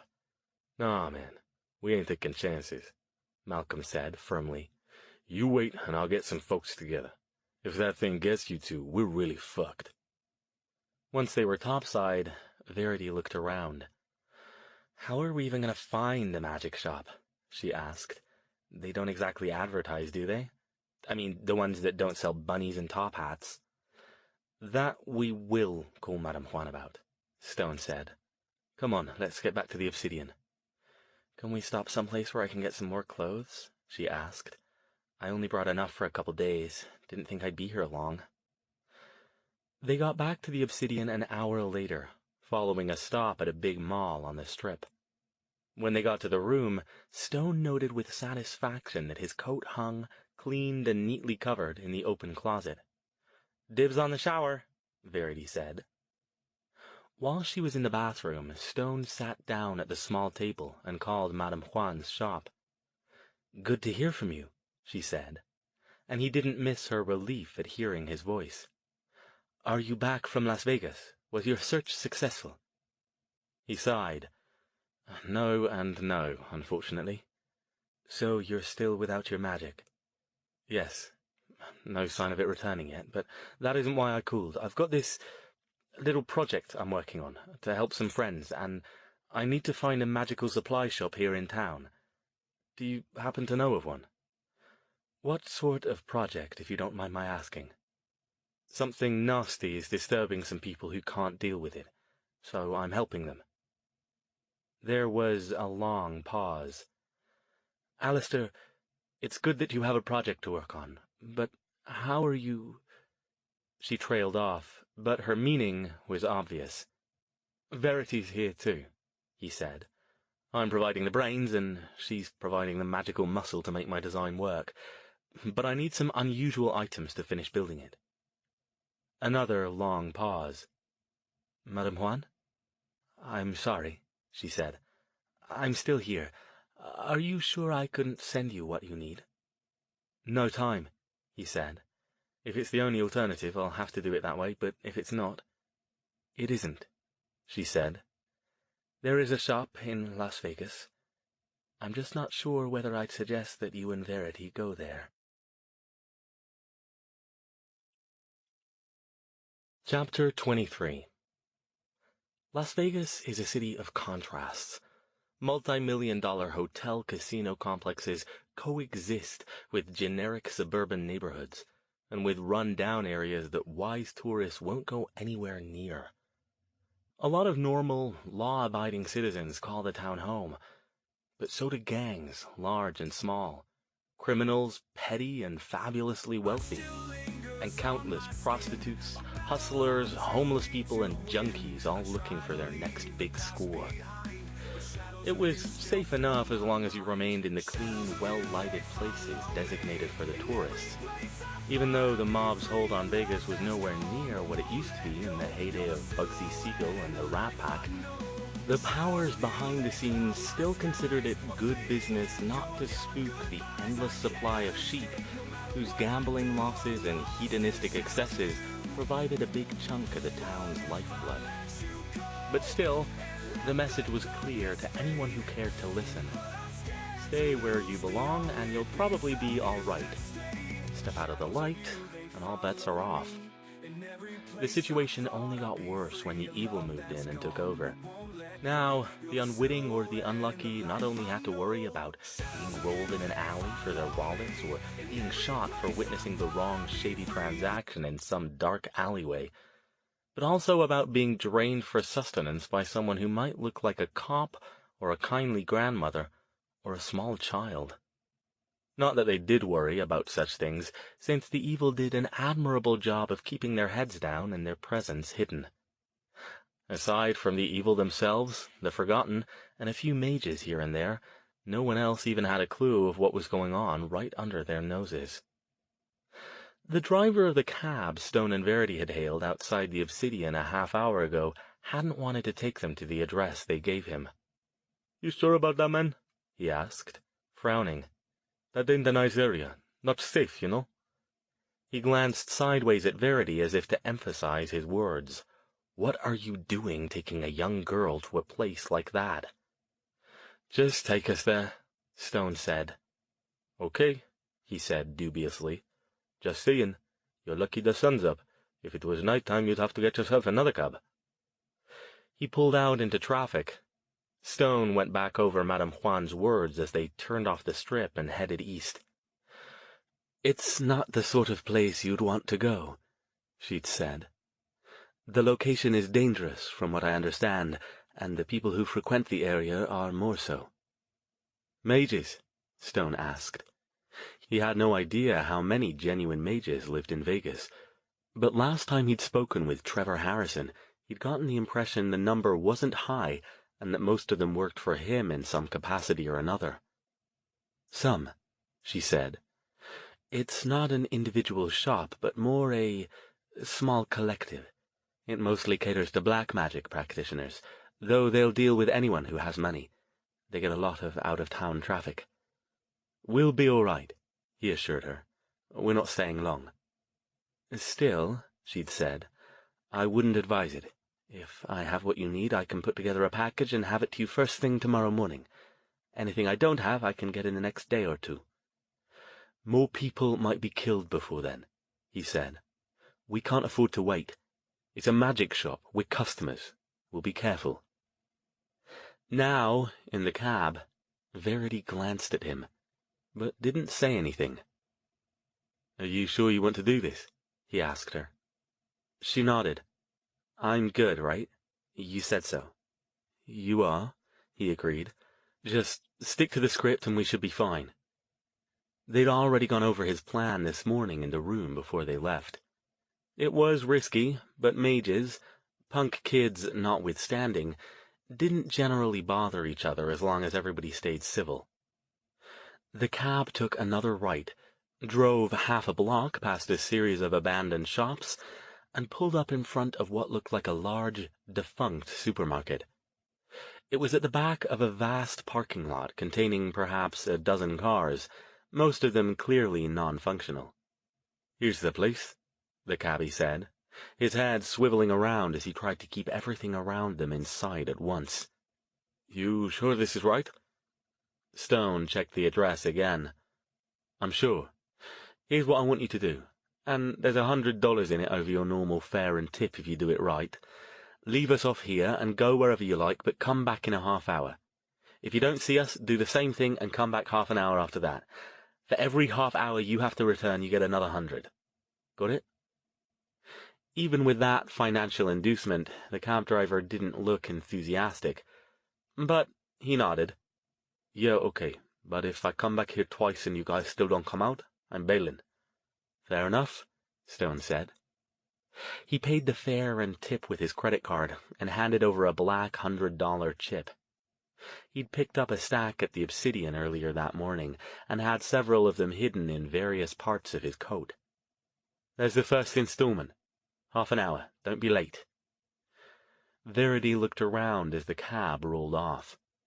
This place looks like some kind of post-apocalyptic wasteland. I guess I never thought of Vegas having stuff like this. Stone nodded. Stay close. He pulled himself up to his full height and strode across the gravel and weed-strewn lot toward the building. His heartbeat quickened. If anyone saw through his facade, he wasn't sure Verity's magic alone would be enough to save them. But he'd played this part enough that it was second nature to him. He kept his mind firmly fixed on both Verity and the Forgotten back at the underground. They were depending on him. He could do this. Next to him, Verity was doing the same thing. She moved with an easy grace, her face set, her eyes fixed straight ahead. No hesitation, no nervous looking around. She walked like she owned the place, just like he'd instructed her to. Sometimes, when he stopped to pay attention, Stone was amazed by the transformation she'd gone through in the last year, since they'd found her huddling in a camp with another group of Forgotten, terrified that something was after her, and she didn't know what it was or how to hide from it. Back then, she'd been a frightened teenager with no idea what was wrong with her brain. When he'd taken her on as an apprentice, she'd been grateful for his help in vanquishing her mental issues. Uncertain of her own abilities, and willing to follow anything he'd told her to do. With a less scrupulous master, that willingness could have been a recipe for the kind of exploitative relationship that some mages fell into with their charges, and could have done irreparable harm to her. As she'd grown in power and knowledge, though, their relationship had changed. Now she was a confident young woman, proud of her abilities and how far she'd come. She had no qualms about pushing back when she disagreed with something Stone tried to teach her, or didn't know the reasons for it. She stood up to him and to her brother, and, Stone had no doubt, to any romantic partners she might find. This time, he'd gotten it right. Unlike his disastrous last attempt at taking on an apprentice, the one that had left him wondering if he would ever be fit to do it again. You see those two guys behind the car, right? Verity murmured to him. Yes, and the one over there by the dumpster. Just keep walking. They'd almost reached the building now. It did indeed look like it had been a supermarket sometime in its distant past. Its wide display windows were long gone, replaced by sheets of plywood. No graffiti, Stone observed. That was odd in itself. Such huge canvases should have been irresistible temptation to every tagger in the area. A bank of doors stretched across the center part of the building, 8 in all. However, all but 2 were blocked from behind with more plywood, boxes, and other stacked items. Of the 2 that weren't, one stood open and the other was closed. "Wards?" Stone asked. Verity paused a moment to look. "Yeah," she said. "There's one on the open door. Doesn't look like much, though." This could be a problem. If they'd keyed the wards to only allow the magically talented inside, then Stone's cover would be blown before they started. Still, that sort of ward was difficult to produce, and beyond the talent of all but the most potent black mages. Kolinsky could do it, he knew, but he doubted any mages of Kolinsky's caliber hung out at blasted-out supermarkets in the bad ends of Las Vegas. Then again, Kolinsky's own shop didn't look much better from the outside. "Let's try it," he said. "You go first." She squared her shoulders and stepped through the open doorway. She didn't disappear, which was a good sign. Stone took a deep breath and followed her. Nothing happened.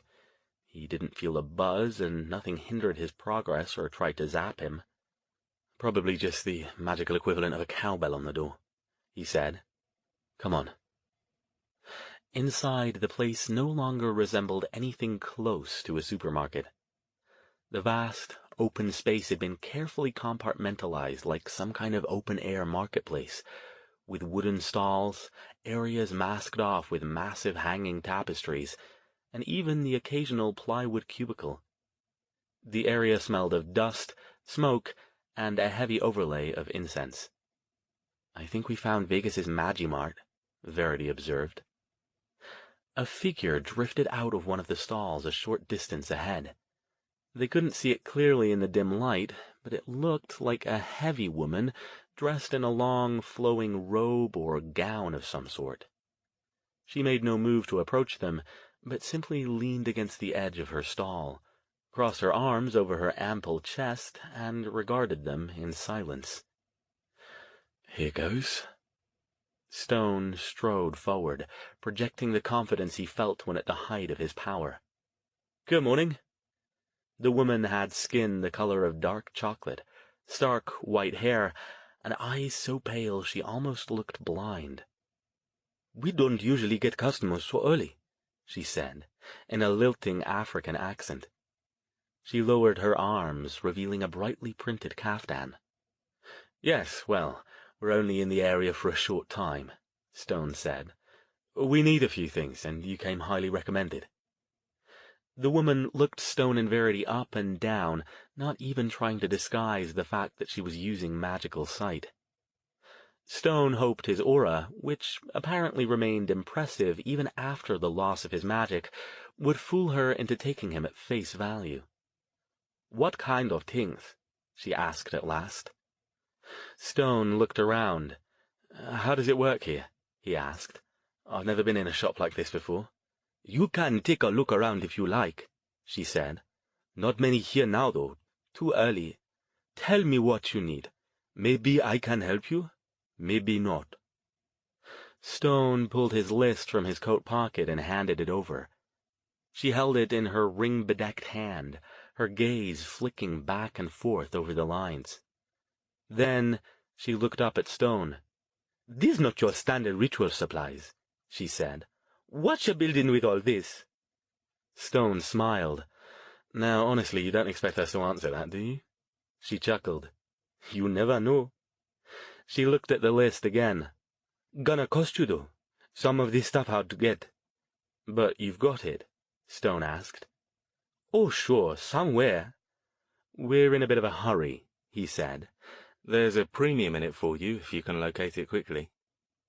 He handed her a $25 chip, a quarter, apparently, in Vegas parlance, from another pocket in his coat. A deposit, to show we're here in good faith." She took it and squirreled it away in one of the pockets in her caftan. "You go down that way," she said, pointing down a narrow aisle running through the middle of the space, flanked on both sides by booths and draped tapestries. "Take your first right, and go to the second booth on the left. Talk to Waldo, he maybe can help you." She handed the list back. "Thank you," Stone said, and passed it off to Verity. The woman nodded toward her. "Who's that pretty one? She yours?" "She's my apprentice," he said, emphasizing the last word. "She's the one who needs the supplies for a class project." "Too bad," she said. "You might be able to get Waldo to lower his prices. You give him a little alone time with her, you know." He felt rather than saw Verity stiffen next to him. "We're just here to buy," Stone said evenly. "Come on, let's go," he said to Verity. They started off down the aisle the woman had indicated, past booths and cubicles draped with colorful fabric and lettered with mystical symbols. Most of them were closed and empty. When they got far enough that the woman couldn't hear them, Stone said under his breath, "Still all right?" "Yeah," she said, and snorted. "I'd like to see the little perv try anything. My lightning bolts need a little refining." "Let's try to keep things civil," Stone said. "I will if he does. That's all I can ask." They continued deeper into the cavernous building, following the woman's instructions. "Can you read any of these signs?" Verity asked, pointing at one to their right. "They're warnings, mostly, and lists of what each place sells. I'd imagine if you look at them magically, you'd see more." She tried it and nodded. "Yeah, still can't read it, though. Probably more dire warnings. I wouldn't mind spending some time here just looking around, but we need to hurry if we don't want to miss our ride." When they made the last turn, things were a bit livelier. 3 of the 6 stalls along both sides of the narrow aisles had light shining from them. The second on the left, larger than the others, was one of them. As they approached, Stone studied the sign above it. It was fancier than some of the others, and bore the legend, "Professor Waldo's Emporium of Oddities," written in large gold text, along with several other brief notations in the strange magical script. "What's it say?" Verity whispered. "He's got general supplies," Stone said, "but also some fairly nasty black magic stuff, and offers other services. Stay close and keep your wits about you." They stepped inside. Stone didn't feel any wards this time. Likely they'd been deactivated for business hours. The double-sized stall looked like a cross between a Middle Eastern bazaar booth and something out of a flea market. Tables lined most of the walls, each covered with a different color cloth and arrayed with various items: crystals, books, candles, bottles of all shapes and sizes. A large glass case near the center contained an array of gemstones and jewelry, and a rack off to the side hung with various cloaks and other clothing. 2 scantily clad women lounged on a sofa along the right side wall, both studying the newcomers with languid interest. Neither spoke. Verity touched Stone's arm and pointed. He followed her gaze to another table, set back from the others and draped with a black silk cloth. It was spread with a more grisly selection of objects, everything from what looked like mummified animal body parts to what uncomfortably resembled human bones etched with magical sigils. A curtain at the back of the stall opened, and a man entered. Good morning," he said cheerfully, but his eyes were anything but cheerful. Short, stocky, and balding, he had a bushy mustache and was dressed in a black silk shirt and dove-gray trousers. His gaze quickly took in Stone, and then slid over to examine Verity with more interest. His smile turned to a leer. "And what can my humble shop do for you fine folks today?" As they had agreed, Verity took point. I need some supplies for a project I'm working on." "Oh, indeed, indeed," he said, his head bobbing up and down as she spoke. "And what might those be?" She pulled the list from her pocket and offered it to him, then snatched her hand back as the man's fingers brushed hers when he took it. He tittered as if he'd gotten away with something, and leered at her again before bending his head to examine the list. He said. Interesting, interesting indeed. This must be quite a project you're working on." "Do you have the items?" she asked. "Oh, yes, of course we do." He looked up again, first at Verity, then at Stone. "Why don't you come with me into the back and we'll see what we can find?" He tittered again. "You can leave your friend out here." Verity glared at him. "I don't think so. We're kind of a package deal." The man, presumably Waldo, glanced at Stone again. "Oh, really? That's unfortunate." Then the smile was back. "But then," he added, addressing Stone directly, "I'm sure we could find something to interest you as well." He nodded toward the two women on the couch, and both of them flowed gracefully to their feet and glided over. One took hold of Stone's arm and lounged against him, her eyes full of sensual invitation. "Our services are top-notch." "Thank you, no," Stone said. He extricated his arm from the woman's grasp. "Please get the items my apprentice is looking for. We're in a bit of a hurry." "Your apprentice?" The man's eyebrows rose. "Ah, then it's you I should be speaking to." His gaze cut sideways again, toward Verity. "No," Stone said. "This is her project. This is part of her training." "Yes, of course, her training." The way he said it, it sounded like something dirty. "All right, then. Let me see what I can find. Wait here, please." He disappeared back through the curtains. Stone stepped away from the two women, who were still eyeing him with their strange, hopeful expressions. "Thank you," he told them, "but we're just here for the supplies." They looked disappointed, but slunk back over to the sofa and sat back down like a couple of annoyed cats. "I need a shower," Verity muttered under her breath. "Are all black mages that creepy?" "Just hold it together," he muttered back. "You're doing fine. We'll be out of here before you know it." Waldo, if he was in fact Waldo, took his time returning. By the time he came back, carrying an oversized black tote bag in one hand and a metal cauldron the size of a football helmet in the other, they only had 10 minutes left in the 30 before the cab would return. Here we are," he said. He waved his hand, and a folding table flew away from the wall, unfolded itself, and settled on the floor. He pulled a black silk cloth from the bag, spread it over the table, then set the bag down and began pulling the items out. Stone examined each one of them in turn.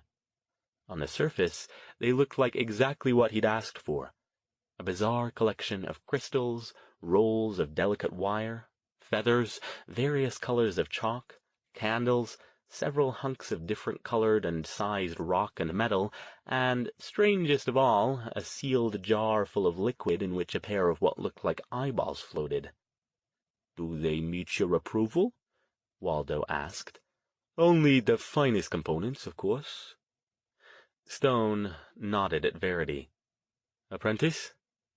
To Waldo he said, "This is part of her training as well. I want her to learn to differentiate quality in magical components." He stepped aside to give Verity the best view. She moved into position, studying each item in turn. Waldo, meanwhile, studied Verity, an unwholesome smile slipping back onto his pudgy face. Stone glared at him. "Interesting shop you've got here," he said, in an effort to direct Waldo's attention away from his apprentice. "Yes, it is," he agreed. "You're lucky I was open. Most of the shopkeepers only open at night or by appointment. I was only here because I happened to be examining a new shipment." He didn't specify what sort of shipment it was. His smile widened. Are you sure you won't take advantage of any of our other services? Our ladies know exactly what it takes to satisfy the—" He glanced over at the two women on the couch. "magically gifted gentlemen." "No," Stone said. "Thank you. How much do we owe you, then?" "Oh, well," he said, his gaze meeting Stone's and then skittering away. "This does represent some of my best stock. These especially," he pointed at several of the rocks and hunks of metal, "were quite difficult to acquire, and will take me some time to replace." "How much?" Stone asked again. "Say 2,000 for the lot." The price was exorbitant, and Stone knew it. He was sure Waldo knew he knew it. But before he haggled over it, he needed to know if Waldo was trying to cheat them in other ways. To Verity he asked, "What do you think of the quality?" She moved her hand over the hunks of rock, then stopped, hovering it over one of the larger ones. "I think that piece there doesn't look right." Waldo's brow furrowed, and he frowned. "That's impossible," he said. "As I told you, I offer nothing but the finest quality." Verity shook her head. "That's not quality, that's crap, and you know it." She pointed. "And so is that one there." Stone noticed that she still had the telltale glazed-over look that indicated she was viewing the world through magical sight. Waldo's creepy leer shifted to a more dangerous expression, and his eyes got hard. "You shouldn't allow your apprentice to give such insult," he said, his jaw set. "It's not insult if it's true," Stone said. He had to take the chance that Verity knew what she was talking about. If he accused the man of trying to cheat them and was wrong, the two of them could be in for trouble. Verity nudged him ever so slightly and flicked her gaze to the side. Stone took a quick look behind them. Two other men lounged in the doorway, watching the proceedings. They wore old-fashioned suits, one blue, one gray, filled out with muscle. "What's this about?" Stone asked. Waldo shrugged. "You can't begrudge a man a bit of security." "We're not here to cause any trouble," Stone said. "Just sell us the items at a reasonable price given their quality, and we'll be on our way." "First your apprentice insults me by questioning my wares," Waldo said, "and now you add to the insult. I think maybe you should make your purchases and then go before I'm forced to do something I might regret." He smiled. "Of course, if you can't afford my prices, there are other ways you might pay." He leered at Verity again. "Your type. The little goth girl is very popular with my customers here. You could easily make thousands in a week." "Fuck off," she said, her face twisting in disgust. "Come on, Doc, let's—" Stone put a hand on her shoulder, but he was looking at Waldo. "Not your best choice," he said to the man, his voice calm, his eyes still. "Oh? And what is my best choice?" Waldo's smile hid a sneer. "Well, that's obvious, isn't it?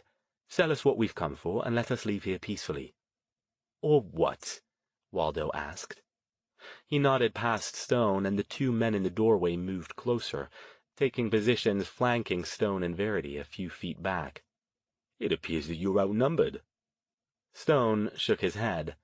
"No, I don't think we are." "I don't see anyone else," Waldo said, making a show of looking around. "Unless you're hiding them with an invisibility spell, and that never would have made it past my wards." "We don't need anyone else," Stone said, still calmly. This was one of those bluffs that you had to run through to the end. He had no idea if he retained any conscious control over his aura in his mundane state, so he called on his natural willpower to help him remain calm, despite the pounding of his heart. If he screwed this up, he could get both himself and Verity killed.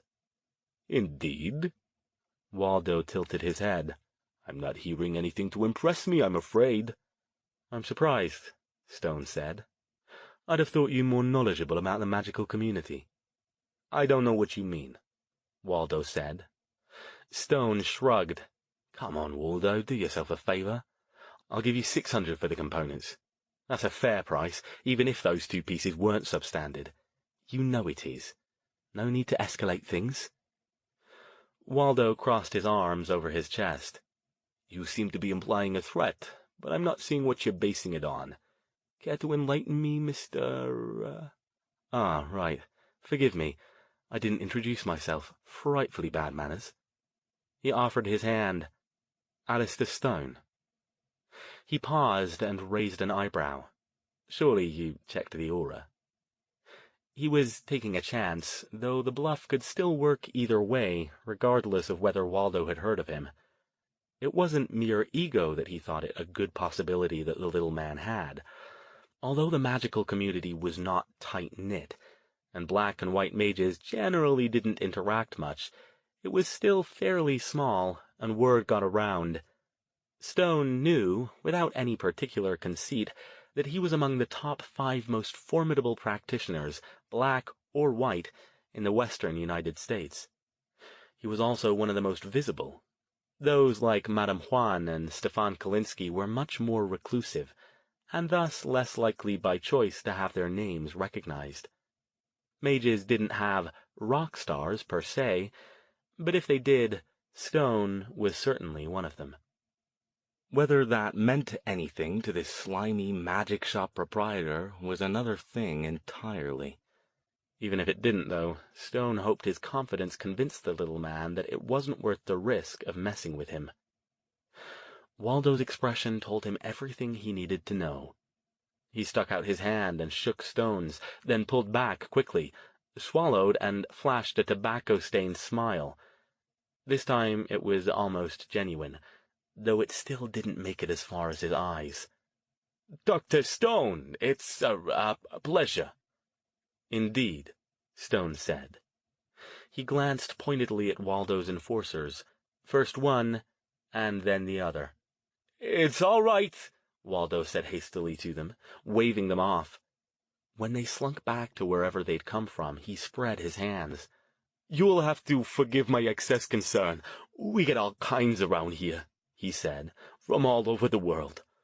"Of course," Stone said. "I understand completely." He glanced at his watch. They were cutting it very short. The cab might already be outside. About the items, then.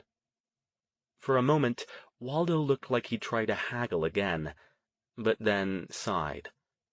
600 is acceptable," he said. "Do we have a deal?" Stone was already pulling chips from the inner pockets of his coat. He put 6 black ones on the silk cover, then added a green one. "We'll have the bag, too." "Of course." Waldo shoveled items into the tote bag as fast as he could manage without appearing careless. "A pleasure doing business with you, Dr. Stone. And you, too," he added to Verity. His leer had changed to a look of disappointment. "It's a shame," he said. "You really could have made thousands working for me." Verity was about to say something, but Stone nudged her and picked up the bag, motioning for her to grab the cauldron. "Come on, apprentice. We need to be on our way." "Good day," he said, nodding to Waldo and the 2 women. Neither of them said anything until they were outside. Stone strode purposely forward until they were halfway across the parking lot, and then he slowed down and let his breath out. "That," he said, "is not a performance I care to repeat." "You were great, Doc," Verity said, grinning. "Did you see his face when you told him who you were? I had no idea my master was such a badass." "Your master was a bit petrified," Stone admitted. "If they'd called my bluff—" Her grin widened, and she punched his arm lightly. I could have taken him," she said. "And hey, look, there's the cab." Stone looked up the street. It was just coming around the block and heading toward them. "Tell me," he said, "did you really see something wrong with those 2 pieces?" "Nah," she said. "I just figured guy as sleazy as that, he's gonna try something. So I watched his aura when I moved my hand around. When it perked up, I took a chance." "Well done," Stone said, impressed. "Hey, if he's gonna be a sleazeball and underestimate me because I'm just a girl, you're damn right I'm gonna take advantage of his ass." she said. Stone chuckled. You frighten me sometimes. Just keeping you on your toes, Doc, she said. Come on, let's hurry up before this guy spooks out and bolts. I don't want to wait here another half hour, do you?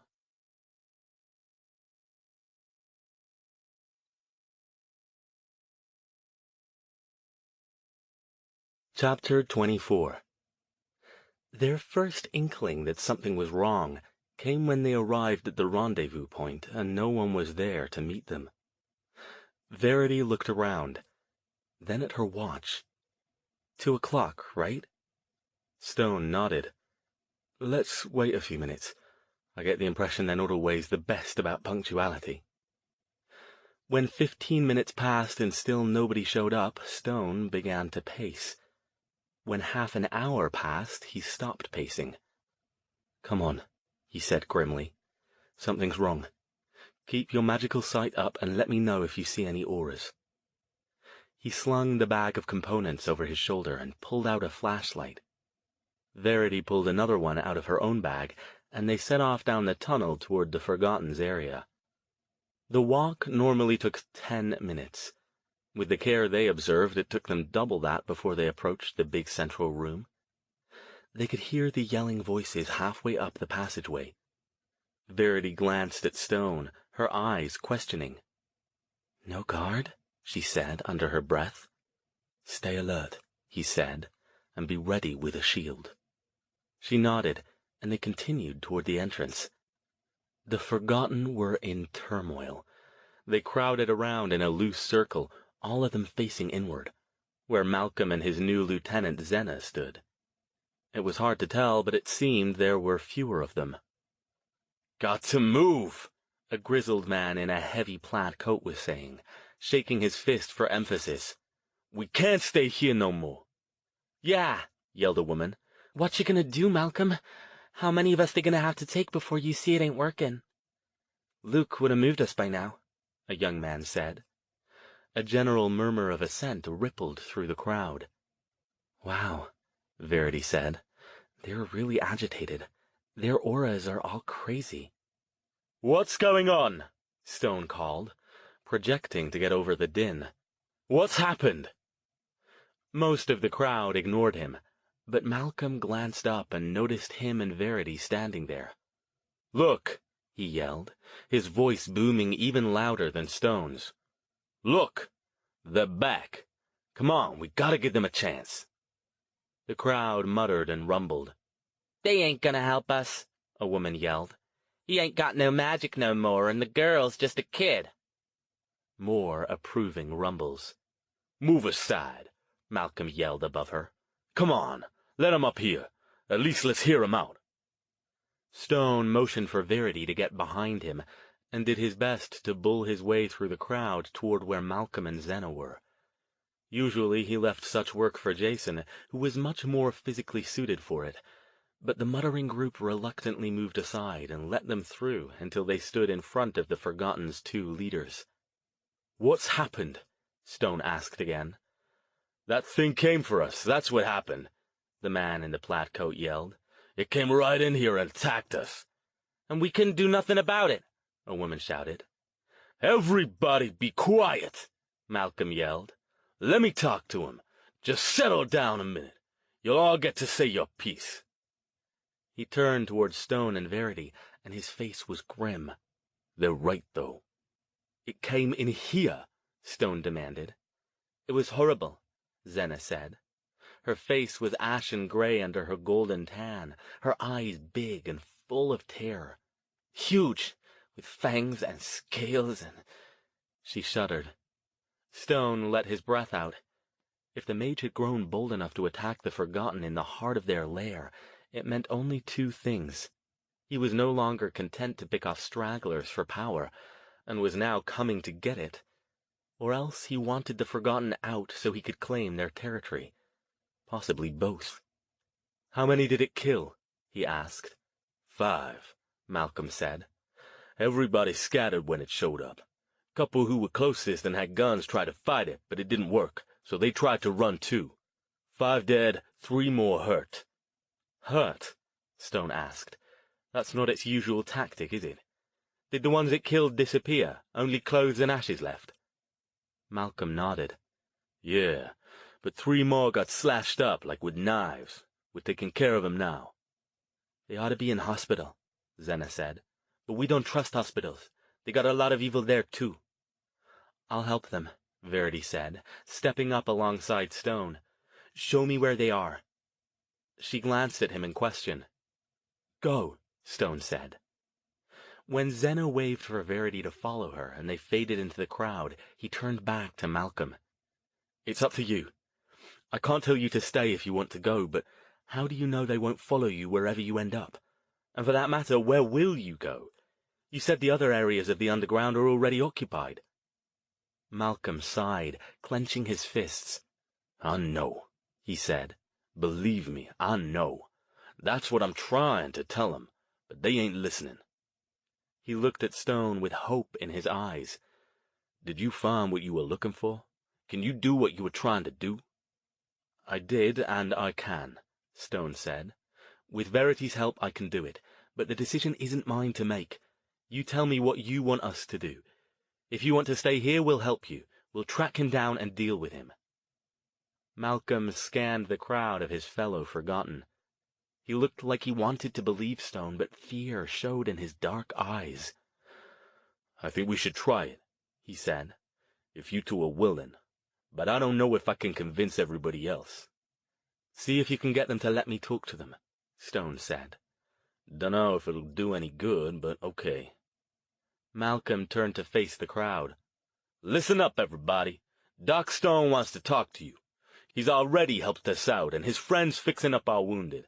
Will you listen to him? There was more muttering and shuffling, but after a moment it died down until it was much quieter. Yeah, okay, but not for long, the man in the plaid coat said. We gotta get to packing up our stuff. He focused on Stone. Say what you got to say. Stone took a deep breath. He didn't miss all the suspicious faces among the fearful, bedraggled crowd. He didn't miss how easy it would be for them to turn on him or panic and bolt if he said the wrong thing. It's just like lecturing your classes, he told himself. Hell, some of these people dress better than some of your students. Right then, he said. You've got a choice, as Malcolm here has no doubt pointed out to you. You can stay and fight, or you can run. I know it's tempting to run. I've seen this thing. I know how frightening it is, and how dangerous. I watched it kill Luke, and there wasn't a damn thing I could do to stop it, so I understand your fear. If you can't stop it, somebody yelled from the back, then why are you even talking to us? We gotta go before it comes back. Stone held up a hand, trying to quiet them before the crowd got up a head of steam again. I said there wasn't anything I could do. That was then. Things are different now. So you can fight that thing? Somebody else demanded. You can take out the monster? I thought you ain't got no magic. Stone pulled himself up taller and projected a confidence he didn't entirely feel. First of all, he said, let's get something straight. That thing that's been attacking your people is not a monster, not in the general sense of the word. Murmuring again. It sure as hell is, the man in the plaid jacket said. We all saw it. It was huge, with fucking enormous teeth, and big red eyes, and scales, and things waving around under its mouth. Stone nodded. This guy was definitely emerging as the leader of the opposition, so he turned his focus on him. I know what you saw, he said. I saw it too, but it's not real. That thing is nothing but a powerful illusion, and do you know what's behind it? A mage. That's what. The murmurs were getting louder. How come we didn't see no mage? The man asked. And even if you right, how you gonna stop a mage when you ain't one no more? A couple days ago, those words would have cut to Stone's core. Now, he barely noticed them. I don't have magic powers anymore, true, he said. But that doesn't mean I've forgotten everything I know about magic. His words took on an edge of anger. And believe me, I know more about magic than just about anyone around, certainly more than this punk kid embarrassment to the art. He paused a moment, sweeping his gaze around the group just like he did in his lecture hall when challenging his students to refute what he was saying. When nobody spoke above the general muttering, he continued. "This kid is an insult to the magical community. He needs to be dealt with, and regardless of whether you lot decide to tuck your tails between your legs and run from your home, I'm staying here.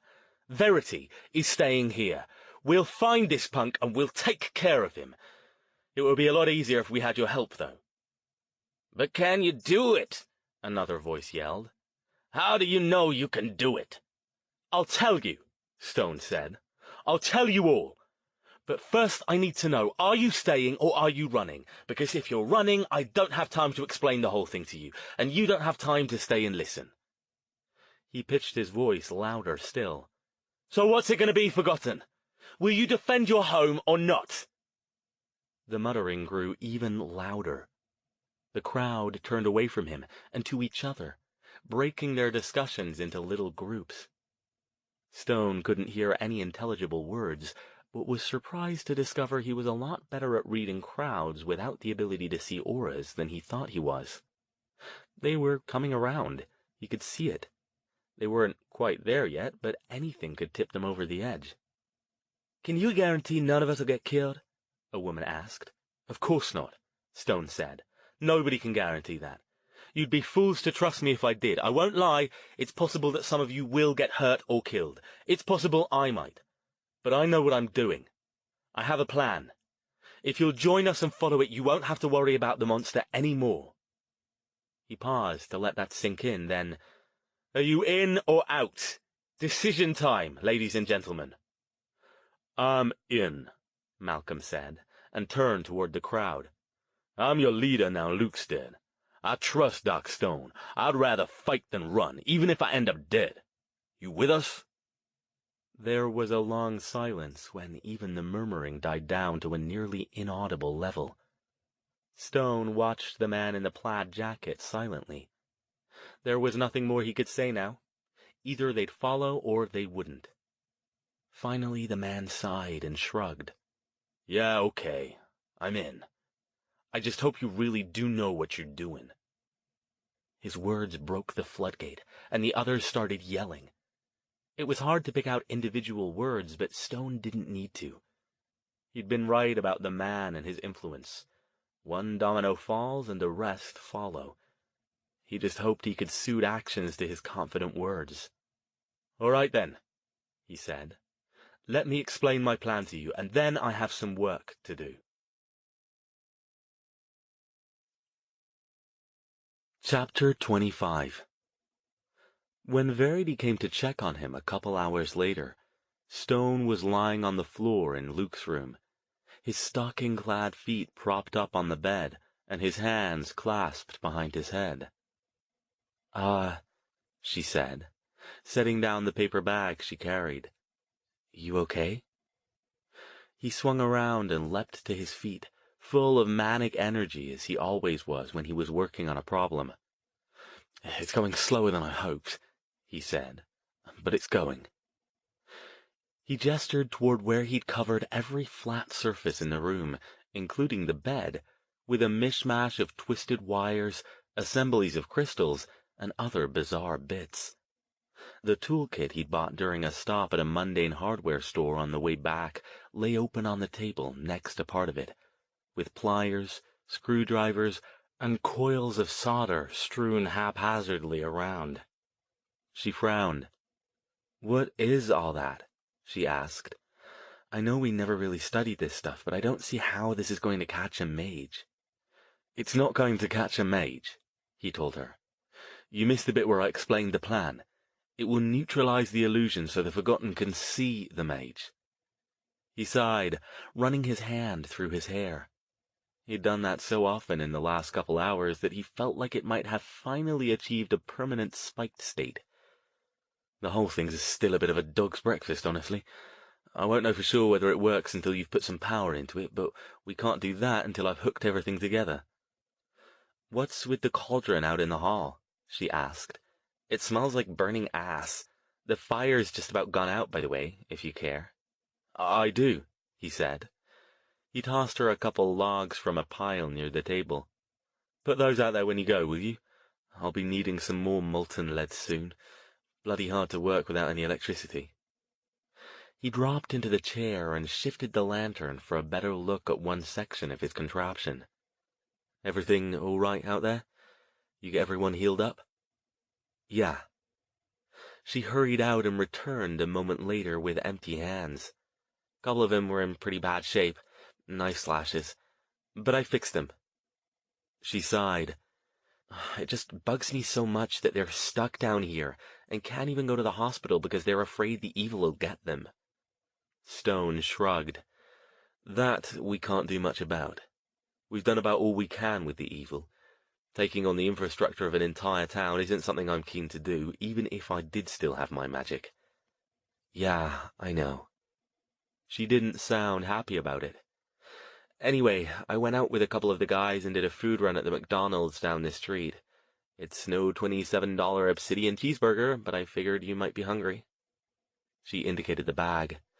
"Might need you to reimburse me a little for stuff. Between the plane ticket and buying McFood for 50 people, my credit card's starting to whimper a little."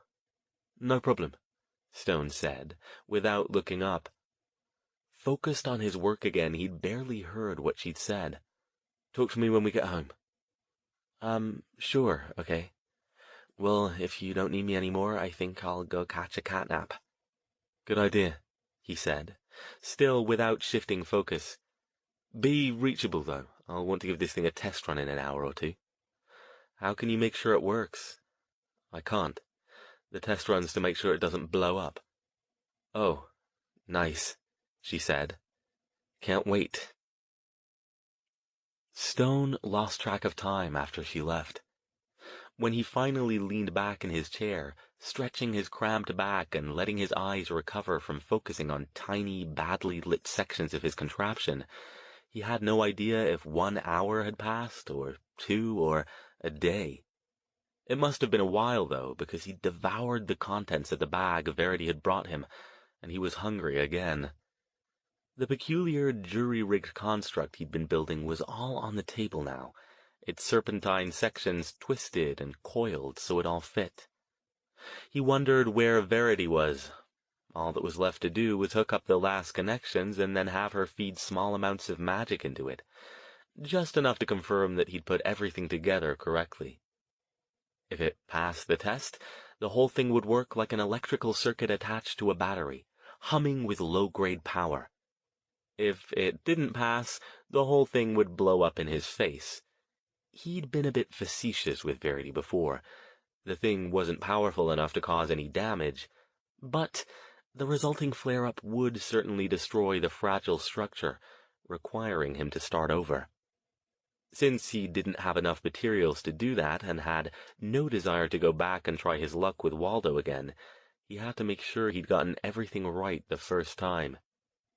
He flipped the pages in his notebook for what had to be the 10th time, checking over the sections, verifying he'd used the proper crystal here, the proper connector there, until the whole thing started swimming in his vision. He sighed. If he were smart, he'd follow Verity's lead and take a nap now. No time, though.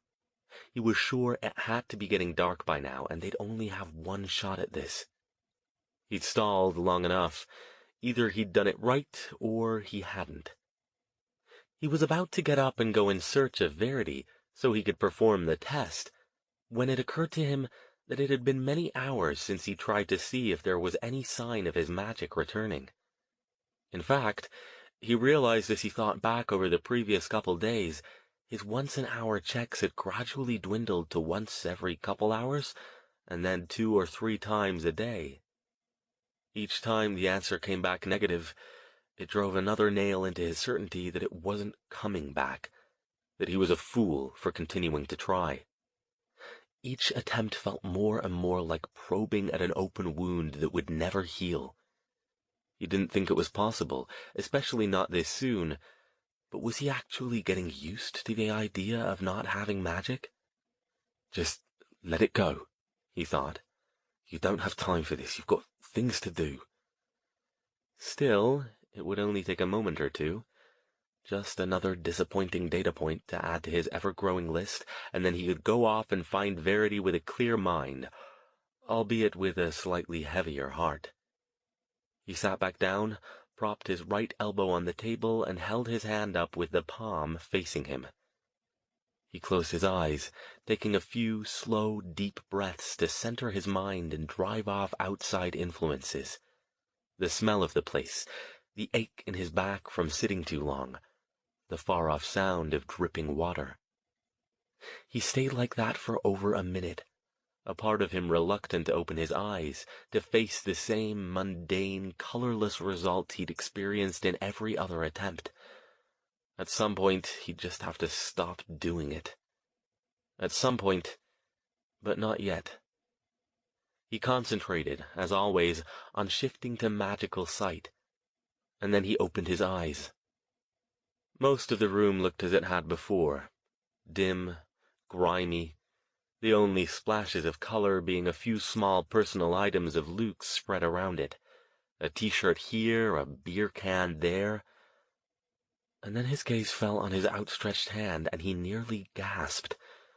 His hand began to shake, first mildly and then enough that the entire table and the delicate construct upon it quivered.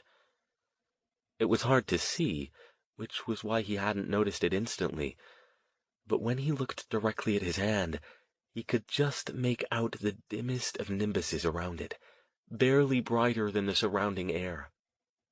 Closest in, touching his hand, the glow shone a faint violet, stretching out nearly a foot.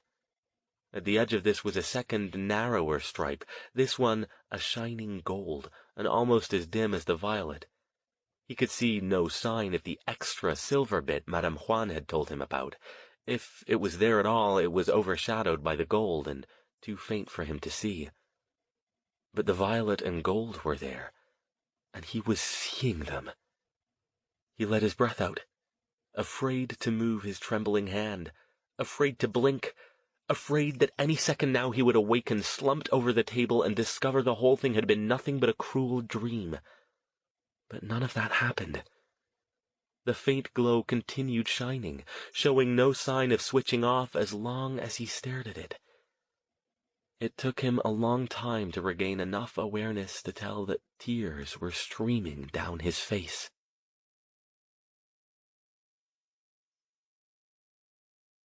Chapter 26. "All right," Stone said, projecting once again to reach everyone in the crowd gathered around him in the main room. "That's the plan, then. Does anyone have any questions? Last chance before showtime. If you don't know what you're supposed to be doing, say so now." The crowd mumbled and murmured, but no questions arose. Stone wasn't surprised. He'd made an extra effort to explain things in easy-to-digest chunks, reiterating it all again now, questioning each key person to make sure they knew their job. There weren't that many he was depending on, mostly Malcolm, Zena, and two others Malcolm had identified as the group's best and steadiest shots. Each of the four of these Forgotten now held a new hunting rifle and carried a box of ammo, courtesy of another stop Stone and Verity had made on their way back from Waldo's. Nevada, as it turned out, had no restriction on the purchase of firearms. This fact had surprised Stone, who'd gone from England to California and was used to restrictive gun laws, but he hadn't been averse to taking advantage of it. He himself carried a brand-new Smith & Wesson revolver in a holster, which he'd promised to Malcolm if they were successful, and which he hoped very much he wouldn't have to use. Verity stood next to him. He'd found her an hour earlier, and had her test his construct, which, to his relief, had not blown up and seemed to be performing as expected. That didn't guarantee it would continue to do so when put under full load, but it was an encouraging sign. "Are you ready for this?" he asked her. "You'll be doing a fair bit of the heavy lifting." She nodded. He noticed that some of her cocky bravado had deserted her, but he knew her well enough after a year's association to see that it wasn't fear, not entirely at least, that fueled her more somber demeanor. but simply that she knew she had an important responsibility and took it seriously. "I'm ready," she said. "I don't have the dangerous job, though. Are you ready?" "Ready as I'll get," he said. He hadn't told her, or any of the rest of the Forgotten, about the nascent return of his magic.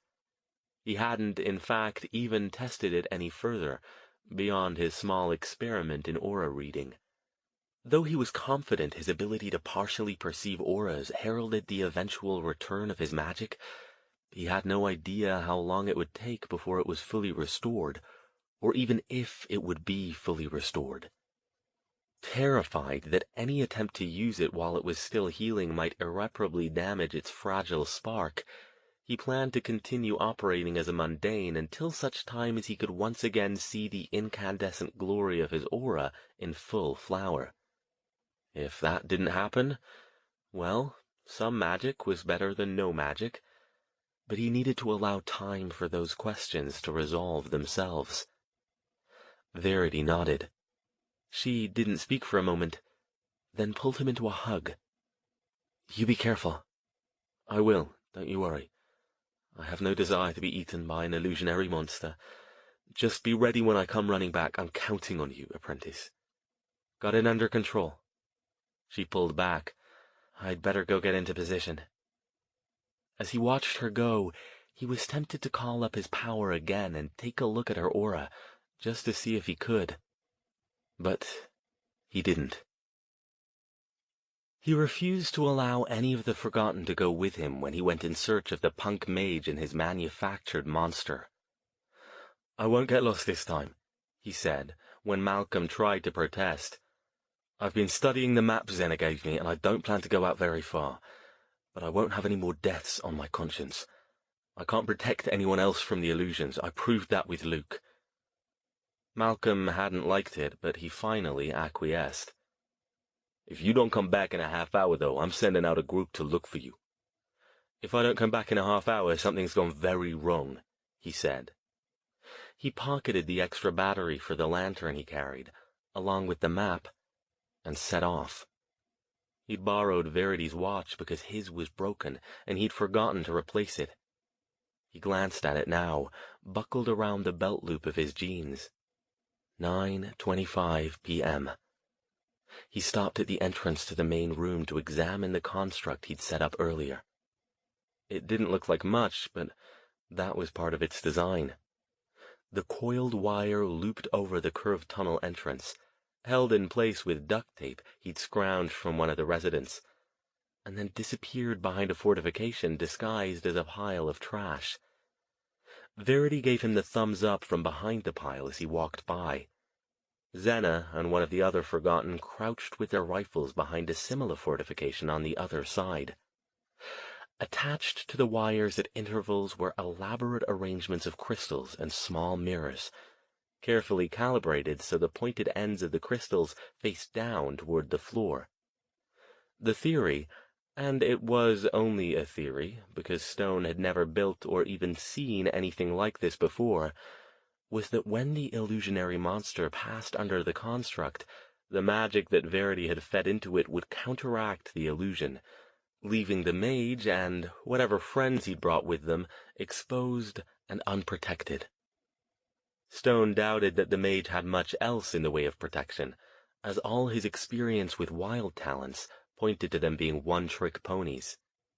This mage might have a few other spells he could do, which still made him dangerous, but without his big gun he'd be surprised and disoriented, and easier for the armed Forgotten to take down. He hoped. As he continued walking, keeping the lantern in front of him, and trying not to think too hard about his ordeal, where he'd been lost in the dark tunnels less than a day earlier, he wondered if he should be concerned about his cold-blooded pronouncement regarding the punk mage's fate. The kid probably didn't know any better. Likely he'd grown up on the street, discovered his magic in some traumatic way, and had either discovered his talents by trial and error, or been trained by an unscrupulous master who probably used him to commit crimes. Mages who indiscriminately killed people for power were exceedingly rare, and generally came from one of two backgrounds. Either spoiled wealth and privilege, which could lend itself to a certain callousness about the value of life, or deep poverty and deprivation, which often led to the disregard of rules in favor of immediate gratification. Most black mages were content to gain their power by taking it gradually from donors, willing or otherwise. Most mundanes had no idea that the sudden sensations of tiredness many of them experienced often resulted from an involuntary energy donation to a black mage in a crowded place like a mall or nightclub. Regardless of this mage's background, though, Stone didn't feel any particular qualms about his likely fate. The kid had murdered several of the Forgotten just since Stone had arrived, and several more underground residents, both Forgotten and otherwise, before he'd shown up. Sure, maybe the majority of Las Vegas society barely considered those living in the underground to be human, but the fact remained that this kid was a mass murderer, and one that the mundane cops, even if they weren't crawling with evil, would find difficult to deal with. All it would take was one shot at casting an illusion, and the kid could have everything from his freedom to a bloodbath as he spurred the cops to shoot each other as they tried to take out the monster. He kept going, trying to put the mage's future out of his mind. Before they could implement their plan, they needed to find the kid, and that was by no means a certainty.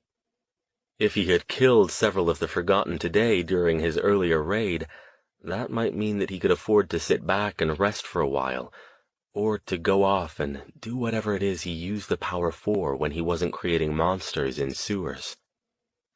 He'd almost reached the T-intersection where he and Luke had encountered the mage before. One good thing he realized as he stopped before the tunnel split. The path back to the Forgotten's area wasn't as complex as he'd thought it was when he was bumbling along in the dark. He saw now that he'd taken a wrong turn that had led him in a direction that had actually taken him further away from the Forgotten. He wouldn't make that mistake this time. In addition to the lantern he carried, he also had a tough flashlight and a spare set of batteries in his coat pocket. Things would have to go catastrophically wrong for him to be left in the dark again. And there was always the gun. He trailed his hand over its unfamiliar grip. He didn't like guns and had, in fact, never held one before today, let alone fired one. He'd had to ask the man at the gun store to show him how to load and fire it, on the pretense of wanting it for home defense. It felt strange hanging there in its holster attached to his belt. Strange and heavy and completely out of place. He was certain that if he had to use it, he'd botch the job somehow and end up shooting either himself or someone on his own side. Don't think about that either. If things go as planned, he won't even have to draw the damn thing. He shone his lantern around the intersection's corner and glanced both ways. The blocked tunnel was still blocked, the open tunnel was still open, and the metal door was still stubbornly closed and locked. There was no sign of Luke's clothes or the ash that had been his body. Either the mage had taken the clothes with him, or Malcolm had sent out a party to retrieve them after they found Stone. That was the insidious thing about black mages. They could kill essentially without a trace. Couple that with the fact that Stone had never encountered a police organization that knew anything about magic, and pinning a crime on a mage would be nearly impossible. He wondered, if the kid managed to get the drop on him, if he'd end up as a pile of ash. Mages were harder to ash than mundanes, but he wasn't sure yet which team he was playing for, or whether a mundane who used to be a mage retained his standard magical protections. He won't get the drop on me, he told himself sternly. He had to keep moving. He had no doubt that Malcolm would keep his word and send out a search party after a half hour had passed, and that could complicate matters if the mage and his illusion showed up then.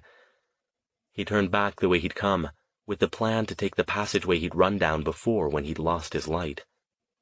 "Man, you're pretty stupid," a drawling voice said from nowhere, somewhere behind him.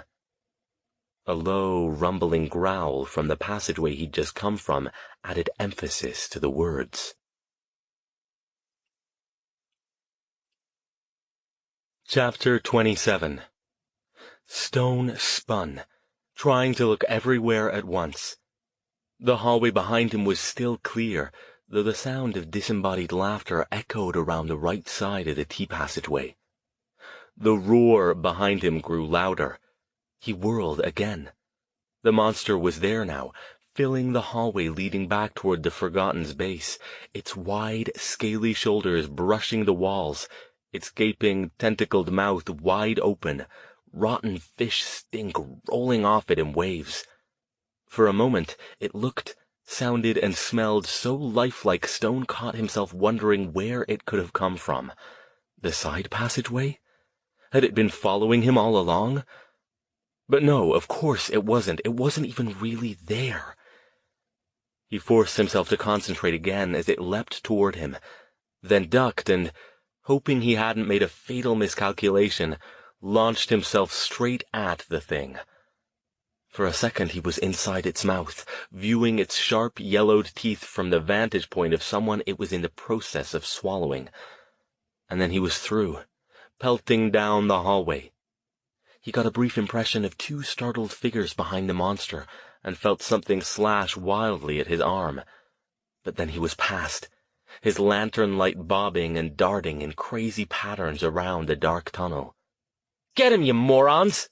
a voice yelled, the one that had first spoken. "Don't let him get away!" Stone ran, dodging and weaving from side to side, leaping over piles of trash, trying his best not to let them get a bead on him if they had guns of their own. His arm burned, and he felt warm wetness soaking the sleeve of his coat, but he couldn't worry about that now. He heard footsteps behind him, and the monster's loud, bellows-like breath huffing along with his own. He kept a tight grip on the lantern and kept going, grateful that, despite his recent lack of exercise, his legs were still in good shape from all his long-distance runs around Palo Alto. He thought for a second about trying to draw his pistol and fire a wild shot behind him to try to scare them back, but didn't. The odds were far greater that he'd drop it, giving his assailants a new weapon. Better to rely on what he was good at. And right now, in the absence of magic, that was running. Apparently, they didn't have guns, or they'd have shot him by now. He was already nearly halfway back to the edge of the Forgotten's territory. He wouldn't have to lead them much farther before his trap kicked in. Or, at least, he hoped it would kick in. After that, it would be up to Verity and the Forgotten. Just like last time, something hard slammed into him. But this time, it was two somethings. One hit the center of his back, the other his right arm, the one that was already bleeding. He bit back a cry as he went down, crashing to his outstretched hands, trying to get his legs back under him so he could keep going. They were so close now. A hand fell on his back, yanking him up by the collar of his coat and smashing him into the wall. His lantern dropped to the ground and rolled away. Suddenly, there were three faces clustered around him. Behind them, the monster hovered, shifting from foot to foot as if it were impatient to be off. "Kill him!" yelled one of the figures. "Come on, Blitz! Waste him and let's get the hell out of here!" He punctuated it with another slam against the curved tunnel. Stone managed to bend his head far enough forward that it didn't smack into the hard concrete. This time, anyway. He got a brief look at the three of them. Young, ragged, with sneering faces full of confidence. The one in the middle, Blitz, was a little older. Late teens, 20 at most, tall and gangly. He wore a leather biker jacket that was too big for him, and it took Stone only a moment to recognize it as Luke's. Blitz's eyes were fixed on Stone. "You're the guy from before," he said. "The one that saw through my monster." He took a step back and looked Stone up and down. "You ain't one of these bums down here. You ain't dressed like 'em." He pushed the edge of Stone's long coat aside, revealing the revolver in its holster. "And look what we got here," he said, motioning to one of his cronies. The kid slipped the gun out and stared at it like he'd just found a bag of gold. The leader patted Stone's cheek, hard, more like a slap. "You wasn't gonna shoot us, now was you, man?" "Not unless it was necessary," Stone said. "Listen to him," the crony with the gun said in a sing-song. "Like fucking Prince Charles or something." "Prince Charles in the sewers," the other one said with a giggle. His eyes were strange, wandering, like he wasn't all there. "You don't have to do this," Stone said. "You don't have to kill people." Blitz grinned. "That's what you know, your highness, which ain't shit." "Kill him, Blitz," the crazy one said. "I like to watch you turn him into little dust piles. Can I have his coat?" "Wait," Stone said, as Blitz appeared to be considering it. He hated what he was going to have to do, but he didn't see another way out of this. "What?" Stone called up all the acting ability he could manage, and did his best to look terrified. "Don't kill me," he begged. "I can help you. Why kill me when you can have so much more?" Blitz considered. "What you mean?" Behind him, the monster seemed to be straining at an invisible leash, making mini lunges toward Stone. Even with the ability to see through the illusion, Stone still found the thing uncomfortably realistic-looking, and smelling. Its breath was making him dizzy. "Look," he said in a pleading tone, "I'm helping them out. If you take me hostage, they won't shoot you. They can't see through your monster anyway. I don't know why I can, but none of the rest of them can. I can get you into their hidden areas, the part you can't find. They've got more people there, women, kids, old people. Please, just don't kill me and I'll show you." Blitz's eyes narrowed. "Why'd you do that?" "Because I don't want to die," he said, checking himself at the last second before adding, "You idiot."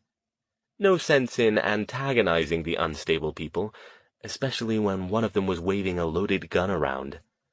"You keep me alive. Pretend I'm a hostage. Pretend you want to talk to them. Once you're in, you can kill them. I don't care. I'll show you their secret hideouts." "Hey," said the one with the gun. "What you thinking, Blitz? You can power up and we can hit that place over by Bonneville later after they all dead." Blitz looked back and forth between Stone and his two cronies. Then he glared at Stone and got back in his face again. "You fuck with us, man, I'll kill you. Just like that." He snapped his fingers, "Just like I did with your friend before." He hooked a thumb toward himself. "See? This is Jackie, your friend. You don't need it no more." "I want his coat, Blitz," the crazy one whined. "That thing's sick. Let me have it, okay?" "Yeah, whatever," Blitz said. Then, to Stone, "Hand over the coat." Stone, still pretending, well, mostly pretending, to be frightened, slid out of his coat and held it out. Blood dripped from his arm where one of them had slashed him, but the coat had provided armor against most of it. The crazy kid snatched it and shrugged into it, grinning. "Okay," Blitz said. "Let's go. But I'm warning ya. You even make me think you're gonna make a funny move, you're gonna be a pile of ashes. Got it, Prince Charles?" Stone nodded. They started back down the passageway toward the Forgotten's area.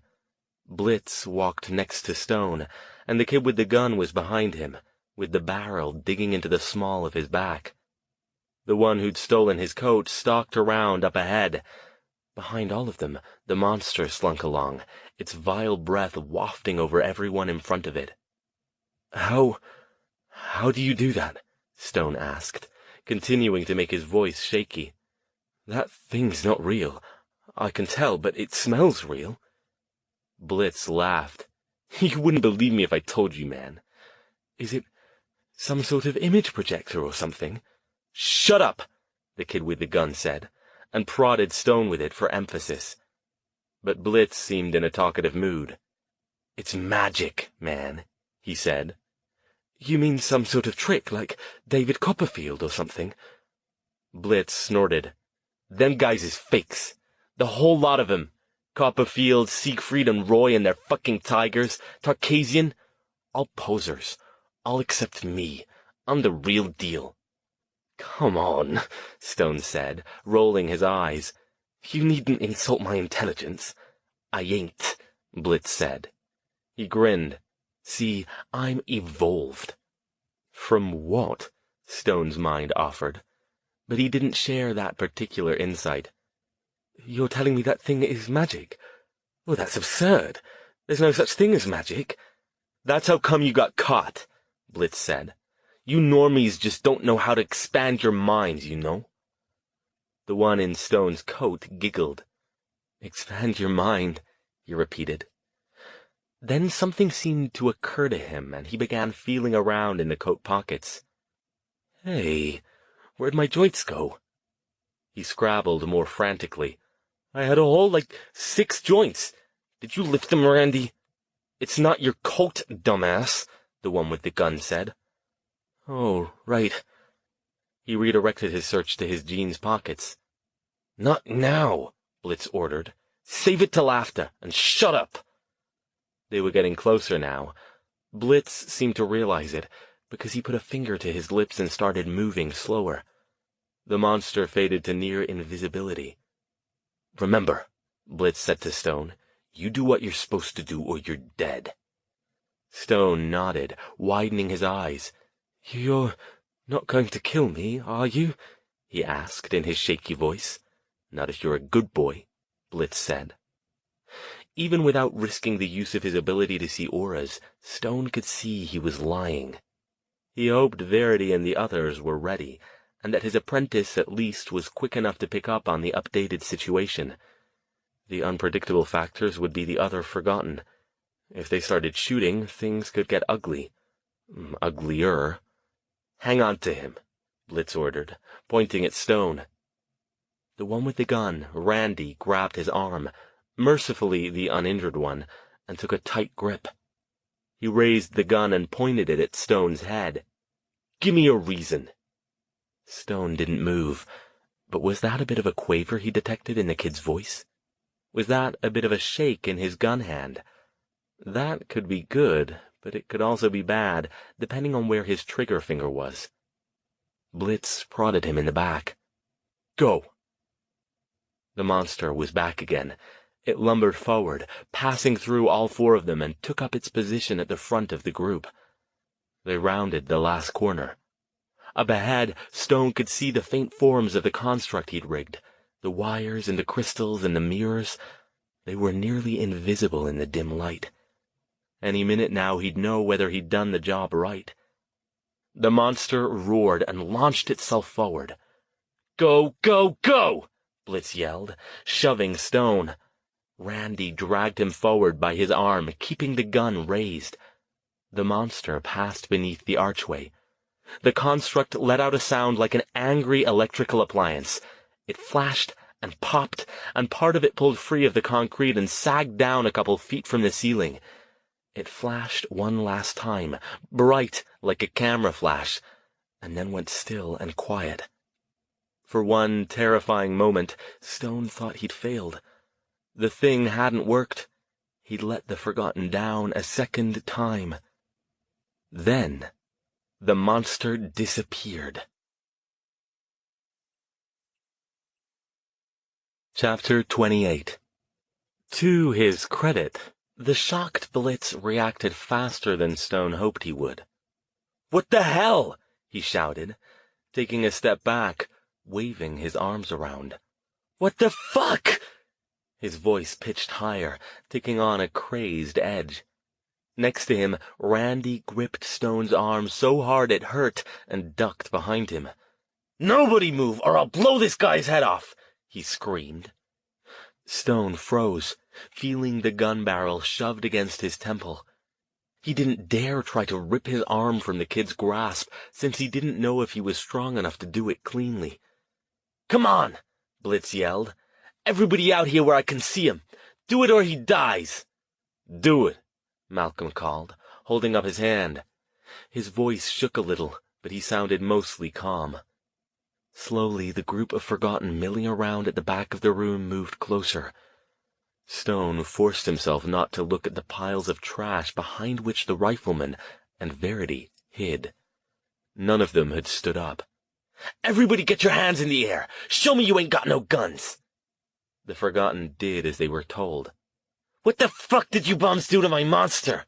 Blitz yelled. What did you do? Just walk away, Malcolm said. Just walk away now, man. There's enough room down here for all of us. Let the doc go. Blitz laughed. Oh, fuck! That's a good one, old man. You think a bunch of smelly old bums gonna scare us off? We the New Order, man. You listen to us, or you die. You ain't fit to wear that jacket, Malcolm said. You stole that off somebody who could have whipped all your asses in a fair fight. Shut up! Blitz ordered. The gun barrel dug in a bit harder against Stone's head. You all right, Doc? Malcolm asked. Had better days, Stone said through clenched teeth, trying not to move his head as he spoke. He was wondering why Blitz hadn't reformed his illusionary monster.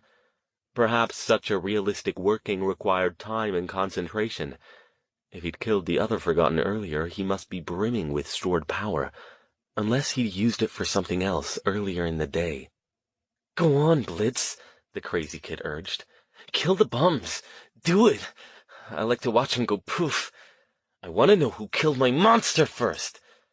Blitz glanced up, finally appearing to notice the remains of Stone's magical contraption. He reached up and yanked at the part hanging down, pulling the whole thing loose. What the fuck's this? These so-called bums are a bit more than you think they are, aren't they? Stone asked. Shut up! Randy yelled, and hit him in the gut with his gun-free hand. Stone doubled over, the wind knocked from him. But for just a second, Randy wasn't pointing the gun at his head. That was all the time Verity needed to make her move. Randy's arm shot up, and he screeched as an unseen force yanked the gun toward the ceiling. Stone dived forward, rolling toward cover as Verity popped up from behind the pile of trash and launched an impressive lightning bolt at Blitz and his two buddies. It hit an invisible shield and dissipated, and then all three of them winked out. "Fuck!" Malcolm yelled. "Don't let them get away." "They're trying to go back the way they came," Verity yelled back, leaping over the pile. Zena, next to her, raised her rifle and fired at the spot where they'd been, but there was no way to tell if she'd hit anything. 2 shots sounded from where the 3 guys had been, deafening in the enclosed space, and one of the Forgotten shouted and went down. A commotion sounded farther back up the hallway, and suddenly 2 more Forgotten were there, bullying their way in, pushing hard as if the air was resisting them. They went down in a heap, and then Blitz and his friends winked back in again, untangling themselves from the 2 tackling Forgotten. "Don't shoot our guys!" Zena yelled, swinging her rifle barrel around, trying to get a clean shot. With a roar, Blitz grabbed hold of the closest downed Forgotten. The man screamed and tried to wrench himself free, but it was too late. His scream stopped abruptly, and his body disappeared. His clothing fluttered to the ground. Blitz disappeared again, and so did his friends. The other Forgotten man in the pile, eyes wide with terror, flung himself away. "There he is!" someone shouted, pointing. Blitz was on the far side of the room now, running full tilt for another exit. One of the other riflemen popped up from behind cover and took aim. "Wait!" Stone yelled. "It's an illusion!" The man squeezed off a shot before he could finish. Blitz threw himself forward, executed a perfect forward roll, and continued toward the exit. And then he, the real version of him, appeared behind the rifleman, who screamed and dropped his rifle as he too was consumed. Blitz roared in triumph and winked out again before the others could get a shot off. "Watch the auras!" Stone yelled, hurrying toward Verity. "It's the only way to know for sure." The Blitz on the other side of the room had disappeared. "He's there!" Verity yelled, pointing at empty air near a grouping of ragged furniture. "They're all there! Look out!" She waved her hand, and the terrified and confused Forgotten woman standing nearby lifted off the ground and flew to the other side of the room, screaming. Zena took a wild shot toward the furniture, and was rewarded with a disembodied "Fuck!" The kid wearing Stone's coat flashed back in, clutching his arm. Before anyone could get another shot at him, though, he too shrieked in agony, his back arching as if he'd stepped on a live wire, and then disappeared. Stone's coat hung there in the air for a second, then drifted down. The area behind where the guy had been standing was empty. "He's killing his own guys!" Verity shouted. Then, quieter to Stone, "His aura looks weird. What's going on?" "Weird how?" Like the Forgotten, Stone was looking around constantly, trying to get eyes on Blitz when he popped back in. He cursed his lack of magic, and was almost tempted to try looking for auras again, but the fear of burning himself out stopped him. Verity had it under control, however. She was doing great. This is what he trained her for. Much as he hated to do it, he had to let her handle this one on her own. He gripped his arm, trying to stop the bleeding, and kept scanning. "Too bright," she said, "like oversaturated." "Where is he now?" She pointed. "Both of them are over there, hiding behind that chair. I think they have to stay together or he can't keep the other one invisible." Stone nodded, then ducked low and ran toward where Zena was crouched behind cover with another of the remaining riflemen. He pointed below the line of trash in the direction Verity had indicated. "Concentrate your fire there," he told them, "on that green-flowered chair." Zena and the other man did as they were told. The ratty green chair bucked and jumped, emitting little clouds of stuffing from its rear cushion. Someone yelped. "They're moving again," Verity yelled. "Toward the back!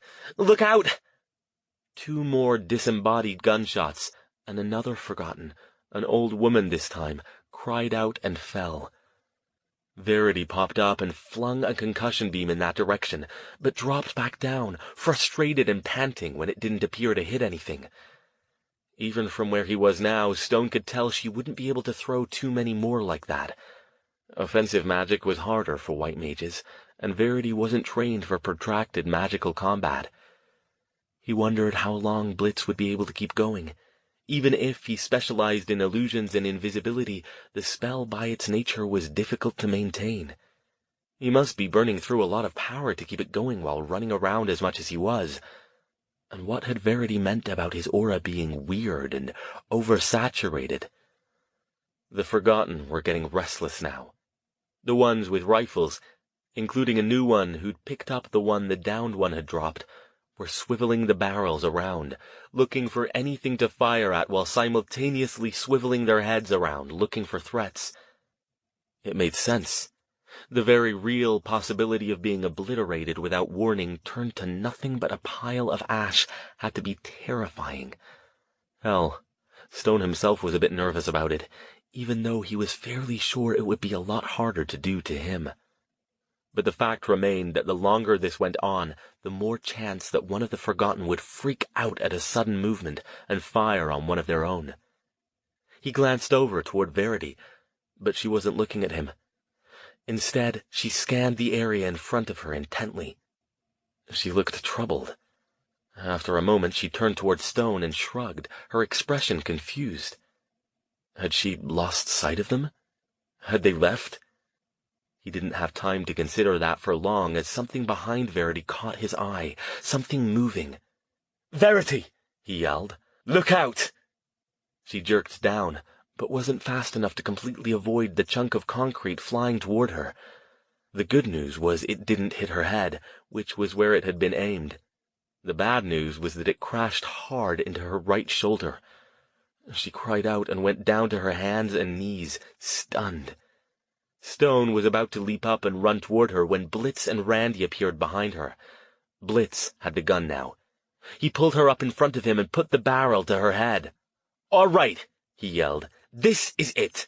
Every last fucking one of you bums drop your guns and get the hell out here, or I blow this chick's head off. Now!" Stone didn't stop to think. He didn't consider the effect his action might have on him in the future. The only thing consuming his mind was rage at this 2-bit punk of a wild talent who was threatening his apprentice.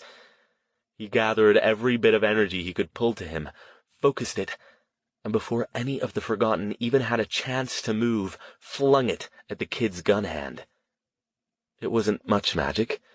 It wasn't a fraction of what he could summon up at the height of his power, but a sense of exultation filled him as his body sang once again with the power, as it coursed through him and flew unerringly to where he directed it. There was pain, too. He'd overtaxed his barely restored skills, and he felt blood trickling from his nose. But he didn't care. At this particular moment, none of that mattered to him in the slightest. The concussion bolt slammed into Blitz's hand just as Stone had meant it to. Blitz shrieked, the gun flying out of his hand and clattering to the ground several feet away. Verity, stunned but still conscious, wrenched herself from his grasp and threw herself sideways, skittering back behind cover, over toward Stone. Blitz let out a stream of profanity and grabbed Randy.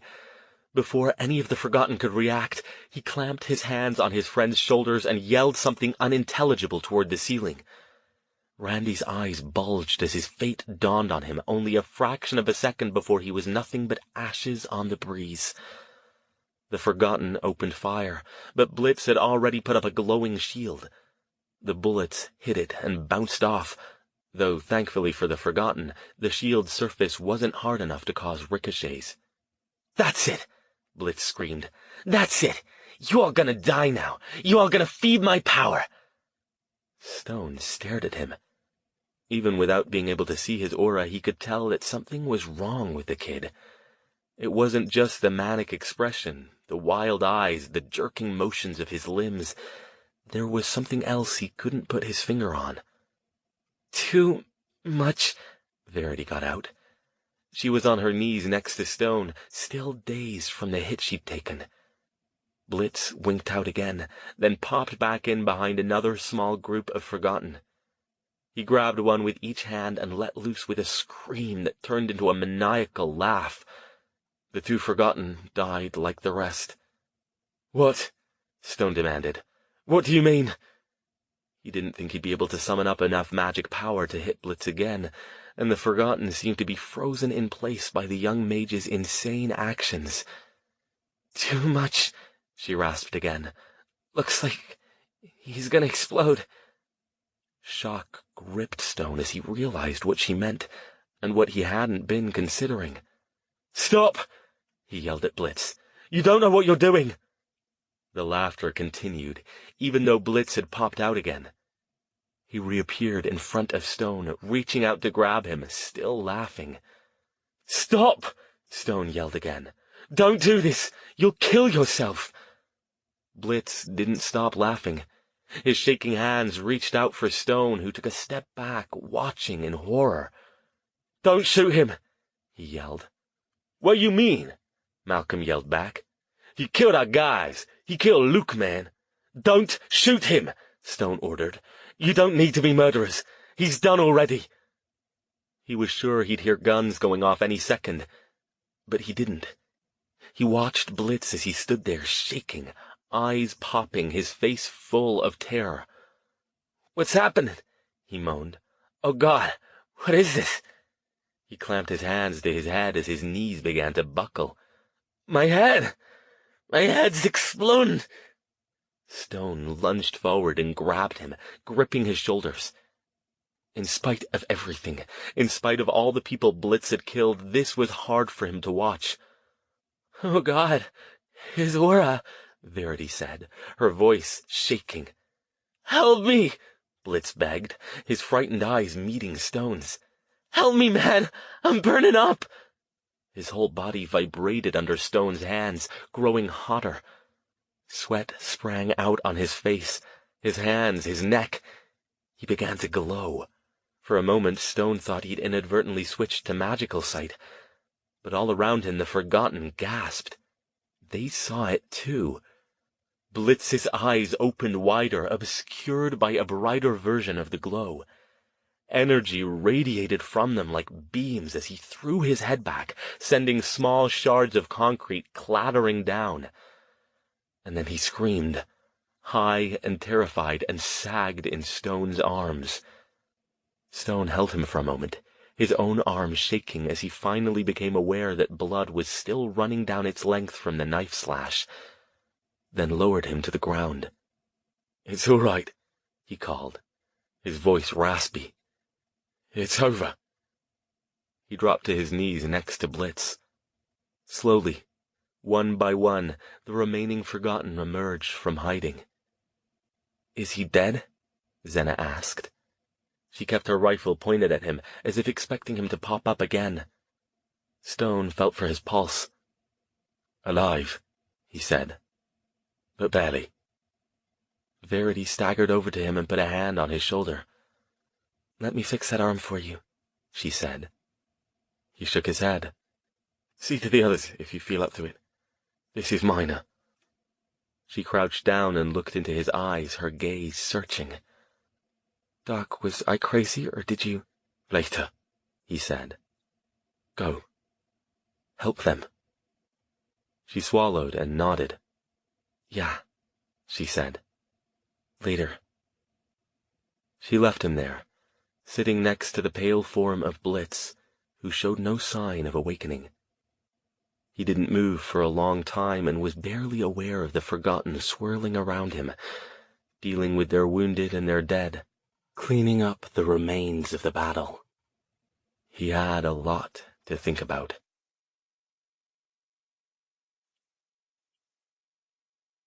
Chapter 29. Verity found Stone back in Luke's alcove an hour later. "Hey." He looked up from where he'd been staring down at his notes without seeing them. "Ah, how are you?" His apprentice stood in the doorway, his coat draped over her arm. She looked exhausted but satisfied. He got up and waved her toward his chair. It was a testament to how tired she was that she didn't protest. She dropped into the chair, glanced at the notes, and then looked up at him. "I'm okay," she said. "Feel like I could sleep for about a year, but okay." Stone felt a bit that way himself. "Were you able to sort any of them out?" "Yeah, those guys were lousy shots. All the ones they shot were healable, so I took care of it. The other ones, though." She looked away. Stone nodded. "I know," he said soberly. "It's not an easy thing to watch." She sighed. "You just hanging out back here because you couldn't take being around people for a while?" "Mostly. Not much I could do to help anymore. I'd just be in the way." When it looked like she was about to ask him something, he added quickly, "How is our illusionist? They didn't kill him, did they?" She shook her head. "They've got him handcuffed to a pipe over to the side of the big room, with a couple of guys with rifles guarding him. They wouldn't believe me when I told them he won't be doing any damage anytime soon. Maybe never." She frowned at him. "What happened out there, Doc? You seem like you knew. Did you? And sit down, okay? Let me take care of that arm." He sat down on Luke's bed and allowed her to pull off the makeshift bandage he'd wrapped around it. For a long time, he didn't say anything as his mind replayed the events he'd witnessed. Finally, he said, "You know, of course, that black mages draw their power from other people." "Sure," she said. "And you know they sometimes kill people." "Yeah, not often though, right?" "No, not often." "Do you know why?" She shrugged. "Because it's hard to kill people? Most people wouldn't do it even if it was easy." "That's part of it," he said. He winced as she probed at his arm. "But the other reason is because it's not necessary.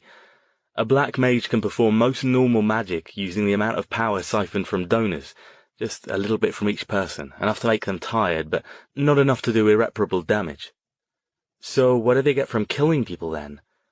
An order of magnitude more energy. The sort of thing that white mages can't really equal, because there's a limit to the amount of energy one can generate within one's own body, or by using enchanted objects. But what they get from killing someone can keep the mage going for weeks of normal casting if they're careful, or fuel the kinds of powerful spells black mages like to cast. Quick, combat-oriented magic." She considered that and nodded. Yeah, I guess that makes sense. Killing someone, Stone said, can give a mediocre mage the kind of power to stand up to an accomplished one, but only briefly. Holding that kind of power inside one's body is a tricky thing. Takes practice, and even the best ones can't do it indefinitely. That's why the vast majority of black mages don't kill their batteries, and why virtually all of them don't kill indiscriminately to draw power. He shifted on the bed as the deep-down itchy feeling grew in his arm while Verity healed it.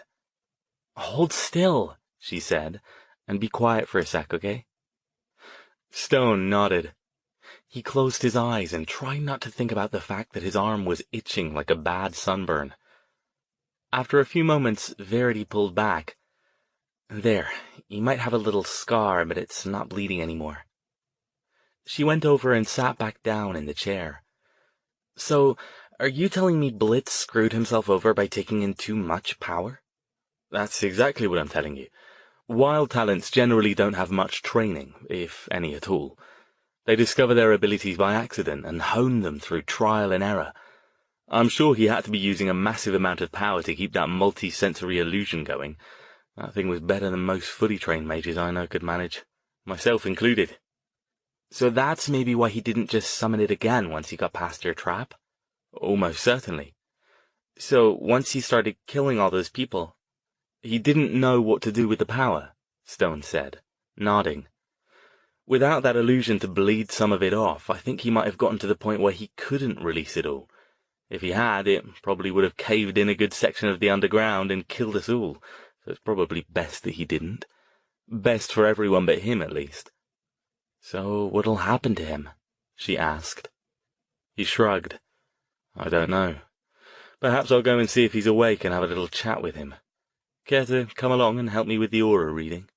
"Sure," she said. "But, Doc—" "Let's go, then," he said briskly, cutting her off. She gripped his arm. "Doc!" Her tone was firmer that time. "What?" "You got your magic back." He didn't meet her gaze. "Sort of." "No sort of about it. I saw what you did. If you hadn't hit him with that spell, I'd be dead now." "Well, then it's good that I did, isn't it?" She took hold of his other arm and pulled him around to face her. "What aren't you telling me?" "What do you mean?" She studied him for a moment. "How long have you known it was back?" "Verity, how long?" she asked, more firmly. "Not long. When I was building the construct. I hadn't checked in a while, been a bit busy, so I did." He shrugged. "It was back." "But—" She took a breath. "If it was back, why didn't you use it in the fight? Did you let yourself get caught?" "No." "I don't get it," she said. She backed away from him and began to pace in fair imitation of his own habit. "Why, then?" Stone thought about just walking out of the room. She didn't need to know the details. Everything had turned out all right. But he owed her the truth, or at least some subset of it. Because it wasn't fully back yet, not even close. She stopped, turned back. "So, you mean it was like healing, just starting to come back?" "Yes." She was silent for a long time. "So," she said slowly, carefully, as if each word were delicate and she didn't want to break it. "You didn't use it because you were afraid if you strained it, it might not heal." "Verity, that's it, isn't it?" She came over and stood in front of him. "So you risked losing your magic again, maybe for good this time, to save me?" "It wasn't like that," he said quickly.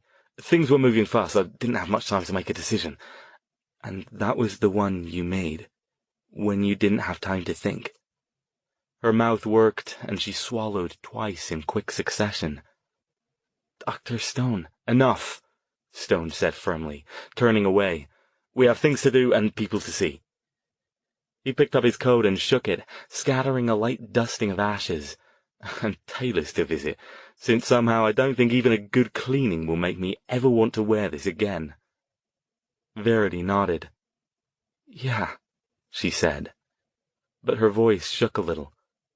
She strode over to him in 3 quick steps and flung her arms around him, squeezed tight, then broke off just as quickly and headed for the tunnel. Come on, then. If we hurry, we can get back to the Bay Area before Jason gets home. Maybe he won't kill us both. She stopped abruptly and turned back. Doc? Yes? It is still back, right? You didn't... He nodded. Yes, it's still back, and no, I didn't. Cool, she said, and hurried out. The Forgotten had Blitz under tight guard. As Verity had said, he lay on a sleeping bag near a wall, his right wrist handcuffed to a pipe. He no longer wore Luke's leather jacket. Somebody had wrapped a rag around his eyes as a crude blindfold. It was impossible to tell if he was asleep, unconscious, or simply not moving because he didn't have a reason to. 2 Forgotten, Zena and a young man, sat nearby on milk crates, rifles cradled in their laps. "What's this?" Stone asked. "We're not taking any chances," Zena said. "I already told him. He makes any kind of funny move, he's getting it." She waved the rifle for emphasis. "Wish he'd give me an excuse." "Would you mind if we talked to him for a few minutes?" Stone asked, indicating himself and Verity. "Sure, go ahead. Alone, I mean." She looked suspicious, but shrugged. "I guess so, but we're still going to keep him covered." She levered herself off her milk crate and stumped off, waving for her companion to join her. Stone dragged the crate closer to Blitz and sat down. "Can you hear me?" he asked. Blitz moaned. "Do you want me to take that blindfold off?" "Just a warning. My Forgotten friends have very twitchy trigger fingers, and they're not terribly pleased with you right now, so I wouldn't try anything if I were you. Do you understand?" Blitz moaned again and nodded. Stone stepped forward, with a glance toward Verity to make sure she was paying attention, bent down and slipped the blindfold from Blitz's face. Verity gasped softly from behind him. Gone was the cocky, arrogant expression the young mage had previously worn. In its place were wandering eyes and a general slackness around his face. He didn't look frightened or angry or even bored. He looked blank. "What's his aura look like?" Stone asked Verity. "Dull," she said. "Not like before. When he was pulling in power, it looked crazy, all flashing and changing colors. Now it's just kind of drab." Blitz giggled. "Drab," he muttered. "That's a funny word." Stone frowned. "Blitz, can you hear me?" "Yeah." "Please watch his aura," he said to Verity. Then to Blitz, "Do you remember what's happened to you?" "My arm hurts," he said, rattling the handcuff. "Yes, well, I can't do anything about that at present. Do you remember what happened to you?" He rolled his head back and forth. "I remember some lights and a lot of people yelling." He giggled again. "Nice lights. Really cool, all kinds of colors." Stone looked back at Verity. "Is he faking?" She shook her head soberly. "Nope, his aura isn't moving an inch." She dropped her voice to a near whisper. "Did he mess up his mind?" "It appears so." "What about his magic?" "Quite probably channeling that sort of power. He could have done what I did." "So his power might come back too?" "It might. If I knew that, I wouldn't have reacted so strongly to my own case. But the way he is now, it won't matter. He won't be able to use it like that. Keep an eye on him till I get back, will you?" He got up and looked around for Malcolm. Eventually he spotted the Forgotten Group's leader talking to a couple of others. "Hey," Malcolm said as he approached. "How you doing? You okay?" Stone nodded. "Listen, I need to talk to you about him." He hooked a thumb back over his shoulder toward Blitz. He fucked himself up, didn't he? Stone raised an eyebrow. You know already? Oh, hell yeah. You don't live down here without seeing too damn many people with their brains addled. You don't fake that man. Trust me. Anybody who knows can tell. So what will you do with him then? Stone asked. Malcolm shrugged. Been talking to some folks about that. You think he's gonna be trouble? You know, with the magic? No. Stone shook his head. I don't think he will. Then old man, he said, looking at his feet. He killed Luke. He killed a bunch of our other folks. He even killed his own people. That's fucked up right there. But he ain't that same guy no more. Seems like it'd be wrong to just kill him or hand him over to the evil, don't you think? So, what, you'd take him in? Again, Malcolm shrugged. Maybe. We let him go, he gonna get killed. Seems pretty chicken shit. If he was gonna do that, we should just kill him ourselves, you know? Nice and quick. Or we could just keep him round, you know? I guess that's up to you, isn't it? Stone's mind went back to his conversation with Luke in the tunnels, when the Forgotten's former leader had told him his people would take care of him if he was incapacitated or unable to fend for himself. He sighed. Be well, Malcolm. All of you. Malcolm nodded. Yeah. Thanks for everything, Doc. You didn't need to stay here to help us out, but you did. We'll remember that. With any luck, you won't need to, Stone said. Take care. I think we can find our own way out now.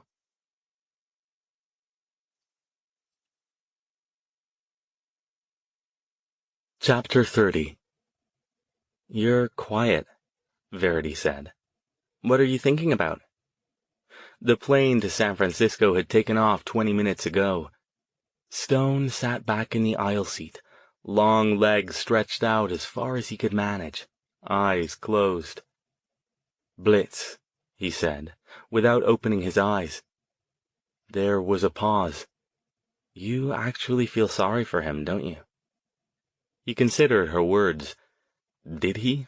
He'd spent a fair bit of time over the past few hours speculating about what the young mage's life must have been like to bring him to where he'd ended up, killing people indiscriminately for power because he didn't know any better. I just wonder how many more there are out there like him, he said. Wild talents. People who might do something useful with their abilities if only they'd been taught properly instead of left to work it out on their own. She chuckled. You're gonna go all Professor Xavier on me, Doc? Run around looking for mage kids to train? Dr. Stone's school for the magically gifted? Gods, no.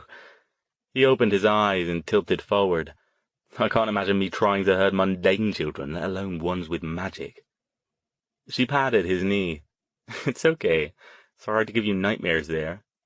I'll have enough of those already, I think, he said, his amusement at the thought of a house full of pint-sized mages fleeing as his mind returned once again to the last few days. Verity said nothing. He never even had the chance to work it out, Stone said softly. And now he never will, even if his magic comes back. He shuddered. He'd thought just a few days before that losing his magic would be the worst thing that could ever happen to him. He pictured Blitz's slack face, his wandering eyes, and wondered how he could have been so wrong. She touched his hand. It's okay, Doc, she said softly. It's not okay for him. Maybe it will be, she said. Maybe the Forgotten will help him. Maybe they will. She stared out the window for a long time, long enough that he thought she might just want to be alone with her thoughts for a while, so he leaned back again and closed his eyes. Doc? Her voice was soft. Yes? I know you don't want to hear it, but what you did... You're right, I don't want to hear it. But enough, apprentice, it's done. You'd have done the same for me. Of course I would have, but nothing. He paused, then opened his eyes and twisted in his seat to look at her. Are you planning to tell Jason about this? She considered. I don't think so, she said. Are you? No. Probably for the best, she said, almost as if trying to convince herself, and then settled back against the window and resumed staring out into the beautiful blue morning. Stone leaned back again. He turned his head a little and looked at his apprentice, curled up in her seat like a relaxed cat, the sun glinting off her dark hair. He shifted his concentration just a bit, and was rewarded by the sight of a faintly glowing nimbus around her body, pulsing with power and vitality. He smiled, remembering that he'd have to get her those books he'd promised her when they got back. "Everything all right, sir?" The flight attendant had stopped next to their row. He rolled his head toward her and smiled. "Everything's brilliant."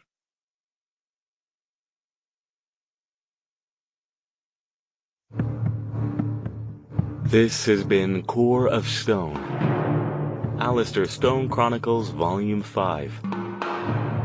Written by R.L. King. Narrated by Will M. Watt. Copyright 2016 by R.L. King. Production copyright 2017 by R.L. King. The music is Interloper by Kevin MacLeod at incompetech.com. Licensed under a Creative Commons by Attribution 3.0 license. creativecommons.org/licenses/by/3.0.